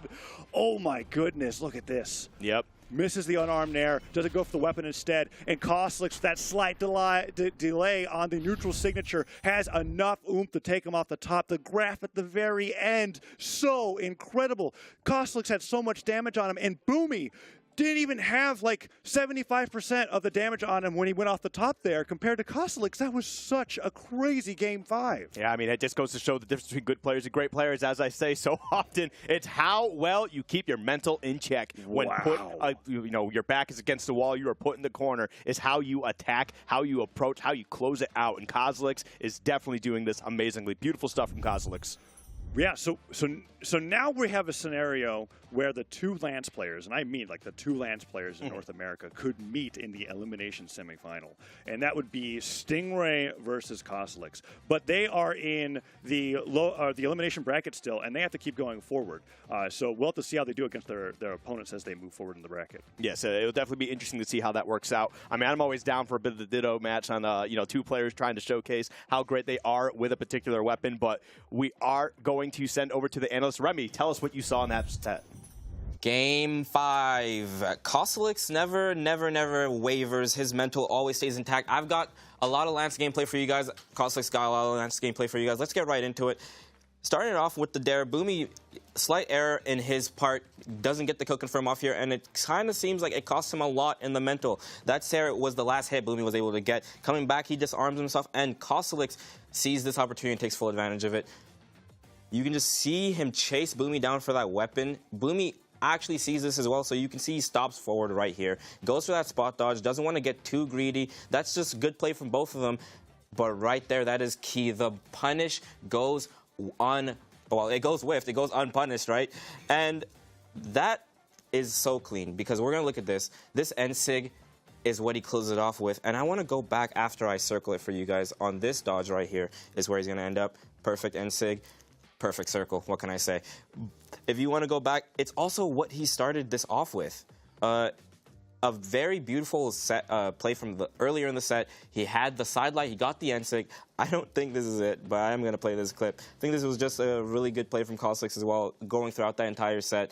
It is it. So you can see he got it earlier as well. He kind of figured out that Boomi had that pattern, and it is important to keep eyes on players as they do have certain patterns and certain plays that they're going to go for. This sidelight N-Sig, sidelight Nair N-Sig is a common dodge option on Ulgrim. If you play Ulgrim, you want to download that, you want to pick that up for your play.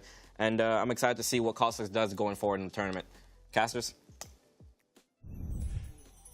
Yes, that was such an awesome set coming out from there. And now we are going on into the elimination bracket to see more Lance gameplay. This time, though, from Stingray, who is on the other side. And I believe We got the matchups right behind us. Yes, Pugsy. He's going up against Pugsy here for that elimination quarterfinal. Loser of this goes out at 5th. Winner of this continues to move forward, and we know how important this championship is for Pugsy in particular when securing that top 13 PR to get into the midseason invitational. Yeah, no, it's definitely going to be a very important one. Honestly, I'm pulling for Pugsy, one of my favorite players to watch play. And you and TWK both. Yeah, no, Pugsy's sick. Definitely a big Pugsy believer, but it is gonna be a tough one because Stingray has proven why they are here, how good they are. So I mean, really at this point, top 8, even though we've seen plenty of upsets throughout the day. You can't just go in and just be like, oh, this person, they've had a good run today, but I'm about to stop it. No, everybody here is playing their absolute hearts out, playing at the absolute top levels that we expect from North America. And we're going to see how it continues to play forward here. Pugsy taking on Stingray. Black Knight taking on Finn. This should be a good one. Yes, and looking at the history between these two, slight favor here for Stingray, 2-4 in matches. So he's got those 2 extra wins over Pugsy. But that history there could be shattered here going up against Pugsy here because the way that Pugsy's been playing here in the tournament was phenomenal, only to be stopped right in the winner's bracket by somebody that nobody thought was going to be stopping anybody, Jet Bean. We're going to Brawlhaven for game number 1 of this best of 5. And as you said, it is Finn the Human going up against the Black Knight. And Spear versus Sword is going to be the matchup here going into game 1. Yeah, I mean, I expect to see quite a bit of Spear gameplay like we saw in that first set with Stingray earlier. Being able to keep up with a lot of the pressure that Finn is going to be bringing down, with that sword, with those gauntlets. We'll see exactly how it plays out.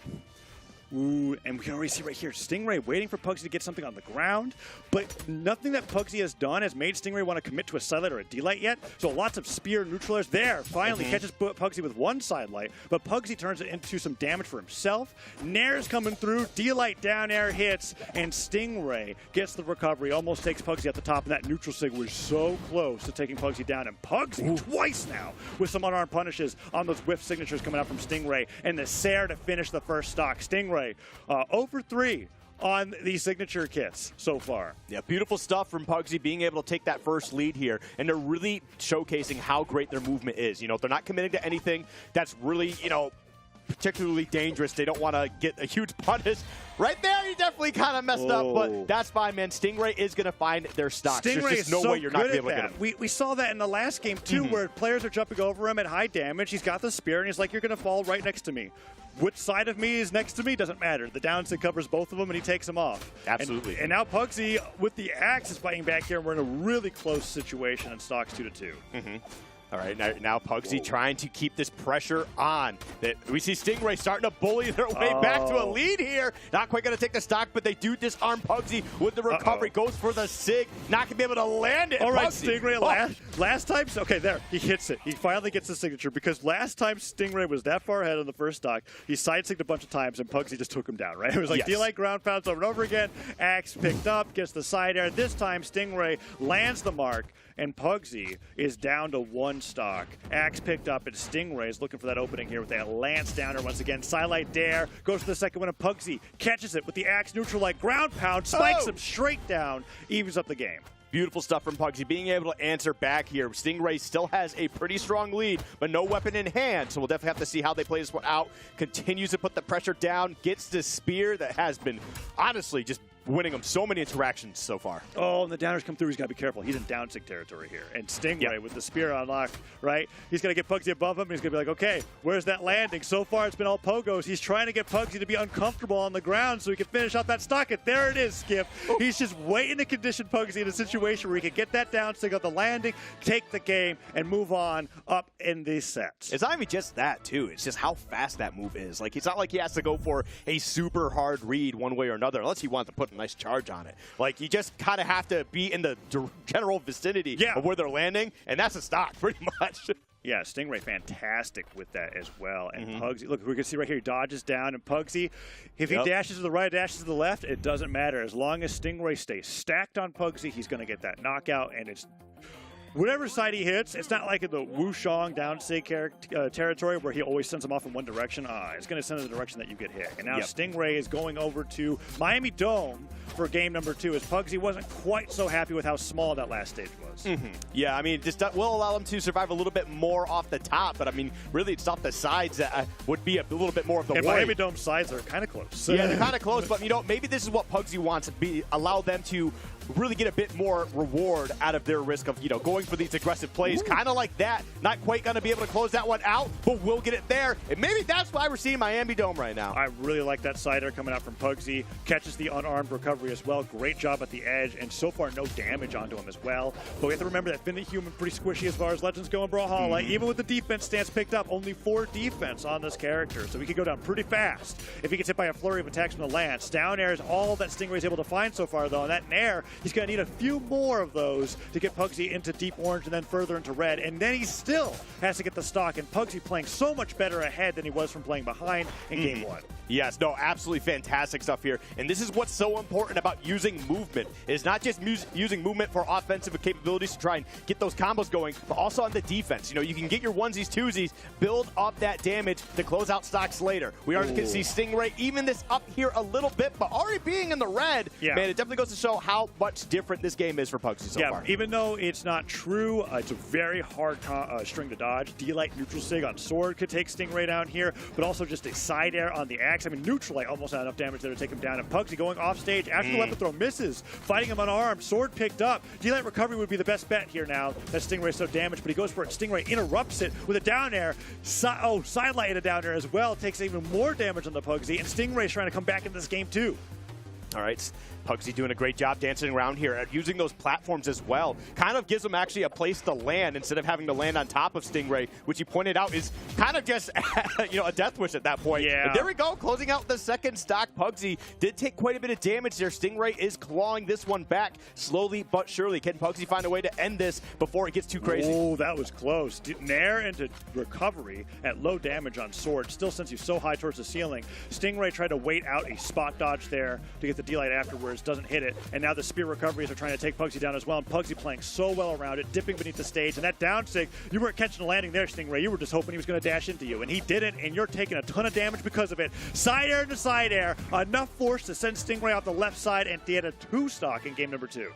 Beautifully played from Pugsy, going to be able to take that game too. And honestly, yeah, like the more I think about it, the more like I really agree with that Miami Dome pick. It allows him to really get more reward off his aggression, closing out a really early stock and staying in the lead the entire time here. But also, like I mentioned before, having those platforms, so when Pugsy does start to run out of those resources, they can't get caught by that sig that Stingray's been decimating stock. Yeah, so the point that you just made it there at the end I think is very important too.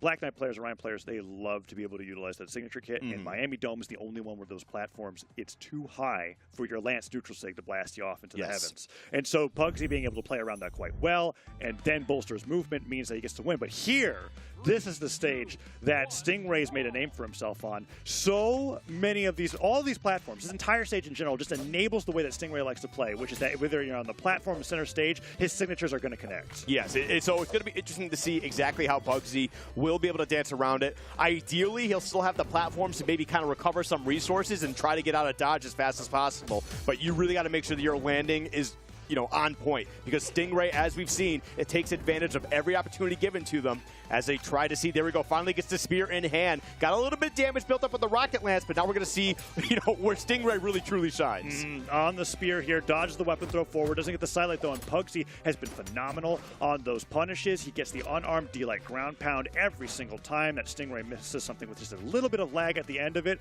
and now with the axe picked up, we'll see if he does even more damage on here, because the axe last game, I think, I'm looking over to my left, 39 damage dealt compared to the 443 damage that he did on the sword. So not doing so great for Pugsy in this matchup in particular. Yeah, I mean, Pugsy does have a small lead here. It's ever so slight, but a lead is a lead. But of course, as soon as I say something, the commentator's curse just takes hold as Pugsy loses that first stock. Stingray continues to push forward. Stingray is a menace on dodge punishes with the spear. He will get that double D-Light every single time, and he loves to get that pivot D-Light after the sidelight connects. We saw him go for it again there. Doesn't hit it, and Pugsy gets the neutral light to send him off stage, disarm him, but he touches the wall, makes it back safely, and Pugsy has to go for another edge guard here as Stingray picks up a fresh spear.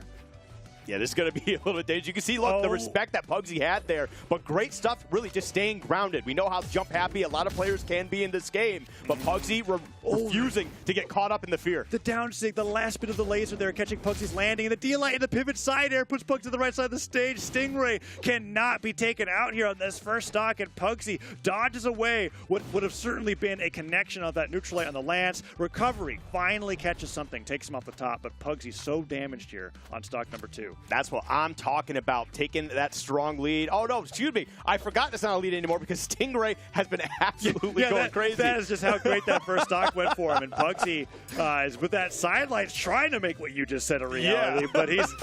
Oh, man, it's going to be a little bit more than that. Okay, downers and siders are hitting through, and Stingray, does he get...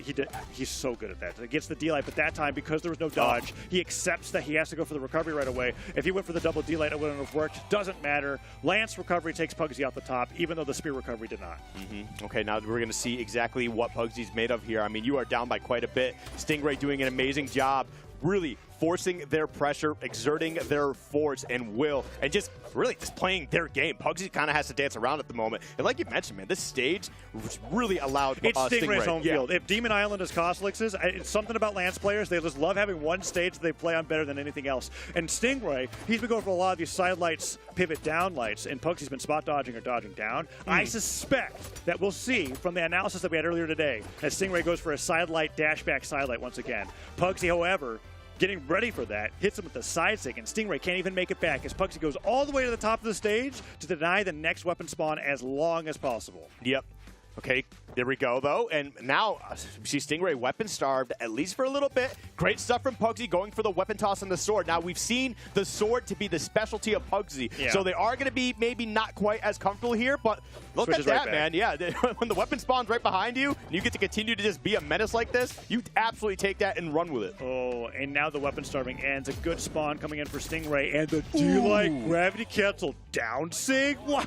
Talk about double trouble there on that attack, right? You don't expect to be getting hit by 2 Lance downlights, let alone downlight and a down sig, which is just an empowered version of that move. Stingray, incredible in game 3, and brings it the match point. We saw that double D-Light recovery, and even though we're going to get the... what is this here? Yeah, the recovery from here, but this last stock, this is... I've never seen Stingray do this. D-Light, jump, pivot, gravity cancel down sig. That is a... This is a read and a half. My goodness. You gotta, you always gotta be bringing new ideas if you want to stay on top in Brawlhalla. That's exactly what Stingray is doing. Yeah, and Stingray is definitely an artiste of bringing new ideas. But right now, on Apocalypse, Pugsy's last stand. We'll see if they're able to make it happen. Stingray's getting inside his head there. That was almost 4 consecutive nairs on Spear, just being like, okay, if you just want to hang out in the air like this, I'll continue getting free damage. Tries to go for a 5th one, doesn't get it. That sidelight into weight doesn't work out for him as Pugsy is now starting to attack out of hit stun rather than dodge out of hit stun. So he's really mixing up what Stingray is trying to condition him into doing, and he's keeping this game even as a result. Yeah. Stingray, still has that spear in hand, the specialty of Stingray. And look at that, just a beautiful movement, just waiting for Pugsy to commit to something, getting a huge punish. The combo game just continues to unfold. Pugsy is looking like they are frustrated. They are absolutely in trouble, and Stingray just continues the punishment game here. Yeah, neutral light hits, Pugsy gets back to the stage, recovery comes forward, falling side air, doesn't work out, and he doesn't dash at all, so that down sig's going to get the KO, and Stingray brings Pugsy down to 2 stocks. Pugsy looking for that weapon, and Stingray starts hitting him with the nairs again, falling side air, walks right back, waits for Pugsy to do something, and takes control over center stage. Weapon throw, leaves Pugsy without a weapon. And it's just going to be a little bit difficult, too. We see the first down sig taking a stock since game 1. We haven't really seen a down sig attempt since then. We saw like one, but it never connected. And now you have this opportunity where Stingray is continuing to put down this platform movement. Recovery, or the nair coming out from the land, switches over. Okay. The Stingray is playing so great. Oh, that haymaker was desperation. Skip. He gets him with the gravity cancel down sig again, and Stingray's up 3 stocks to 1. I think this might be it for Pugsy here. He's just going at him unarmed. Can't even pick up a weapon. He's just sidelighting and nairing, not even opting for that weapon spawn. Finally, something comes in, but this is looking rough. Yeah, look, I hate to count a player out until it says, game over here, but Yeah, this is definitely not looking good for Pugsy. They do let us know that there is life left in them. Taking a stock here, but down 2 stocks to 1, and you've got a little bit of damage already. Stingray's looking comfortable, and now they got a spear as soon as this next stock starts, and that's just got to be discouraging at this point. Spear is making me think that it's the. I mean, I don't see a lot of spear specialists in Brawlhalla, but man, he makes it look like that when spear sidelight connects, there's nothing that you can do. It's just up to him what he's going to be following up with, and that's absolutely not the case. Okay, he can steal light downsing again. He recognizes that Pugsy has no idea what to do about that option. Side airs him off the side of the stage. Weapon throw comes forward here. Stingray just waits for a new weapon spawn, neutralites Pugsy away, picks up the spear, immediately goes to the downlight, and the ground pound on stage, and the weapon throw forces the dodge. Stingray, Lance picked up, down 6 coming through, immediately buffers the end light, and that's it. Pugsy is out 3-1 to Stingray, and Stingray moves on into the elimination semifinal. Yeah, that was just fantastically played from Stingray. We did see Pugsy steal 1, but unfortunately that's just not going to be enough. Look at the damage differential here. Absolutely insane stuff. It goes to show how much Stingray was controlling the pace of the game, and especially in a top 8 scenario where this is, some of the best players playing all day today, and you are still dominating like this. I'm terrified for whoever's got to fight him in winter semis. Yeah, and so what's crazy is that this rivalry that I have in my head for Stingray and Cosilix it could potentially happen here if Cosilix is able to get through Meg D, because the upset that he just performed against Boomi was very considerable to me, especially after how crazy that last stock Game 5 comeback was. I mean, you can only dream of things like that happening, but Cosilix so good in that scenario, and now he has to go up against Meg D. To be able to fight against Stingray who's waiting in the elimination semifinal, and I love seeing the Lance mirror matchup between these two, because just like how Boomi and Cody Travis have some of the most different blasters in the business in North America, it doesn't get more difference than the Lance playstyles of Stingray and Cosilix. Cosilix very methodical with that playstyle, and Stingray is definitely the kind of player that's kind of like, oh, is this working? Does this bother you? I'm going to do this 18 million more times. Oh, that nair hit you? I'm going to nair you 17 more times. It's not even just that. Oh, this down sig hit you? Let me apply it in 14 different ways. Gravity cancel down sig on Orion? Okay, Pugsy, that's fine. It is going to be fantastic to watch those two duke it out. If Cosilix can get past Meg D, and that's the question here, because Meg D had a stellar performance against Luna, even though he went down from the winner's side, and now he's got to go up against Cosilix, where maybe he was expecting a matchup against Boomi, maybe even a matchup against Snowy. Reminder to everybody watching here, right? Snowy had to go down at 9th because Boomi Snowy was a qualifier match for elimination top 8. That was just crazy to think about. Like if any of you are tuning in right now and you are just trying to figure out how crazy this bracket has been, never mind this top 8, take a moment right here before we get into our next game to kind of go back to the bracket. Just see exactly how insane everything has been. Not even just top 128, not just top 32, but even pools matches. Yeah. Where a couple of those were absolutely insane, and that's why you don't want to miss any of the Brawlhalla action all day, because it goes as insane as we have been seeing it. But we are going to be getting into our next match here in just a moment. Again, with Cosilix taking on Meg D. Looks like we might be starting off with the Macho Man, of course, taking on the Val, a character I've been seeing a lot this weekend. Yes. In particular, when it comes to a Gauntlet legend that players are comfortable with, well, before we were entering this era, which, North America top 8 is making me think that this isn't true, but we're in an era where I feel like gauntlets are very popular in the meta. And before that, most players played swords, so Val's the natural pick for anybody that was maining that weapon beforehand. Val's being locked in for Meg D here for game number 1, but it could definitely change. And Cosilix on the Macho Man, even though it's been looking great so far, let me remind you that he is a Lance specialist in the sense that it could be Scarlet or Roland depending on how these games go. But here we are on Demon Island for game 1. Already I give it to favor for Cosilix, right? Because you got that horizontal playing field, no walls, no platforms to stop him from getting one hit with the lance and taking it all the way to the bank. Yeah, this is already looking a little bit rough. We're only 15 seconds in, but that start was as hot as it can get sometimes. But yeah, Cosilix immediately to the rocket lance on Demon Island. We've seen this a few times not too long ago with how crazy Cosilix can be. But look at this, Meg D starting to put the pressure down the sword, being able to answer some of these really committal hitboxes that the rocket lance will put out.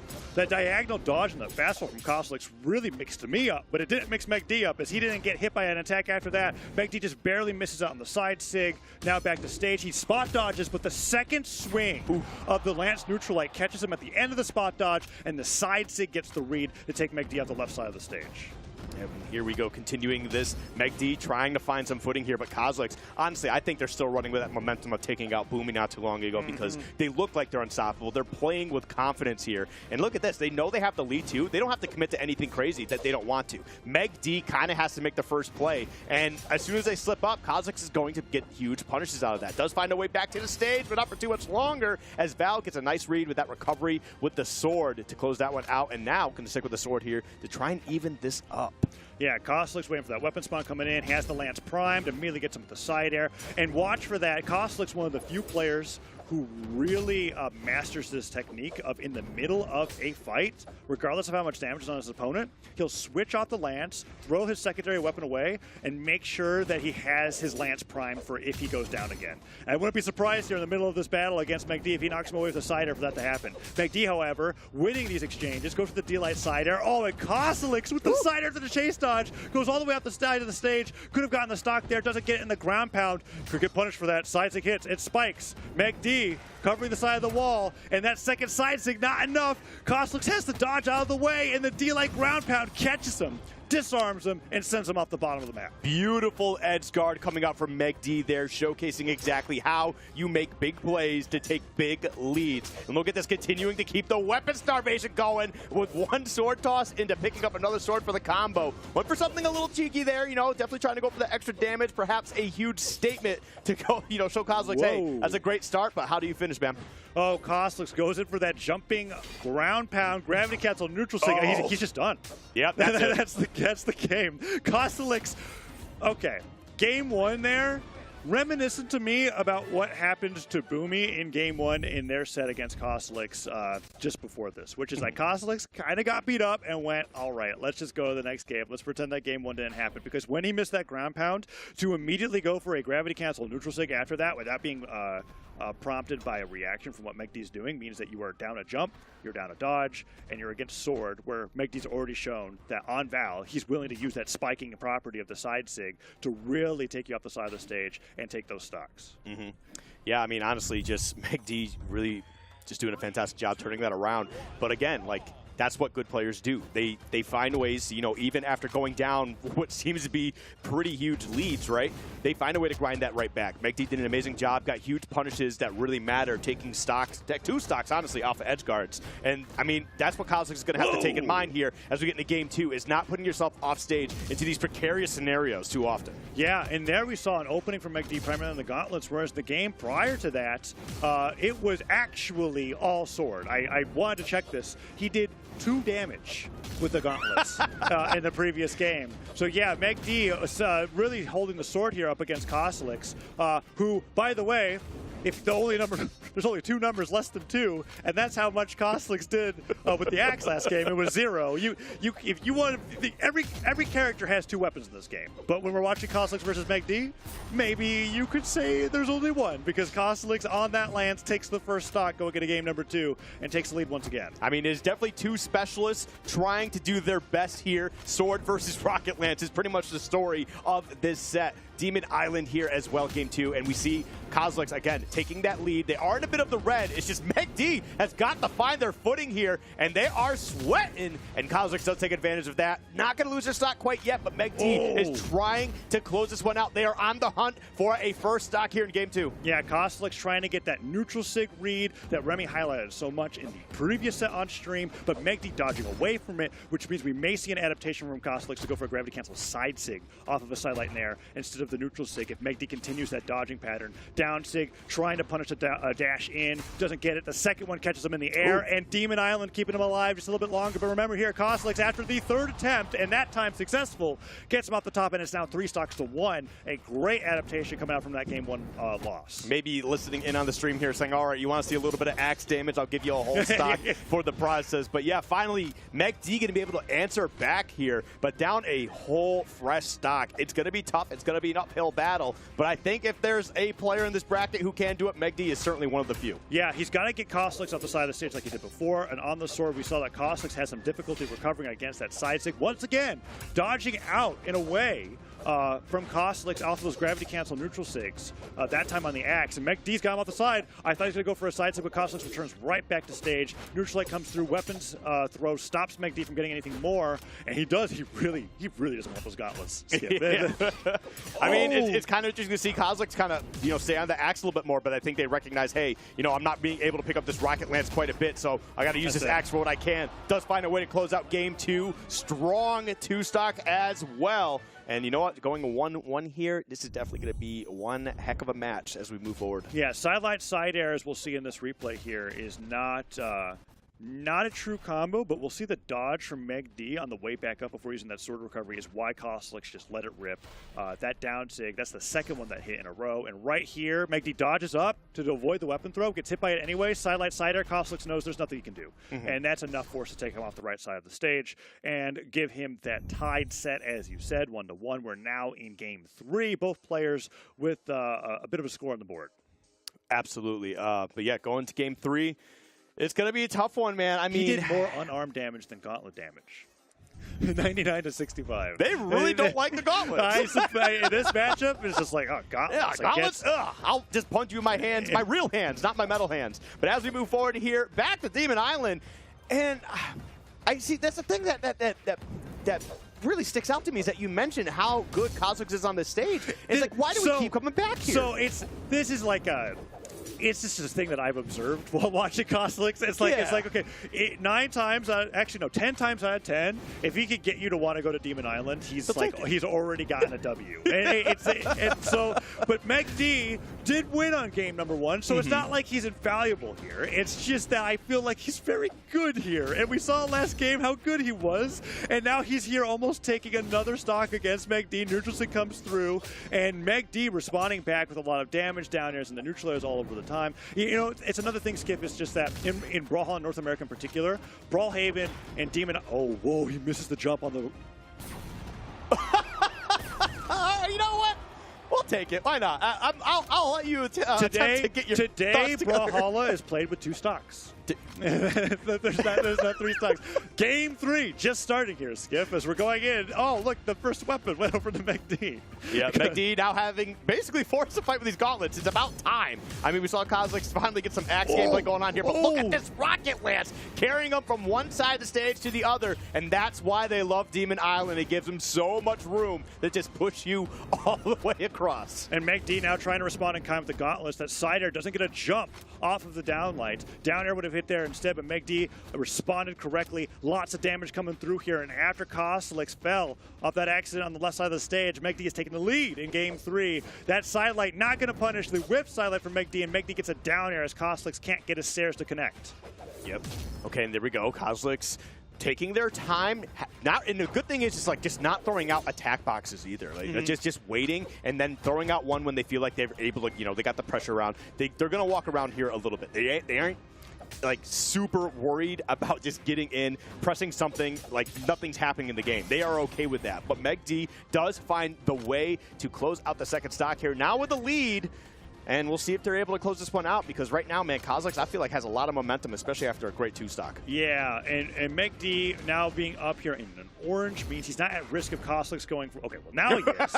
Yeah, I was like, Cosilix tends to only let signatures rip when he knows that they're going to knock out. We saw that rare case with the down sig on Axe not knocking out, and then he just hit another one. Here he goes for 2 weapon throws, trying to get Meg D scared up the side of the stage. And that side air, he's so good at catching Meg D right when he tries to reset his jumps. If you stay on the wall too long, exclamation points let you know that you're about to slip off and fall. Meg D, however, trying to reset those, gets caught up by Cosilix's side air, and now it's an even game 1-1, and Cosilix starts burning him with the lance snares. Yeah, and what's scary is the fact that even after 2 weapon tosses, a weapon spawned right on top of Cosilix, and it happens to be Rocket Lance 2 to close that one out. And again, another Rocket Lance to just really push this back into the lead, ever so slightly though. Meg D struggling, got the gauntlets in hand, and we know that's not where they're most comfortable. Yep, tries to get the side air. Going great. crazy here. Gets him off stage. Goes to the weapon throw down, gets the dodge, but because the weapon throw didn't hit him, he doesn't get the bounce and the pickup. Jumping side air gets punished, and Meg D gets the nair, tries to get a double nair. D-Light side air brings him off stage. Sidestick could do it, but Cosilix ready for it. Gets the side air, and Meg D has to get back to the stage with no dodge, and Cosilix can't get the gravity cancel neutral light. He doesn't have a Lance Prime, but the down sig, not enough. He's going to go for a second down sig again. Oh no, Cosilix went for the style and it could cost him the entire game. He's got no jumps. He has to dodge back to stage, and Meg D doesn't let the side stick go. I can't believe it. I thought that was the edge guard for sure. Oh, and they got back to the stage here with the Rocket Lance. And once again, off stage though. But the Rocket Lance, waiting for the recovery, and you know that's going to get punished, especially with a player like Meg D on the opposite end there. Made up for played. it. I was scared for Meg D there. There was an edge guard where he hit Cosilix to the side air. Cosilix literally only had a dodge to the stage, and he let him touch, even with that sword in hand, where he got the side stick that I was looking for at the end. That D-Light side air was a great knockout, but in here, when he picks up the sword, side stick catches Cosilix in the midst of the recovery, hitting him on the top of his head so that he doesn't get interrupted by the actual move, and he brings it to match point here in game 4. And that was just an amazing reaction at the end there with the sig from Meg D to be able to close that one out too. A 2-point difference on damage in game 3. As we get into game 4 here, Meg D 1 game up, but Cosilix again on the hunt to just eliminate stocks as fast as possible with his Rocket Lance. D-Light catches him on the dodge, and he sees it, and Cosilix so quickly goes, no dodge, side sig out of D-Light, because at the very end of that move means he's in an unusual amount of hit stun. Falling down air, can't get the side sig on that spot dodge, needed to hold that for that one to connect, and Meg D gets a good punish because of it. Down air once again, but that down air from Cosilix responds, puts his axe out. Okay, down sig, I don't think we'll get him here. That ground pound. Oh no, Cosilix, stop. No, that's the second time that we've seen him go for these gravity cancel neutral sigs, and Meg D just destroys him for it off the side of the stage. I mean, I was so confident in Meg D's edge guard there that I could finish saying that once he put that neutral sig out, that was the stock. Yeah, I mean, not just that, but like, I feel like we saw that same exact scenario in game 1, too. Yes. Especially on the left side here. Cosilix is able to answer back, albeit taking a little bit of damage, but, you know, that's not too bad because now you got Meg D, fresh stock, but no weapon in hand, and you got your Rocket Lance. You should find a way to try and even this up, but Meg D, great defense. Just trying to keep him off until a weapon spawns. It is the gauntlets, so again, it's not the sword that we've been seeing Meg D dominate with, or but the it's definitely unarmed, something. which he's sometimes doing more damage with, but Cosilix is still having some trouble.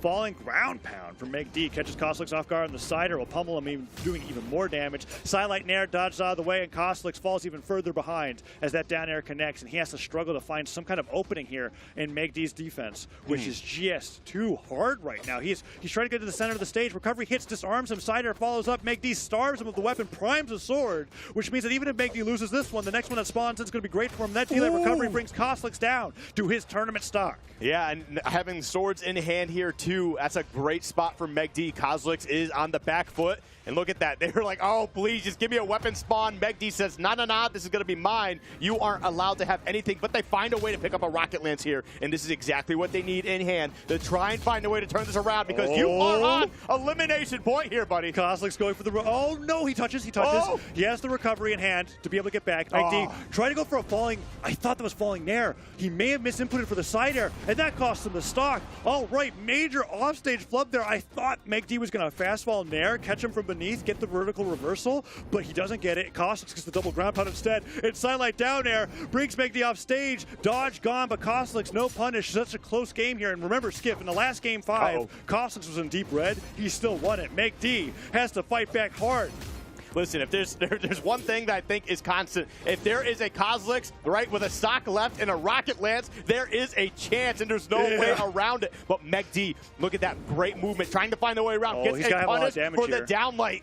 I think Cosilix is going to get this lance knocked out of his hands here. He has to switch it over, otherwise he's in danger of the next hit, leaving him unarmed. Meg D, with his sword, falls to the nair, tries to get the D-Light punish. Both players using their dash, their movement. Side air catches him out of the air. Cosilix goes all the way back to the stage, waits out the spot dodge because it's on the ground. Meg D gets his dodge really quickly. Cosilix with one nair. Gravity cancel neutral stick dodges out of the way. Can he fall with the side air? No, there it is. That's what I was talking about, Skip. One hit, there it goes. And he's unarmed. Can Cosilix make it back? And then got the sword in here for Meg D. They're trying to find a way to close this out. Cosilix finally gets a Rocket Lance back in hand. This is their last chance, That's it. the last stand. But that is all it's going to be as we see Meg D closing out game 4. Beautifully played, man. Just amazing defense, offense, just everything in between. Meg D putting on a show for us. Yeah, we get to see that side sig. So many stocks from Meg D in this set came from that side sig, and then just being able to countlessly get more and more ground pounds until Cosilix stock goes down. D-Light recovery off the top, and here at the very end, so much damage being dealt either way, but Cosilix with that side air reads him incorrectly, and Meg D sees that opportunity, gets the D-Light into recovery off the top of the stage, and wins the set, knocking Cosilix out at 5th, and moving on into the elimination semifinal to fight against Stingray. Yeah, man, that's a little unfortunate. It's not exactly what you were probably hoping for. I was looking forward to it because I like seeing this matchup because I've seen it seesaw back and forth. The Cosilix just destroying Stingray, and then there was a time where Stingray was just like, I am the better Lance player, Yes. started beating him over and over again. But as of late, Cosilix has been doing a lot better in the Lance, and we obviously just saw right here how close that Game 5 was. Especially against Meg D. Not to mention taking down Boomi to be able to get this far. Yeah. But I'm not complaining about Meg D playing as well as he is going up against Stingray either. I mean, hey, as long as we're getting some of the best action we possibly can, I mean, that's a good day for me. But let's hand it over to Remy over at the analyst desk, see what they saw. Very close Game 4 for for Meg D there. I want to look at offstage this game. This game was really close all in all together, but there were some key points offstage that really solidified Meg D's point as the winner of that set. Demon Island, one of the most favored maps for Cosilix. Taz has mentioned it multiple times. Cosilix likes going there. He also likes going off stage there. He feels very comfortable, but that Val side sig. That Val side sig was key to making this set go Meg D's favor. And if you want to just hit play here, I'm going to remove that box for you guys. You guys already know how small that wall is. Side sig hits the first time. Meg D does it again. Weapon throw this time. He still makes it back. And that GC downlight ground pound, a very common edge guard tool that every player uses to cover the wall. You're going to notice that multiple times throughout this set. Again, right here, you have another situation off stage that Meg D's created for himself. He's actually losing till he gets back to the map here. And wait, this might be the same exact play. Oh, it's this one. All right. Same situation as before.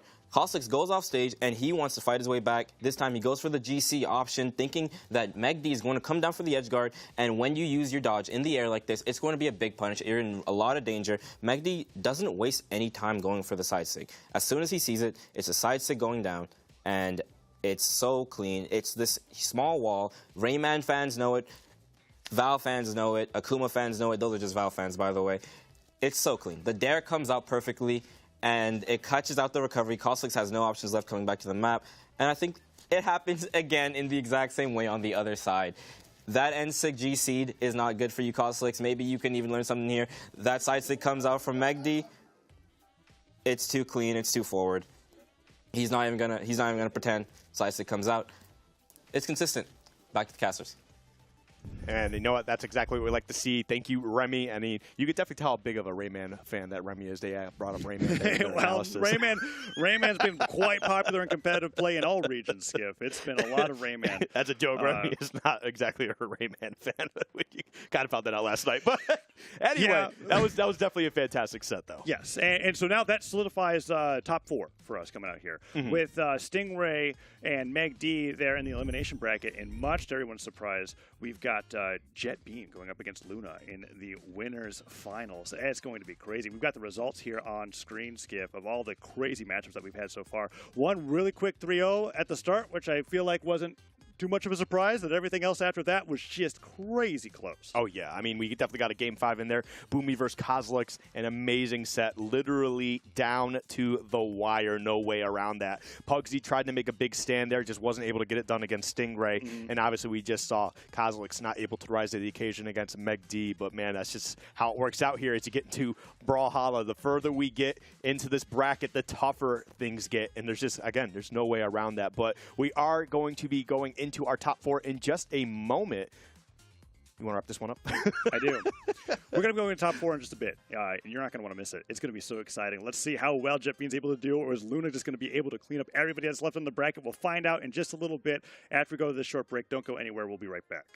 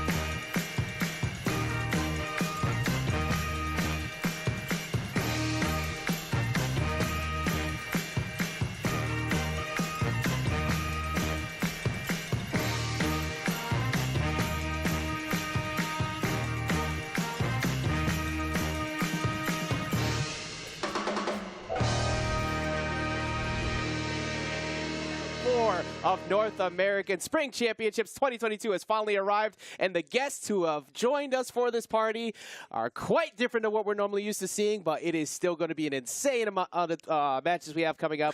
I am coming back here on the mic with Duke. Yeah, it's insane. Like you said, the people who got their initial tickets into the top 4, they must have dropped them on the way, and somebody else picked them up. But what's fun and interesting about these 4 is the fact that 3 of them have borderline secured their spot in the midseason invitational. One very well could get that other spot. And I'm talking about Jet Bean coming in PR number 26. If the math works out, which we'll find out later this week, there's potential for Jet Bean to get an invite based on how he's playing today, which is crazy. Yeah, never forget that a seasonal championship win changes quite a bit on that resume, and it's looking like the resume could be leading towards that W the way that Jet Bean has been playing. But first, you got to get through Luna, of all people. But on the other side of that, Jet Bean also has to worry about potentially the Steel Series singles champ of Stingray, and of course, the extremely difficult to deal with, especially as the bracket goes on, Meg D, who has also pretty much secured that spot for midseason. Yeah, Meg D was on the cusp. I know Cosilix was on the cusp. Pugsy was on the cusp. With how they performed today, getting in the top 8, they're looking pretty good. Of course, nothing is 100% confirmed, but we'll find out later. Either way, we've got our 4. Like you were saying, Luna and Jet Bean going to kick it off in the winner's final. Loser of this goes down into the elimination bracket to those Sharks you were mentioning just a second ago. Yeah, now these 2 are going to be hungry at that. These 2 are very explosive players that we've seen so far. We've known and learned to love what Luna can do with the Mordex and with the Taros. But on the other side of things, Jet Bean has looked very similar to what we've seen out of Luna with the Mordex as well, with the Tylung, with the Scythe. What do you think is the approach that Luna is going to be taking after watching this incredible run from Jet Bean to try and solve that? Do we see the Ditto or do we see the Taros come out? I think what I want and what might happen are 2 different things. I want Luna to go in with the thing that he's the most confident with, which in my opinion should be the Taros. That's what he's hit the highest peaks with. But this is what I was worried would happen, is that he's going to ego. He's coming in top seed of the tournament. He's like, I got a Mordex, you got a Mordex, but you're just a wimpy PR 26, so my Mordex is bigger, stronger, and faster. That's a good point, and we were talking about it a little bit while we're getting ready to get up here. Sometimes ego diff can change the way things go. Let's see if that happens to be the case, because we are going to start off winners finals of Luna versus Jet Bean here in the Spring Championships. All right, both of them starting it off. Both of them on the Tylung. Just a little bit of a color swap. I think that's the Halloween colors. I'm not 100% coming out from Luna. Yeah, I believe so too. The orange shorts there, and this is I'm very curious to see who has the first starter. And they're showing right off the bat. Let's see whose neutral's better, who's gonna have the better punish game, because we're starting off no platforms at all, small stage, easy punish game. Yeah, they're just gonna be both playing it out, and likely both sticking to those sites as well. They're both basically coming in with the same game plan, but right now it's looking a little bit better for Jet Bean. Yeah, Jet Bean getting some damage early on, but let's see if he can catch him. Oh, but Luna already getting him all the way at the bottom. He's going to chase him on the other way, but Luna is not able to capitalize on that. Jet Bean catching him again with the D-Light. This could be a good opportunity, but Luna goes to the bottom of the stage. Good movement from Luna to stay just below. You can see Jet Bean was looking for that potential gravity cancel downlight with the active input kick, but offstage opportunity, nope.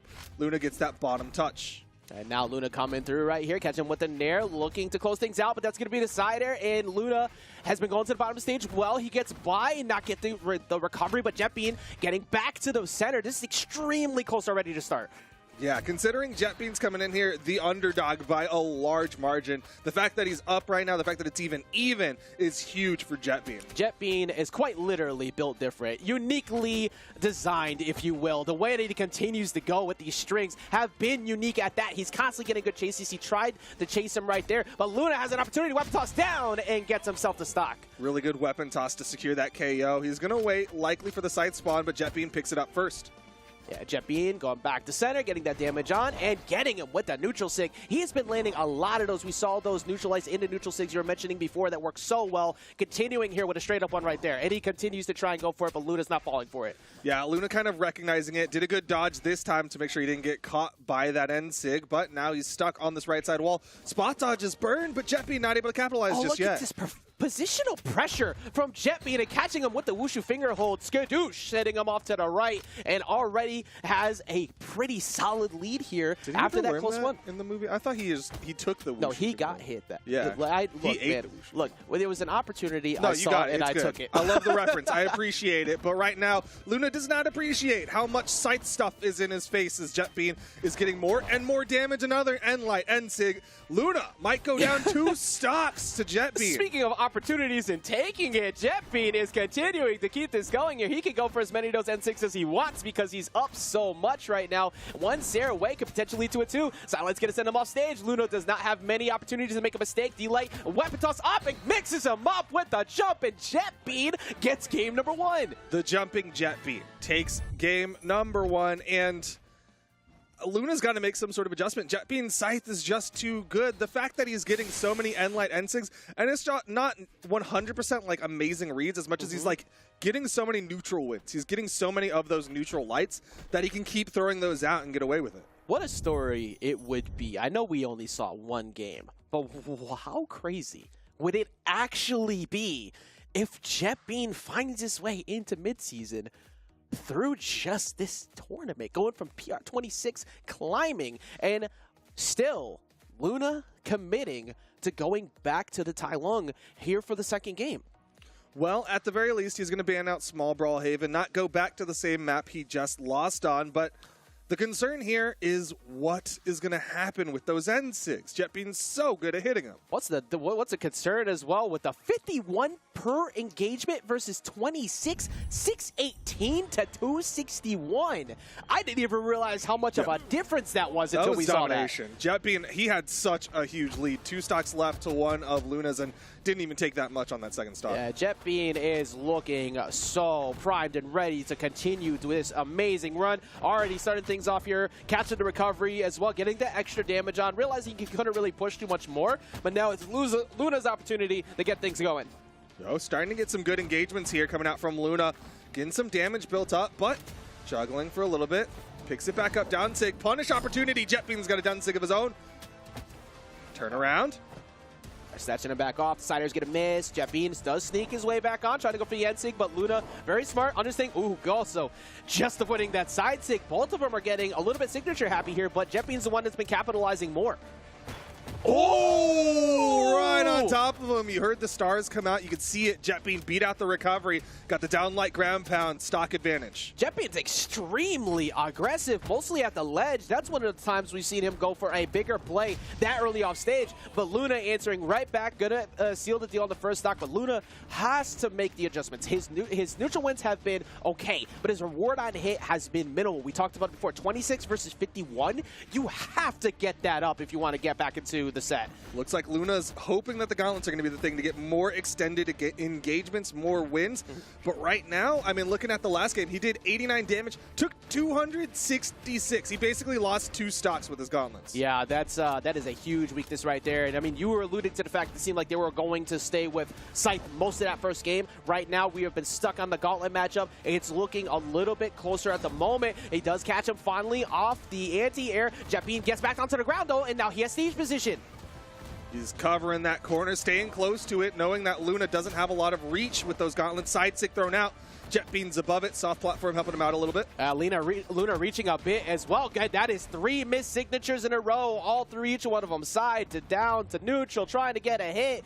And this is something we see out of Luna often when it's on the Taros with Roman Reigns. He'll start throwing them out kind of haphazardly to get something to work. And it led to something working there with just a good offstage play, but almost answered right back.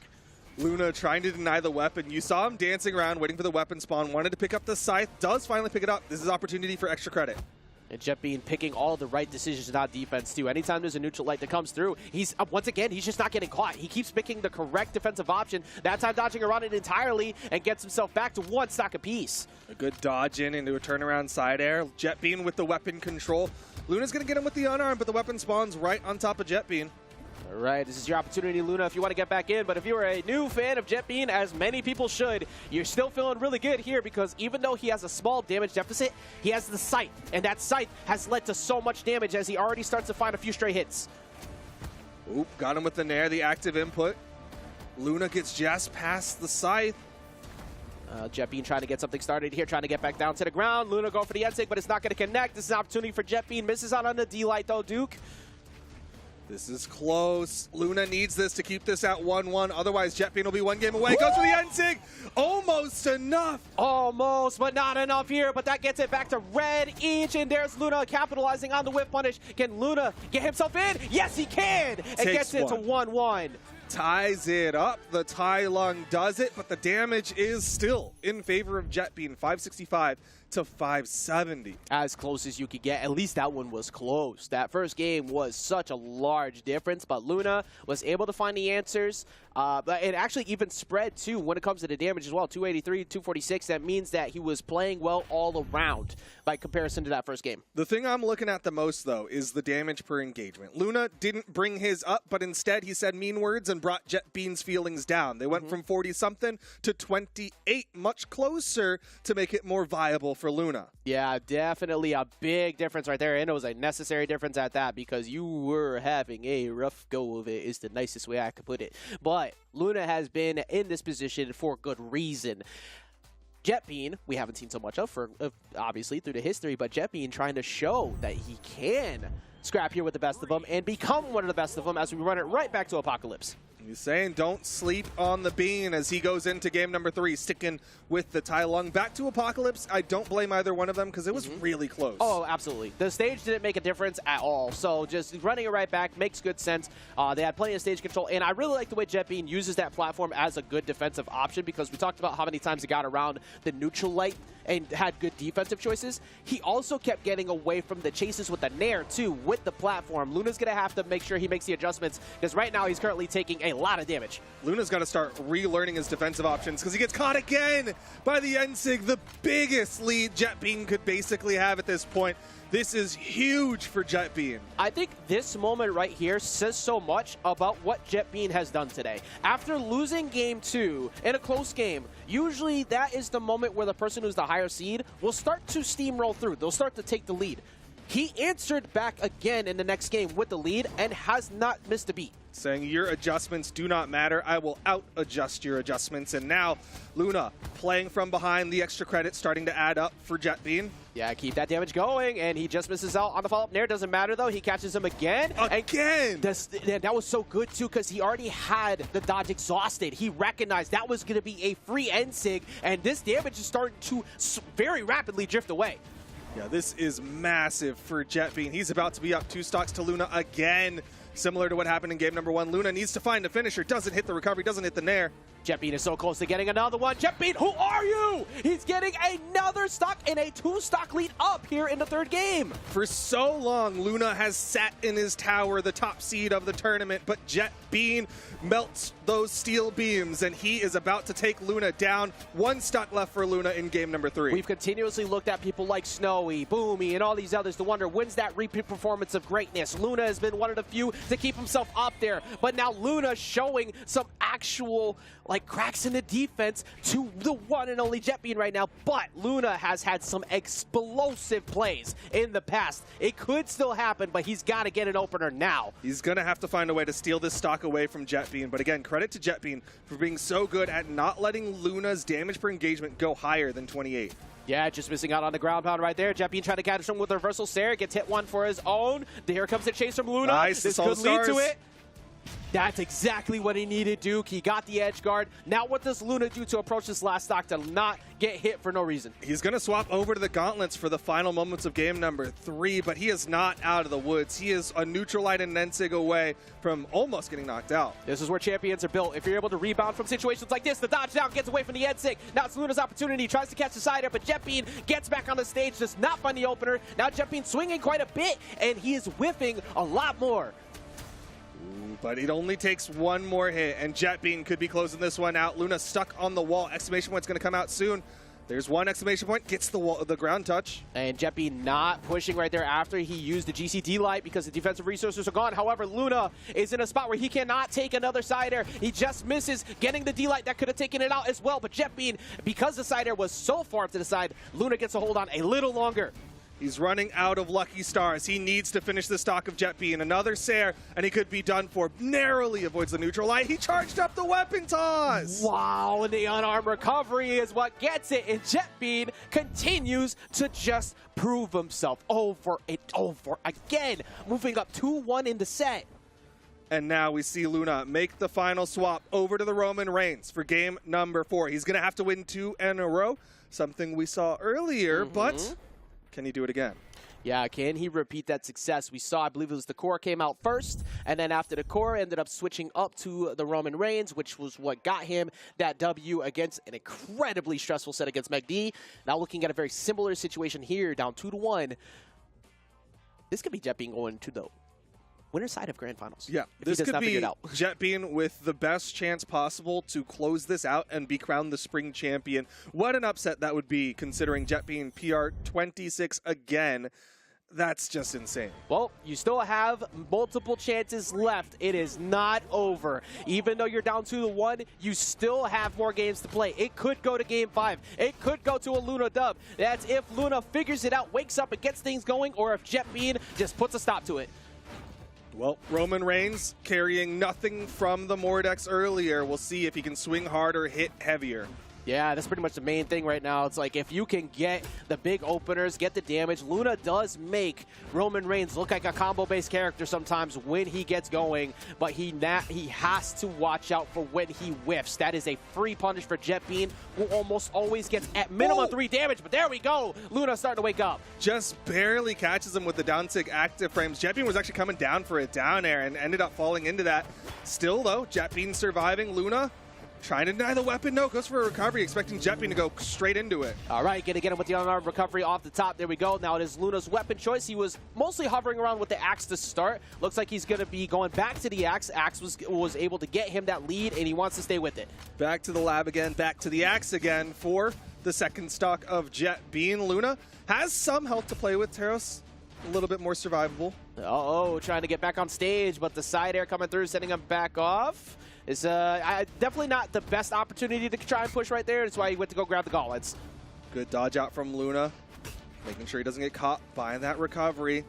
Trying to get this extra credit, staying on this corner. Jet Bean finds the side air. No weapon toss just yet. Delays it, but the recovery helps out Luna a little bit. Yeah, it gets a little bit more damage on, but Luna holding on to this stock as long as possible. You're talking about the extra credit he definitely made the curriculum on that one. That worked out pretty well, getting him straight to the orange. And you already know 2 more hits off of Teros. Well, that might be going away. Yeah, he did get a decent amount of extra credit, but it is not a stock just yet. 4.0 GPA not in the pocket. Yeah, you still want to make sure that you lead the valedictorian, not the salutatorian, because Jet Bean is sure looking like he's trying to be the #1 in the school if he keeps it going the way he is right now. Even with this lead, I still keep fearing for the potential that this might get evened up immediately because of how good he's been. Oh, doesn't get the down air. Needs a stomp side air. Not even sure an air would do it. Off stage. Oh, that's big. Does he have the movement? Gets back to the wall, snatches him back up. Luna. Sweat Beans! And that's a stock. Luna had such a large lead. And Jet Bean once again trying to give that speech at the ceremony so he can move forward out of this graduation. Duke, what is Jet Bean? Jet Bean's a monster. He's apparently been sleeping in the lab. He's just been sitting out there, taking out other monsters, and suddenly just coming to the show. 1 stock left for Luna. This could be his winner's bracket stock. And Jet Bean certainly has slingshotted his way into what could be the winner side of this grand finals. He's currently holding on to this second stock very well. Straight hit territory. That's going to get the stock. Luna has an opportunity to still keep himself alive. Last stock here for both players. Luna fighting to take this to game number 5. Side light, side air, doesn't get a follow-up. This is where Luna gets signature happy too. He will try to close it out with an Axe D Sig. He will try to catch you off stage with a GC Axe and Sig if you are not careful. And Luna is working his way towards that damage that might get him the game. He's getting these chunks onto Jet Bean. But remember, he had a big lead going into those second stocks, and Jet Bean minimized all of it. Yeah, Jet Bean is getting whiff punished hard right now. He's trying to actively switch over to that site as quick as possible. He has it, and this is what Jet Bean has done all day to get him to this point, but Cider sends him deep off stage. Luna goes for the safe option. The down toss, Jet Bean gets back up. Weapon on the left side, Jet Bean denies. That actually is a huge moment. The fact that he was able to get the weapon reversal, but now he gets side-aired after it spawned perfectly for Luna, and we get a game 5 instantly trying to go back into the next game. Saw those numbers come up. Luna able to put out more damage, connect with more signatures and light attacks, but still, he can't breathe a sigh of relief. This is game 5 against someone who, by numbers, you should have just walked away from with a dub. Yep, and this is after you were switched off the Mordex, which has been looking so good. You brought out the real business. You brought out the Roman Reigns, the champ, and you still almost lost that game. You cannot be comfortable as we move here into game number 5. The Universal Champion, the Raw Champion, the head of the table, Luna on the Roman Reigns, hoping this will be the thing to put him into the Grand Finals. Or will it be the surprise guest appearance here? A special guest referee, if you will, of Jetbean coming in and smacking him with his own belt. Jetbean trying to catch him with the D-lights, pushing him back off stage with the sidelights. He has stage position. Again, the amount of times he's had stage position and looked like he has legitimate fear. Luna has been so good, but at least Luna gets so much reward off when he gets a hit. Ooh, charged up the N-Sig. Jetbean stayed grounded, punished it. All right. Doesn't get dodge red. Something, yeah, exactly. He's not getting as much reward now as he was before. He's actually missing out a lot more. Luna is getting by what was always a free hit for Jetbean. Luna, he's going to be sticking with the hammer. More KO confirms on it. D-Light Nair doesn't get it. Needs One another stare one. away, one straight hit. That should do it. Even neutral lights at this point will probably take it off the side. He's trying to catch him, and Luna now swinging a bit, but he finally scoops him off the top. Still, damage being done. Luna in the red. Jetbean can come in, maybe go for a raw uppercut. Jetbean, yeah, he's staying unarmed to trying to play around it, but Luna's taking advantage of it right now. He got a good amount of damage, but there we go. That is not going to get back at all. Just Luckily, not as tapped. much damage. Yeah, the good thing for Luna is that he was pretty damaged, and the good thing for Jetbean is that he didn't take too much damage on that respawn. Second stocks here, game number 5.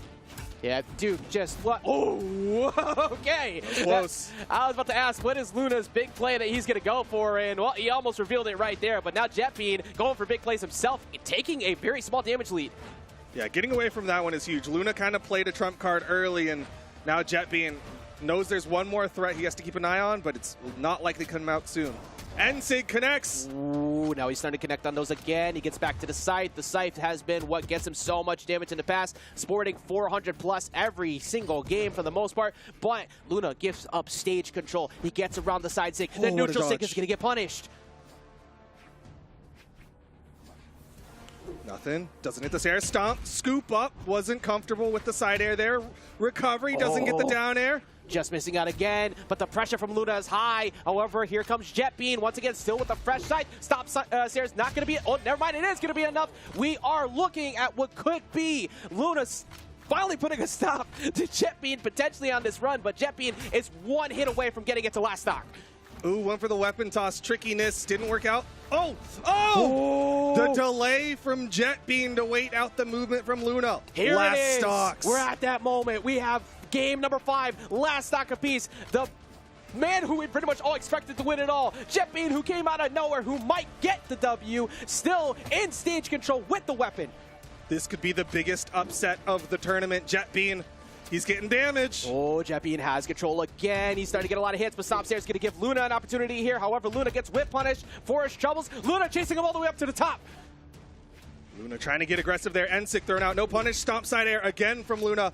Over to the axe, neutralite, denying wall touch. Jetbean running out of movement. Oh, Luna catches There it! it is! Luna moves himself into grand finals with the D-Light into the ground pound, stopping for once the amazing run of Jetbean so far, who was almost the one to knock Luna, the only one left in the top 8 seeding, down to a limbs, and he just missed out.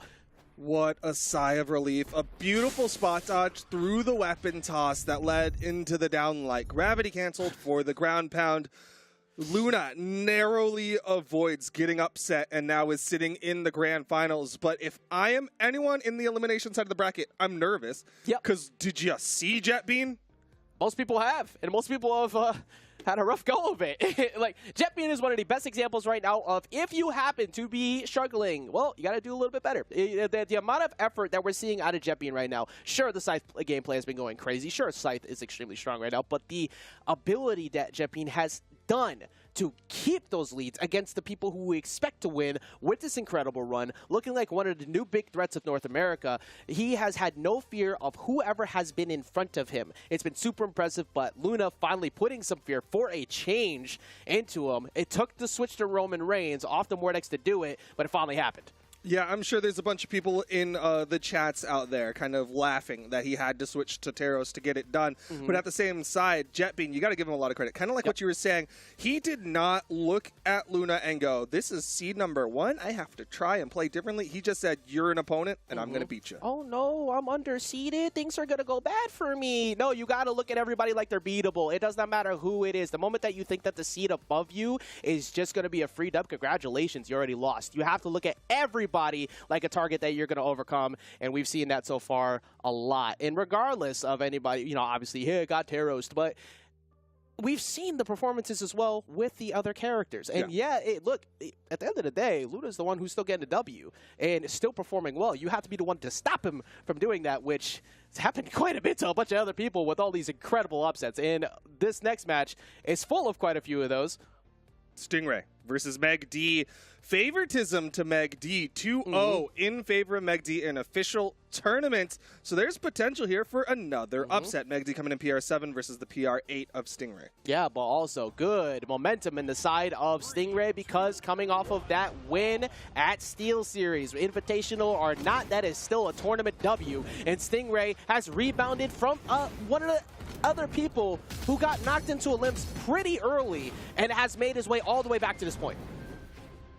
Well, we'll see if he can continue that champion's run. Right now, has to get through Meg D, who has yet to really tap Stingray. There's the first hit with the side light, second side light to connect for more. Everybody's had quite the interesting wish to fight all these Lance players on Demon Island. That's been a pretty... why? I don't know. Look, if you decide to stand directly in front of Florida traffic and a car comes your way, but you decided to stand in front of there, that's probably what's going to happen. This is basically what you're given with Demon Island. Perfect flat stage and a Lance that's going to cruise through at any time. But Meg D did, however, beat Cosilix here at the end of the last set, so maybe Meg D still feeling comfortable with that. Yeah, Meg D apparently not concerned about any sort of advantage that this map gives. But like we're saying, man, like it's such a Lance player's haven. But right now, Stingray's on the spear. Likely going to look for a down sig in a little bit if he gets a little more damage onto Meg D. Yeah, one thing that at least works as well, too, because of the fact that you are playing Val, you have that D-Sig off the side, so you can definitely capitalize pretty hard on the small amount of room that you have to work with. But Meg D's patient playstyle does play well against the Lance until you decide to not look down at your toes and to get shot up. Stingray is, in my opinion, one of the best Orions at hitting that down signature. 100% He's so agree. good at hitting it and finishing stocks with it. Not even just the Lance, the spear D-Sig too. He catches people after resources are gone on the cross-up where you're trying to fade either side. It's so consistent. But also the spear N-Sig. However, speaking of N-Sigs, you're going to get sent off to the right. Meg D gets the first stock. And Meg D does clean it up. A little bit of extra credit to Stingray, but the bigger issue is the weapon spawn does pick up the Lance. And Meg D just keep that is three side lights. Three side lights? Like, hey, look, if it ain't broke, don't fix it. Like, it was hidden. Oh, opportunity here. Yep, the side sig, another one. Weapon toss to dissuade it.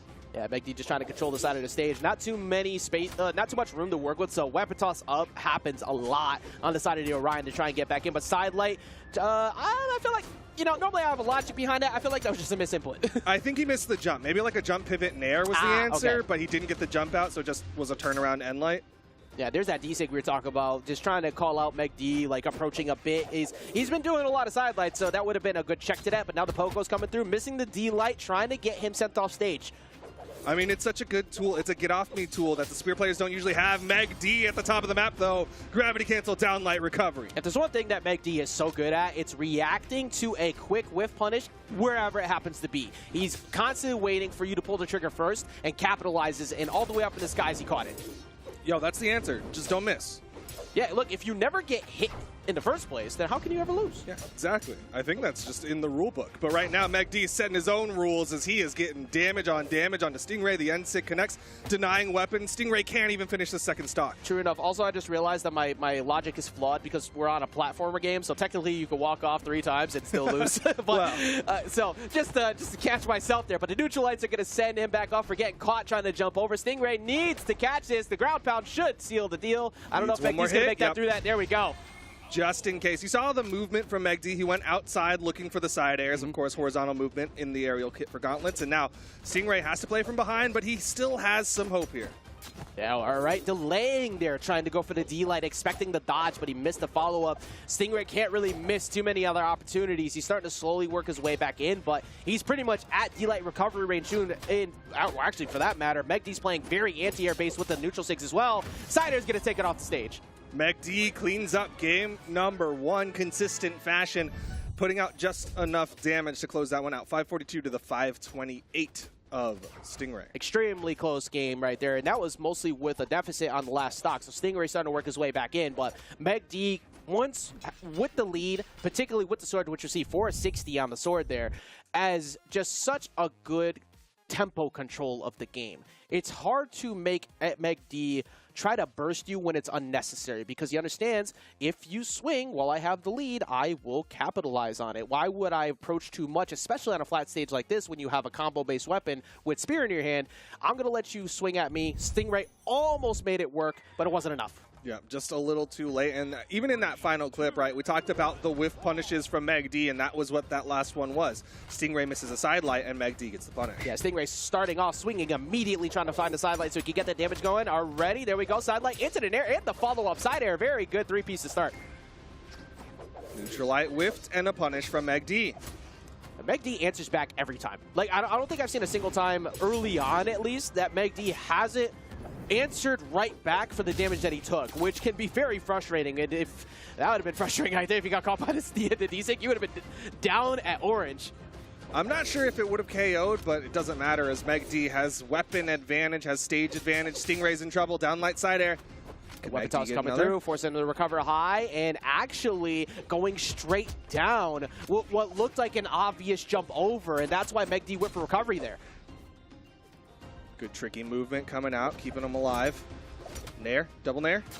All right, starting to get the damage going. Expecting Meg D to go towards the right to catch the D-Light. However, the Dare Decider comes through. This could be a Dare opportunity. No ground pound necessary, and that is going to be the first stock going to Stingray. Yeah, good babysitting coming up from Stingray. Stacked up and then immediately jump Dare. Gives him the stock advantage, but he needs to get this extra credit. Yeah, it's so necessary, more so than many other people that you fight against, because Meg D, like we said before, answers back so fast. And then as the game goes, Meg D becomes more powerful. Meg D is so much better in the long game than a lot of people, so Stingray has to capitalize while he can with this first stock still. He is so good in these battles of attrition. Gets the downlight recovery, not quite enough, but Stingray gets another opportunity for extra credit. He's not getting punished really much on the Spear D-Lights too, which is really good. That's usually an opportunity that Meg D will capitalize on almost every time.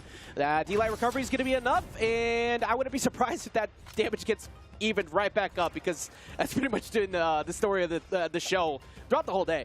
Yeah, every single time somebody gets a slight lead over Meg D, he gets the stock and then immediately brings it back. It's already working its way towards it right now. The side lights, however, haven't been working as much as the first game. They've been a little less effective, but they're still connecting every now and then. Side light comes out from Stingray. They try to find the falling there. D-Light recovery, starting to work his way back in. He has stage control. However, the Pogo's going to get him back over, and Stingray smartly getting stage control. That was really smart, going straight to center stage, kind of alluding to the idea maybe a weapon switch or something comes in and just covers. Yeah, catches the landing from Meg D, and opportunity here for Stingray to get a damage lead. Nice jump nair for extra Pogo as well. Ooh, yeah, Stingray's really waking up to the opportunities that he has available to him. That's not going to take it out yet. It's on Stingray to make the right call. Going high. Well, I think that's the first time we've seen him go that high so far and mixed up Meg D. Yeah, Meg D was expecting low. You saw the way that he moved off stage underneath it as well, and Stingray got away for free. And Stingray throwing hands right now, just getting as much damage as possible. The lance hasn't really been that necessary, which is what we were worried about. You're going to get hit out of the recovery right there, but the spear has really been the answer so far for Stingray. Yeah, definitely been a spear-heavy gameplay, even in that last one. 411 damage put out on the spear versus 109 on the lance. Yeah, now when do you think, at any point, if necessary, the lance makes a surprise guest appearance? Because the spear has been so good, do you pull it out at the last second to have that just ridiculous burst out of nowhere to throw Meg D off? Do you keep working what's working so far? I think he's going to rock the spear through and through. Maybe pull out the lance, like you were saying, as like a quick just surprise throw Meg D off his game a little bit, change up the pacing. But for now, the spear is working well enough, but he's stuck on this corner. Yeah, I mean, if he gets an opportunity, weapon toss into weapon pickup side air from Lance could work, but so far it's not been too necessary. A weapon toss down to try and set up a situation right there. Meg D currently unarmed. Now the weapon toss starts, and it ends immediately. Yeah, Meg D fortunately able to pick up a weapon. I think that was a down tick charge up from Stingray. He's in trouble. Yeah, that's not good for Stingray. So he's comes through, but he gets back down, and he gets the weapon. And he dodges the side light read from Meg D. Opportunity here. Stingray holding on. Doesn't get caught. And Meg D trying to catch him. Oh, that's a punish. Yeah, that's it. He tries to capitalize on him with the spear desync, but that put him in a very free punish for Meg D, and that's going to get him the second game. Really good timing change from Meg D, right? Like they were stacking up every now and then. So Stingray was like, all right, let me go for the stacked option. And then suddenly Meg D gives him the space to breathe and comes in for the punish. Game 3 here, and Stingray's over to the Hattori. Yeah, deciding to go away from the lance. I was wondering if we would see that lance come back in, and the answer was no, because he just wasn't feel comfortable with it. So now going over to the sword, feeling like the sword matchup might help a bit more. The spear has done a tremendous amount of work already. So let's see if the Hattori actually works out. Yeah, no surprise to see him stick with the spear at the very least. Definitely a plethora of spear characters you could have gone to, but the sword is always a good pickup.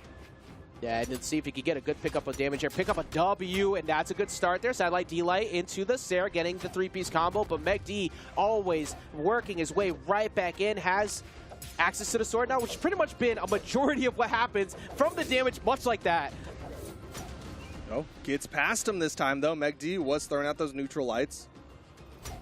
More side airs. Opportunity here for Stingray to play that corner game, but he goes down looking for that down air. Yeah, aggressive play there from Meg D, recognizing that Stingray has gotten pretty much free dares almost every time there. But this opportunity for Meg D, gets the Sair.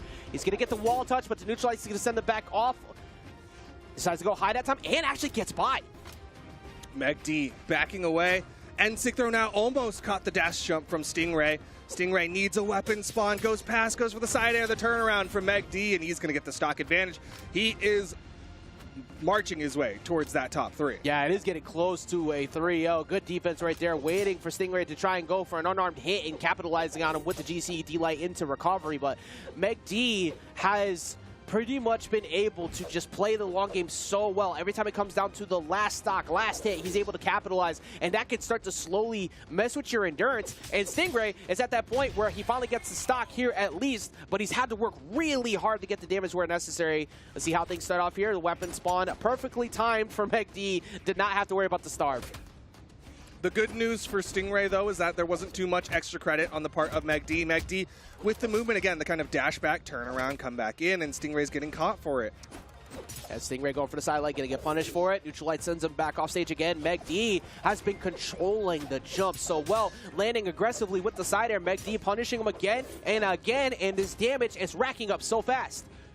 Just the stage control game from Meg D is a little too much for Stingray right now. Stingray's taking damage, and Stingray's now in trouble on this second stock. Hey, excuse me for at the very beginning of the set saying, why does everybody keep taking the Lance players to Demon Island? The problem was, why did you let Meg D go to Demon Island instead?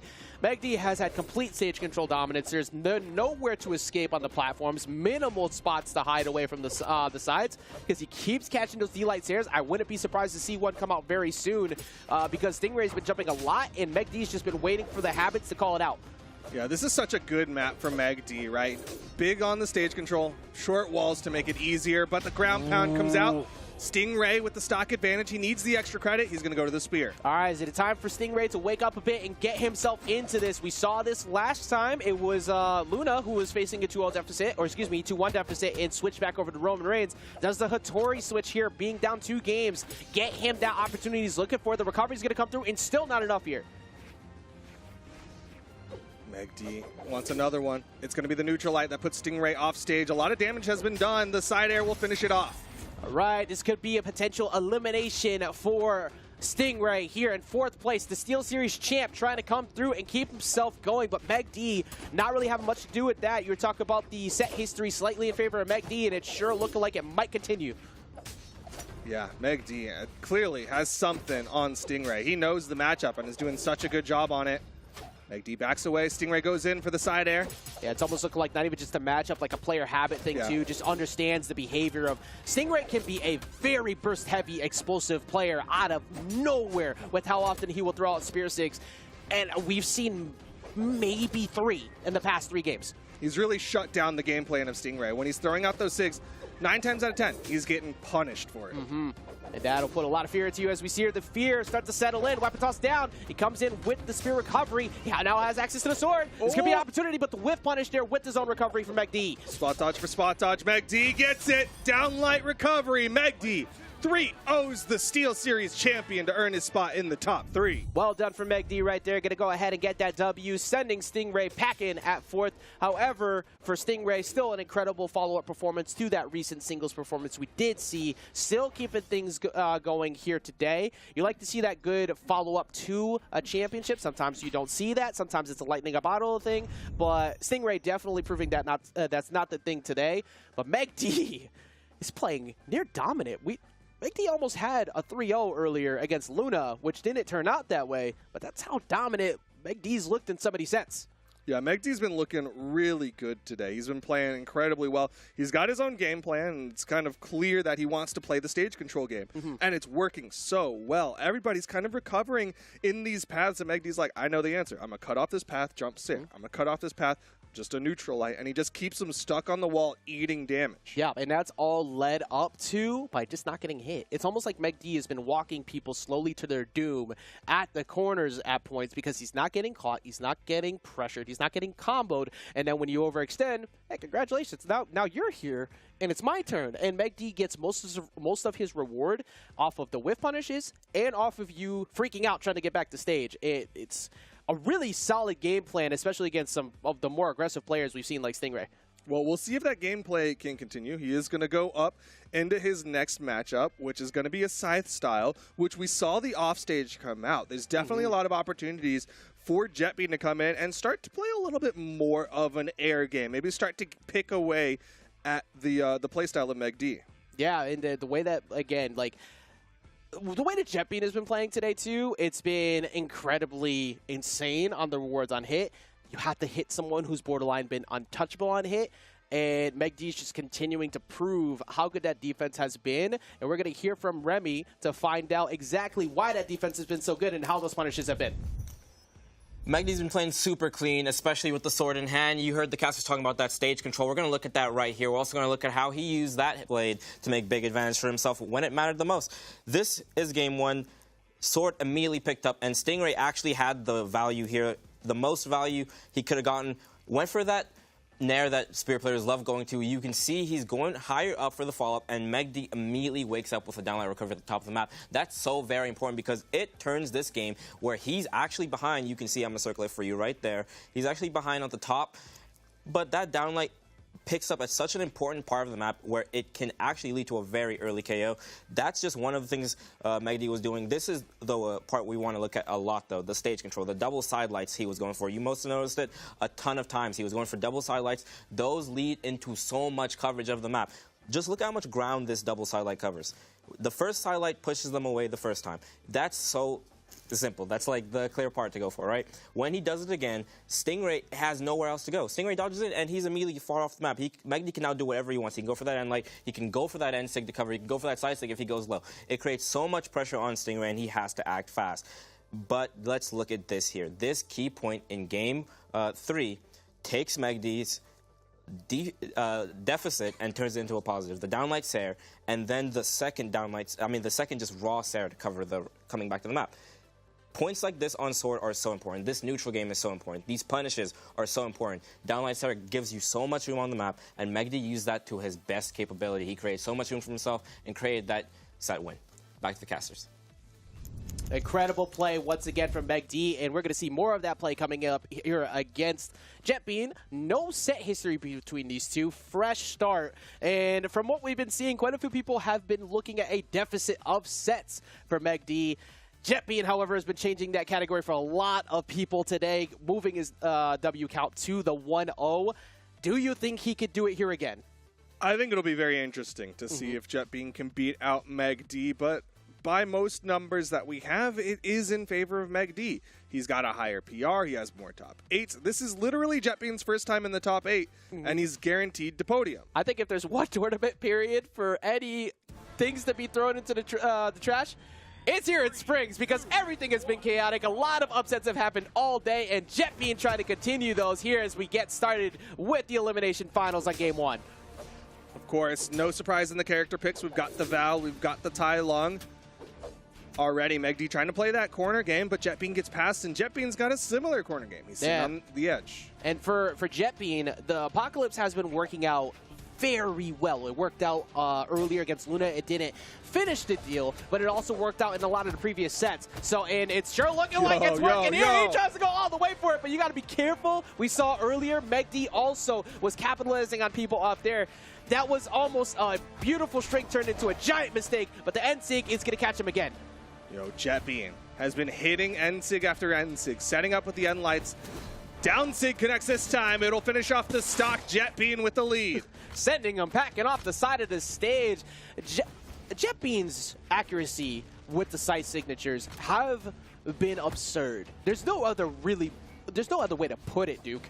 He's so good at reading the movement and getting those SIGs to hit, and that's great value. You get a lot of damage on just a singular SIG. Like, it's almost like you constantly hit the beehive with how often the sight stings you, and then you just get hit by a truck. So, not exactly the combination of things you'd like to get, and then you get isekai'd here into Brawlhalla. So, Meg D currently struggling a little bit to find the openings, finally gets the hit there off the top, but the weapon toss coming through, gonna get him sent off again. That's a lot of defensive resources already burned.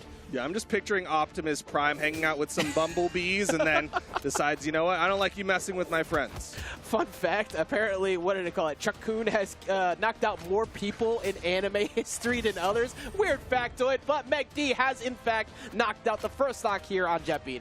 This is a position that Meg D's been in plenty of times, where he's playing from behind, but he's been able to add up that damage well enough. We'll see if he can do it again here against JetBean, as JetBean's avoiding Meg D's swordplay for a little bit. Yep, and one of the most frustrating things about fighting against Meg D so far for everybody today is the fact that your lead sometimes means nothing, because he just gets it back so quick. His damage mitigation is amazing, and it's working well right now, but he has to play perfect, which he so far is. Yeah, JetBean's playing really smart around this. He has the advantage of being able to watch that last set and kind of think about what he wants to do against Meg D. N-Light and the NSIG not going to connect Meg D this time with the right reaction. And Meg D going off to the side there, going low, keeping himself safe. If there's one thing that Meg D's done really good on the adjustment here in the second stock is he's playing very grounded. He's not jumping often, which is kind of messing with JetBean a little bit. He's gonna adjust at some point, but Meg D's doing an amazing job to getting this back to even. Yo, but the weapon tosses from JetBean, they were so good earlier, I think against Snowy. There's the side air. JetBean again with the lead. All right, and once we, like we said before, all logic is thrown out the window when it comes to trying to figure out what JetBean is going to do, because he keeps doing it. He keeps getting the W's, trying to go for the chase to get the dodge there. He misses out, weapon toss up, trying to catch him, going straight down. Meg D, however, does not get to get the punish. Just a side air connects for JetBean, the first tap of extra credit. Sticking with the scythe, took him a while to find the pickup. The slowest toss of the gauntlet, just bonk, just catch him in the center. But that is not exactly the bonk you want to take. The D-Light recovery is going to get him back into the game. Very much so, only in the yellow. That second stock mattered a lot.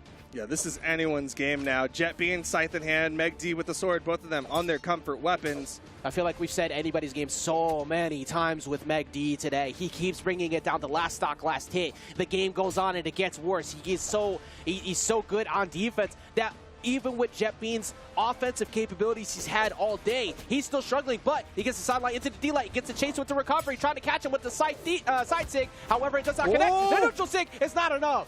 Not enough, but he's gotten the damage. This is an opportunity for JetBean to close out game number one. Meg D disarmed by the Ensig. There's the weapon spawn. Downsig charged up to cover it. Ooh, I like the mix up there, trying to slide cancel off the platform to mix him up, go for the early approach. He has the damage to afford to wait a bit. The side air probably takes it out. You can't get too hungry for this KO, though, because that's exactly how Meg D gets back in. Yeah, you got to make sure that you pick and choose when you go in. Can't go for Endlight Ensig too often. Side airs will slowly do it if Meg D's not careful. Yeah, he's looking for a mistake from Meg D, looking for a D-Light to try and punt him off the stage. Meg D going high, gets around it all, but a side air could take it too. However, Meg D has weapon control now because of the weapon toss. Yeah, the weapon throw whiff. Jetbean finds a pair of gauntlets. Meg D starting to get some damage put in. Wait a minute. This is a... Okay, never mind. All right. Calming down real quick. The neutral lights are going to take him off the side of the stage.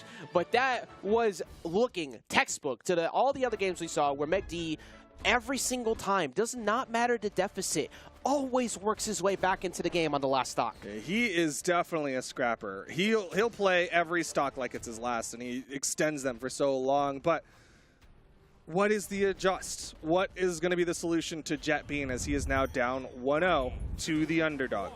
Yeah, well, I mean, he's going to have to figure it out soon. I mean, luckily for Meg D, he definitely puts in the overtime. Like you were saying, he grinds out everything. This is the ideal coworker. If you're trying to take a vacation, Meg D is going to go ahead and pick up those work days for you.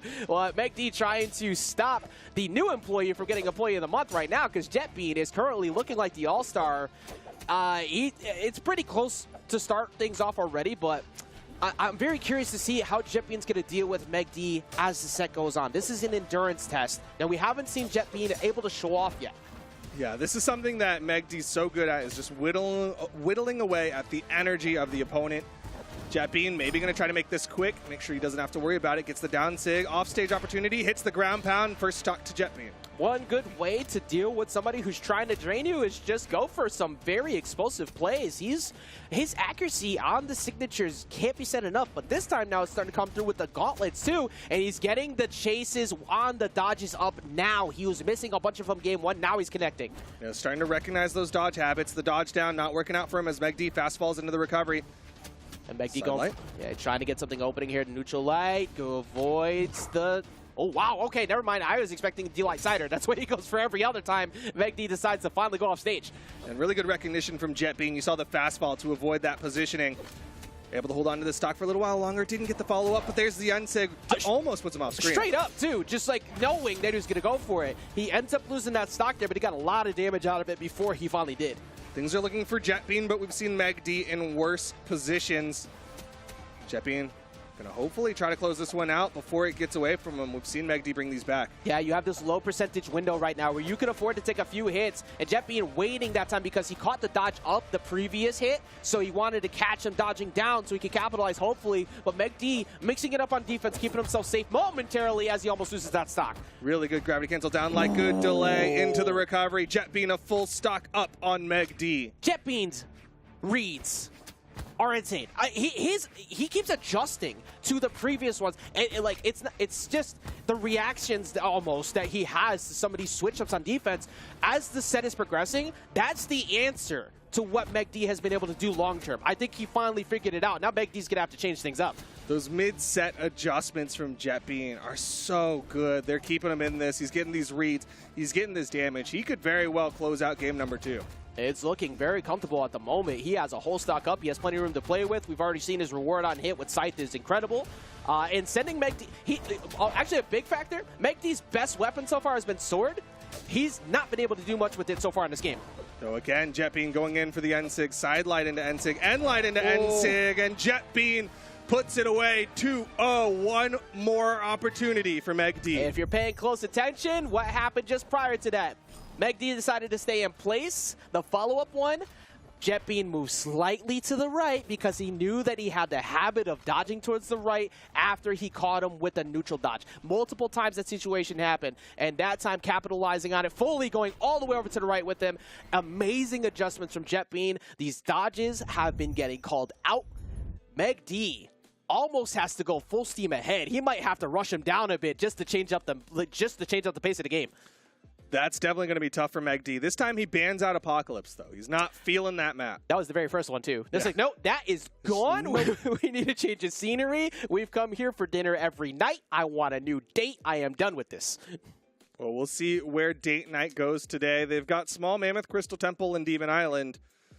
I would say Small Mammoth is the closest to Apocalypse, if that's what JetBean wants, and it is. And you called it out right. I mean, I didn't think that we were going to see a switch over to Demon Island, considering, even though it worked out well from last time, he's been getting caught too much on his landings to safely try to contest JetBean. So having this mobile platform and a few mix-ups that he could change now too, depending on where that platform is located, might help. But he's going to have to scream for some help right now because he's currently down 2 games. Yeah, Meg D going to have to find some sort of adjustment. Like you were saying, maybe go full aggro onto JetBean. JetBean back on the Tai Lung, gauntlets in hand. Not finding many hits just yet, but he's just waiting for a scythe. Yeah, pretty much. It's actually that's all it is. Like, the gauntlets are there for show. They're temporarily here so I can get what actually has been putting on the final performance, and that's been this scythe. And Meg D has not had an answer to it. No, Meg D has been struggling against the scythe of JetBean, but suddenly it's starting to look good. Gets a downlight side air, gets some stage control. You are very right with that. The sword is what I was worried about in that last game, and he's gotten a lot of damage with it so far. Coming in with the dare, trying to cover the weapon spawn with the neutralites, but it's going to be JetBean who just misses out on the nair, and Meg D looking much better here to start. Yeah, that neutralite actually beating out a gravity cancel downlight from JetBean. Downlight recovery, and Meg D with the lead. Striking first for a change, and that is huge because Meg D plays so well with the lead. JetBean has been able to eliminate stocks, however, extremely fast. Meg D one of the best at dodging it. Let's see if he can keep that stock going. Not looking like it's going to happen, though, as we see that stock disappear immediately. So 2 side airs from JetBean to even it up. He's got weapon advantage now. JetBean, yeah, speaking of weapon advantage, just going straight to the weapon he needed the most, but the weapon spawn popping in at the right time, the ideal weapon choice for both of them. Meg D's sword has been looking better, waiting for the opportunities to punish. The sidelights are coming through. However, that's one of the first actual reactions to a silent we've seen that has been a solid punish. That's going to be real bad if Meg D starts getting punished for those. He is back to the sword sidelights. There's a neutralite. JetBean with the wake-up dare. Coming in with the dare again. Meg D just trying to get an opener here, but oh my goodness, Duke, what is it? What do you think that Meg D's gonna have to do to continue to take this approach to deal with JetBean? Because it's looking better so far, but at some point JetBean's gonna wake up. I think the stack up for Meg D is actually working pretty well against JetBean. I mean, side that has neutralite, but outside of that, not the best in terms of stacked up options. Meg D going to swap over the gauntlets, back to the sword, just priming the next one. Yeah, just keep that weapon control while he can. It's very temporary, and a good spot for that to spawn for JetBean. As soon as he had the hit stun was active, and he got access to the weapon. Now we're at what is probably the most crucial stock for Meg D in this set. Currently 2-2. At KO percentage for JetBean as well, though. He needs to get that so he doesn't feel so stressed out because he's currently looking at elimination. Yeah, Meg D needs to breathe a sigh of relief here. If he can close this out, the side light, not enough. JetBean tries to go for the wake-up dare. He's in sweat beads. He's going to eat the weapon toss. Meg D with the lead. All right. If there was ever a moment for you to showcase your defense, it's this now. You're currently looking at what could be a stock disappearing momentarily. You have to get this extra credit. You have to get the damage on to keep yourself in this game. Down tick connects, minimal extra credit. JetBean 1 stock away from eliminating another top contender. That's going to be a D- in F and chat, if you will. If not getting that stock, this could be the end of Meg D's run. JetBean having control of the scythe. He's looking for the opener. He's looking for the jump out of Meg D. Meg D does get access to the gauntlet. Oh, 1, 2, 3, 4, going all the way. He can go all the way. The turnaround. Okay. Hold right. He barely touches the wall. That was so close, but JetBean keeping it going, looking for the neutral light, but he doesn't get the connection. However, Meg D took so much damage for all that, and the neutral sync is coming through. JetBean has one. Again! Not enough. JetBean so close to finishing this off. Another NSIG could end Meg D's run. Side light coming through. JetBean looking for the mistake. D-light's on the side. Meg D going for recovery high, and he covers him with the recovery, and JetBean gets a 3-0, putting a stop to Meg D's run, and gets that rematch with Luna in Grand Finals. JetBean, the beast, coming in out of nowhere, upsetting opponent after opponent, and is now guaranteed a top 2 finish. If there was ever any doubt in Jet Bean before, well, put that doubt away. He has the potential of possibly winning at PR 26 Spring Championships of North America if he can get the reset on Luna. That winner's final set was very, very close. Almost going to him, but Luna made the correct choice at the last second. I don't know if we see that Roman Reigns not come out immediately. We were talking about ego diff earlier. It might be time to put that away here. Well, the good thing for Luna is that he has 2 best-of-5s coming in on the top side, winner's side of the grand finals. But I agree with you. I'd like to see him just put this away, mostly because it's Jet Bean, who's been able to adapt over so many opponents today. You want to close this one out quick. Don't give him that time to really start feeling out your dodge habits. Even if you're good at mixing it up, all he needs is that one read, and that NSIG is taking your stock. Yeah, looking like a jet. Cruiser missiles coming through, homing all the way onto any reads that he gets with those NSIGs. Dominant control over that. Dominant play and dominant analysis we're going to get from Remy on exactly how well Jet Bean just played. Jet Bean playing like a freak. He is looking like a certain weather phenomenon I'm not going to name, but he has the scythe here by himself. He's doing his own thing with it. He's making it look good. Let's talk about this play right here. He misses the first snare, and that's not the end of the world for him. He gets the sidelight. Let's look at this patience. Let's look at this movement. He dashes forward, and he gets that one end light. This starts a chain of events. You know how Scythe works. When you get that dodge up that he just got, let's just build our little staircase here. That's how he wants to play it out. Click play, look at where he goes. Beautiful juggles from Jet Bean, continuing that string all the way to the top of the map, makes a key lead for himself in game 1. He wants to continue this pressure on into game 2. This time he has the gauntlets in hand. It's not just one weapon, it's all of them. He can play it all, he can do it all. He gets the gauntlets in hand, and he wants to go ahead and hit this nair, reads the dodge down. That's SIG usage, that's peak. He angles it perfectly, and I just gotta look at this again, because when I saw it in the game, it was so clean. The weapon throw catches him with the pickup. Oops. Catches him with the one second. Catches him with the pickup on the scythe, and he just plays it out perfectly. Goes for the ground pound, covers the edge. Next game, he's still looking strong. Jet Bean is playing amazing this entire tournament. I'm telling you, if it was up to me, I'd show you an entire montage of him just doing N-Light N6. He's hitting them all. He continues on with that pressure he has, and he does go for another scythe read. He gets this sidelight. That patience is key there that I want to look at. He gets that first move, he waits it out, and he's able to get the sidelight and get himself a big advantage because of it. Last game, we've got another one. This game was so important for him to win because you know how game 3s go. If you can turn that around for yourself, you can get a big momentum shift in your favor. He doesn't want that to happen. Jet Bean, he's been playing amazing all day. Let's get another ladder on the way. You can see it moving just how it is. It's beautiful. It's just peak gameplay. He turns him around, gets that first nair, keeps it going. 1 nair. 2 nair, 3 nair, Sair, 4 nair, goes for the recovery. It gets a bit dangerous, but he finds his way back to stage, and he finds his way into the grand finals, back to the casters.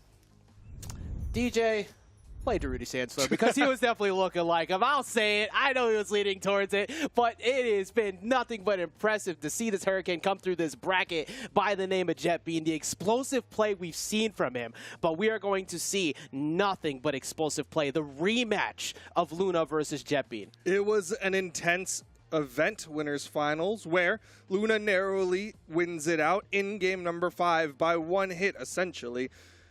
Jet Bean has definitely a big task in store for him, but also, like you said, he's a natural disaster. There's potential here for him to win this out. You know, the craziest thing that you have to worry about is how do you condition someone who has absolutely no fear? He has nothing to lose at this point. He has already got guaranteed second. He has potentially punched a ticket to mid-season. Who knows? And it could only get better. So for Luna, it's more frightening because you have to worry about someone who has not a single doubt in the world that he could perform well. And for Luna, he's going to have to work very hard to stop this incredible catastrophe that has been Jet Bean through this bracket as we get ready to get into this match here, Duke. The thing that kind of blows my mind right now is if you take a step to your left, you'll see a Jiro on Luna for game number 1 of the grand finals. Luna wants to challenge Jetbean in the Scythe battle, but maybe wants a sword from a little bit more consistent KO confirm. Well, here's something we don't get to see. Jetbean and Jiro, we're going to start things off here. Grand finals of Spring Championships 2022. What could be an amazing story for Jetbean or another big W for Luna? Luna definitely playing for the dub as he hits a down sig, and sig thrown out, Jetbean just below it. Luna showcasing the incredible range that you have access to with these site signatures, and it's going to put, I think that's a good way to put some fear into Jetbean, because Jetbean constantly challenges him up close. Now he can't be so haphazard when he jumps at him, and he's going to get caught for it as we see Luna take the first stock. The end sig to KO. Luna's looking so good. The Scythe is on a different level, coming in, speeding all over Jetbean. Incredible play already from Luna, trying to get a reset there on the falling Nair. Goes for a follow-up, but he just misses out on the dodge. Jetbean has him deep in the red, so this stock could disappear very quickly. Yeah, double potential here. Jetbean just needs to find the opener, and then it'll likely lead into the end sig. Luna avoids the weapon toss. Gauntlets in hand. Luna's outside the range for the recovery, but this time he gets caught. Good weight, good patience, and that has pretty much been the story of Jetbean so far. His patience on catching people on dodges has been so impressive, continues to work here, but Luna not as dodge happy, I'd say, as Meg D, so do you think we see more weights like that, or does Jetbean start to just pull the trigger, kind of like what we're seeing now? I think he might just straight up pull the trigger, as what's happening right now is he's starting to get sidelight recovery, sidelight recovery. If Luna isn't going to dodge, Jetbean can just go for it, but the down sig connects. Jetbean gets the wall touch. You could see the matchup. Oh, wait, what a big punish. What a huge punish. That could actually get Jetbean back into this game pretty quickly. Okay, Luna gets back on stage. He's going to get access to the sword. These Nairs keeping up juggled. He misses out on the GCD light. Yeah, can't lead into the recovery. End sig thrown out. Punish from Jetbean. Narrowly avoids the end light from Jetbean. That's a punish. What? Just a weapon toss? Yeah, his dodge is gone, but he comes back on aggressively. Jetbean kind of out of position there to really go for a ground pound. Oh, tried to go off the weapon toss. Jetbean holding on for dear life. Down sig thrown out. Punished again. Jetbean is starting to recognize Luna just wants to hit down sigs from Jiro. Yes, matchup adjustments already, because Luna was catching him a lot with those, and now Jetbean is jumping around them. So that does give an opportunity for Luna to get free siders as well, but so far it's been Jetbean who's capitalized better, and he's staying just out of range now where the signatures are ending. Yeah, he can see the startup of it, right, and then do a dash jump over it. Weapon toss thrown out from Luna. Gonna go for the ground pound. Recovery connects. Still not enough to finish. The weapon toss will do it. Stock count evened. Yeah, not too damage on the side of Luna. Already an explosive start here. And you're talking about the set to play with from Luna before. It's looking like the way Luna's playing, he's not playing with the mindset of, hey, let me just flex on you real quick with the Jiro. It's actually, let me use this as a potential counter pick to what his playstyle has been. It's looking good here in the first game. Yeah, it's definitely looking solid, and it's not just the sword play. It's not just the scythe play. It's a little of both. The side sig not going to connect, though. Luna has a pretty solid lead, and that should be game one. Flex. Okay, I lied. He's got to be listening to stream. That's a flex. He came in with the literal flex. Like, yo, can you see these? Do you see these that, guns? bro? Not literal, just the muscles. Packing out here, Luna getting the first W, and that is an incredible feat right now because Jetbean is one of the most frightening people to see on the other side of your screen. What do you think the adjustments are going to be from for game number 2 for Jetbean? I think Jetbean's going to make very minor adjustments. Little by little, start to find the habits of Luna, right? We already saw it in game number 1 where Luna was throwing a bunch of those scythe down sigs, and Jetbean was able to start to answer more effectively. I think we're just going to see more of the same. Yeah, but more like patience kind of is a virtue at the moment. Like we were talking about how Meg D way more passive, Luna way more explosive when necessary. It's all been holding forward. It's been a very explosive game so far. I think that tempo shift might have messed Jetbean up game 1. Let's see if he adjusts here in game 2. He's already looking pretty good in the adjustment, getting some damage built up onto Luna. Luna on the swap over to the scythe. We're seeing less sigs thrown out, so maybe Luna's trying to mix it up on Jetbean, not be too obvious with it. That's true. You got to change. Look, if you do it at the same time every time, it's no longer a mix-up. It's obvious as he tries to go for the D-Sig right there. But Jetbean only getting a small punish. He does have the percent lead. Though. Ooh, oh, wait. Oh my God, Dare, Luna! Sair? He just misses out on the Sair. Finish it! He's not gonna get the wall touch, and Luna gives up the stock. He was so close, but Jetbean staying right behind him, and Luna couldn't find the hit. Jetbean gets the wall touch. Luna gets KO'd. I actually just hurt my foot stomping on the floor because I wanted that to finish so bad. But what a punish there on his way back in. Extended, you know, it was the same edge guard would extra step, sure. call it. Yeah. He just brought it to each side. I love that NSIG to cover the wall as well. Just it has so much height to it with the active frames. Yeah, it actually covers so much here too on Apocalypse because you try to dip down to the bottom of the stage, and if you miss space that, you're kind of screwed. But here comes Jetbean. He had a lot of those chases up, and he's continuing to do so right now. The weapon toss gives him control. He hasn't really gone for a ground pound play in a while, but he doesn't need to because he should take it out here. Yep, really good turnaround from Jetbean. Hit the ground pound, hit the weapon toss. Jetbean with a big lead. Jetbean trying to keep that lead. That is the crucial part right here. Luna has answered back tremendously with incredible punishes so far each game. He's going to catch him with the nair, try to send him back off stage with the cider, but Jetbean holding in, getting away from it. That's a punish right there. Solid punish. Downlight into the dare from Jetbean. Stuck on the corner here. Luna getting some damage. Can't quite finish off the stock just yet, but the weapon toss will do it for him. And now it's even. So he had that last piece of food on the plate, but he made sure to get it. He wanted to make sure that he kept Mom proud here on Mother's Day, and that is going to be a really important stock that he gets there because Jetbean was holding the lead, and now we're back to even. Yeah, he made sure to put one pea on each prong of the fork. Final and then stocks slowly here. dip it right into the trash.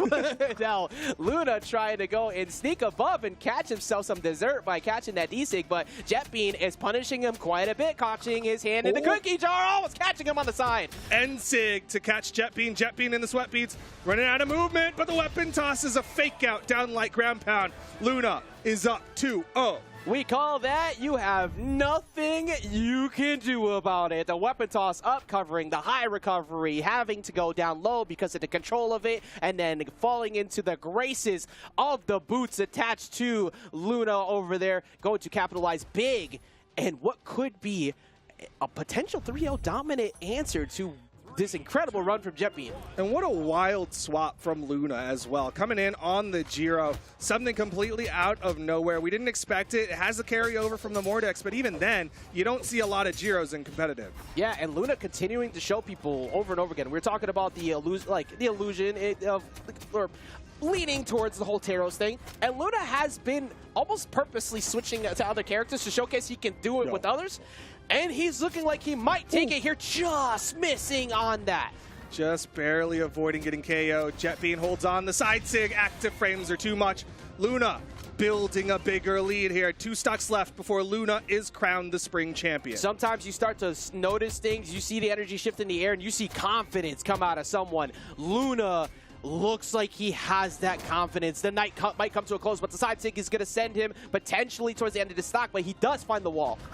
Down sig to get back onto the stage. Looking like a bow player with the way they use the gravity cancels, but the unsig connects, and Jetbean will even up the stock count. If there's one thing that's always been the tried and true for Jetbean is connecting on those Scythe N6. He's gotten so many here today. He has to figure out the defensive habits of Luna because Luna keeps swinging. So he needs to answer back to that. He's starting to get that going right now.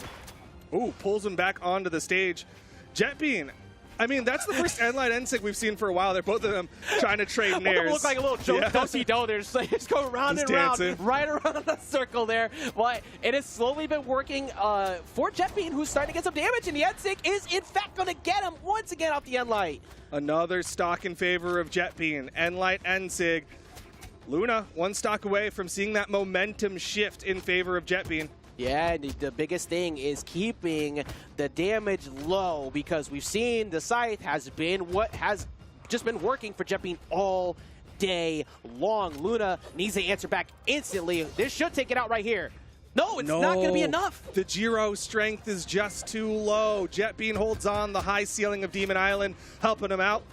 Luna needs to finish this. The recovery finally does it. There it is. We see Luna 1 stock away from potentially getting himself another championship dub, getting himself the spring singles winners champion, and he's going all the way off stage to try and capitalize on it. Trying to show Jetbean how it's done, going for nairs and sares while Jetbean fast falls out of it and tries to go for the turnaround.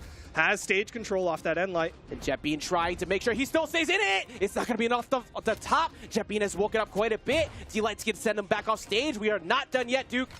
Watch the N-Sig. He's over to the gauntlet, so he doesn't have to worry about it, but a recovery could do it. Back to the side. The problem child has come back out. You have to watch out for these side airs. You pretty much don't have any mistakes you can make left, but now you get access to the sword. Missed the N-Light. Can't punish the stack up. The weapon toss to secure the landing. Side air. One more, and Jetbean takes this to game 4. Jetbean trying to keep his hopes alive, trying to keep this tournament run going. And he has a chance to do it. D-Light's not going to connect. Luna safely finds himself center stage. Jetbean waiting for a defensive response, but he was out of position. D-Light's there. That's a couple jumps gone. He's got to go to the wall. Over to the side. That's a burn dodge, and that's a KO. Jetbean will get himself on the board. 2-1. Still keeping himself in it. We still get more games. No 3-0s happening here. Jetbean continuing to prove over and over that he has the resilience, he has the endurance, he has the stamina, and he has the drive to win, to keep himself in this bracket. I have already said that I cannot understate the performance that Jetbean has put in today, but it's so true. To go from not ever top 32ing to getting into the top 8 to getting a guaranteed top 2 finish, Jetbean has exploded onto the North American scene, and regardless of how he does today, I look forward to seeing how he plays for the rest of the year. I'm a Jetbean fan. Like, I am a Boomi believer through and through, and unfortunately, we left the chat a while ago. But Jetbean is out here making a brand new fan base from what we've been seeing so far. And even if it happens to be lightning a bottle, even if we only see this one time, this is one of the most impressive runs we've seen from somebody that far down on the PR to this point, through the names that he's gone through, and continues to show it's not a fluke. This isn't like just some surprise thing that's happened. He keeps it going, and it's not like it's over, because we still have game number 4, which still has a chance to keep himself in this tournament. But we go to Miami Dome, a map that I think Jiro's actually really good on. With the horizontal power those down sigs provide, I think Miami Dome is really strong for Luna. We'll see if Jetbean has an answer on it. Yeah, and one amazing thing that happens there too with those D6 is if you try to hover around center stage to avoid the pressure from the platforms, congrats. Dunk! Just catches him hiding out in the center. So Jetbean's got to be very careful about how he navigates it. That He hits gets high. hit. Oh, he goes all the way out there! Luna not wasting a single second and capitalizing on him with the side air. That side air, it looks so gentle, like a pat on the head, except it knocked out Jetbean, and now Luna's up. Thought you did mom proud, gave you a little pat on the head, but she ended up hitting you in the back of the head for staying out a little bit too late with the chakra, and now Luna coming through, getting that lead, but it's not a very large lead as Jetbean only needs one straight hit. However, he might not even get the chance to, but he goes high, luckily not going low. That was about to be another stock. Yeah, you saw Luna try to cover the wall with the N-Sig, but Jetbean avoided it. Another side air, Luna walking back towards the stage, gets up safely. And Luna walking his way back in. Luckily, again, Jetbean avoids that, but he catches him on the dodge, and GCD lights come through. The turnaround too! Okay, Luna is trying to put a stop to this now. Jetbean finally finds the stock, but he took a lot of damage in the midst of that, Duke. Yeah, Luna was trying to go for a big play there. You saw that down sig to reposition, but Jetbean finally finishes off that first stock. Luna, can he continue this domination? He's trying to do so. He's hoping to do so, because the last thing you want to do is see the return of what has been Jetbean's dominant performance so far today. Weapon toss up. Luna with the fake out. Down light, nothing. All right, that's going to be a solid punish right there, and a little bit too high to really do anything about that, so you just go back for stage control. Jetbean, however, bleeding a bit. He does avoid the GCD light, and now he has a chance to try and capitalize, but Luna not really going towards the weapon because he realized how aggressive Jetbean was trying to stop it. He knows how much damage is on Jetbean. You can see Luna's looking to finish off with the unarmed, but Jetbean avoiding all of it. No N-Sig connection. Down Sig not going to connect, but the punish doesn't hit either. All right, sends it back off stage right now. Luna has an opportunity to catch a side air and pretty much take the stock out. That will definitely take the stock, and we're looking at, once again, a chance for Luna to close this out. One away from another Luna champion. Luna trying to get that dub secure, trying to get that spring championship here, but Jetbean has him in the red, has a chance, and he has an opportunity to keep himself in the game if he can close this out. Missing out on the N-Sig. Weapon toss up. Finish it. You need to finish it. Luna gets the wall touch. Oh, again, punishes the down sig. Jetbean's going to even this up. There's potential here. Dude, does this happen again? It's not over. Don't let it be you again. It might happen. Jetbean catching him. He's getting some damage extensions. Only getting one piece out of that, though. I'm a bit of a liar on that one, but he does keep it back. He brought it back to even. Yeah, there's a real potential here of Jetbean with the reverse 3. Has yet to throw out an N-Light N-Sig, but might be the opportunity. There's the N-Sig, no punish. Luna's taking damage. He's not finding hits. Jetbean is going in, but so is Luna now. There's a dodge.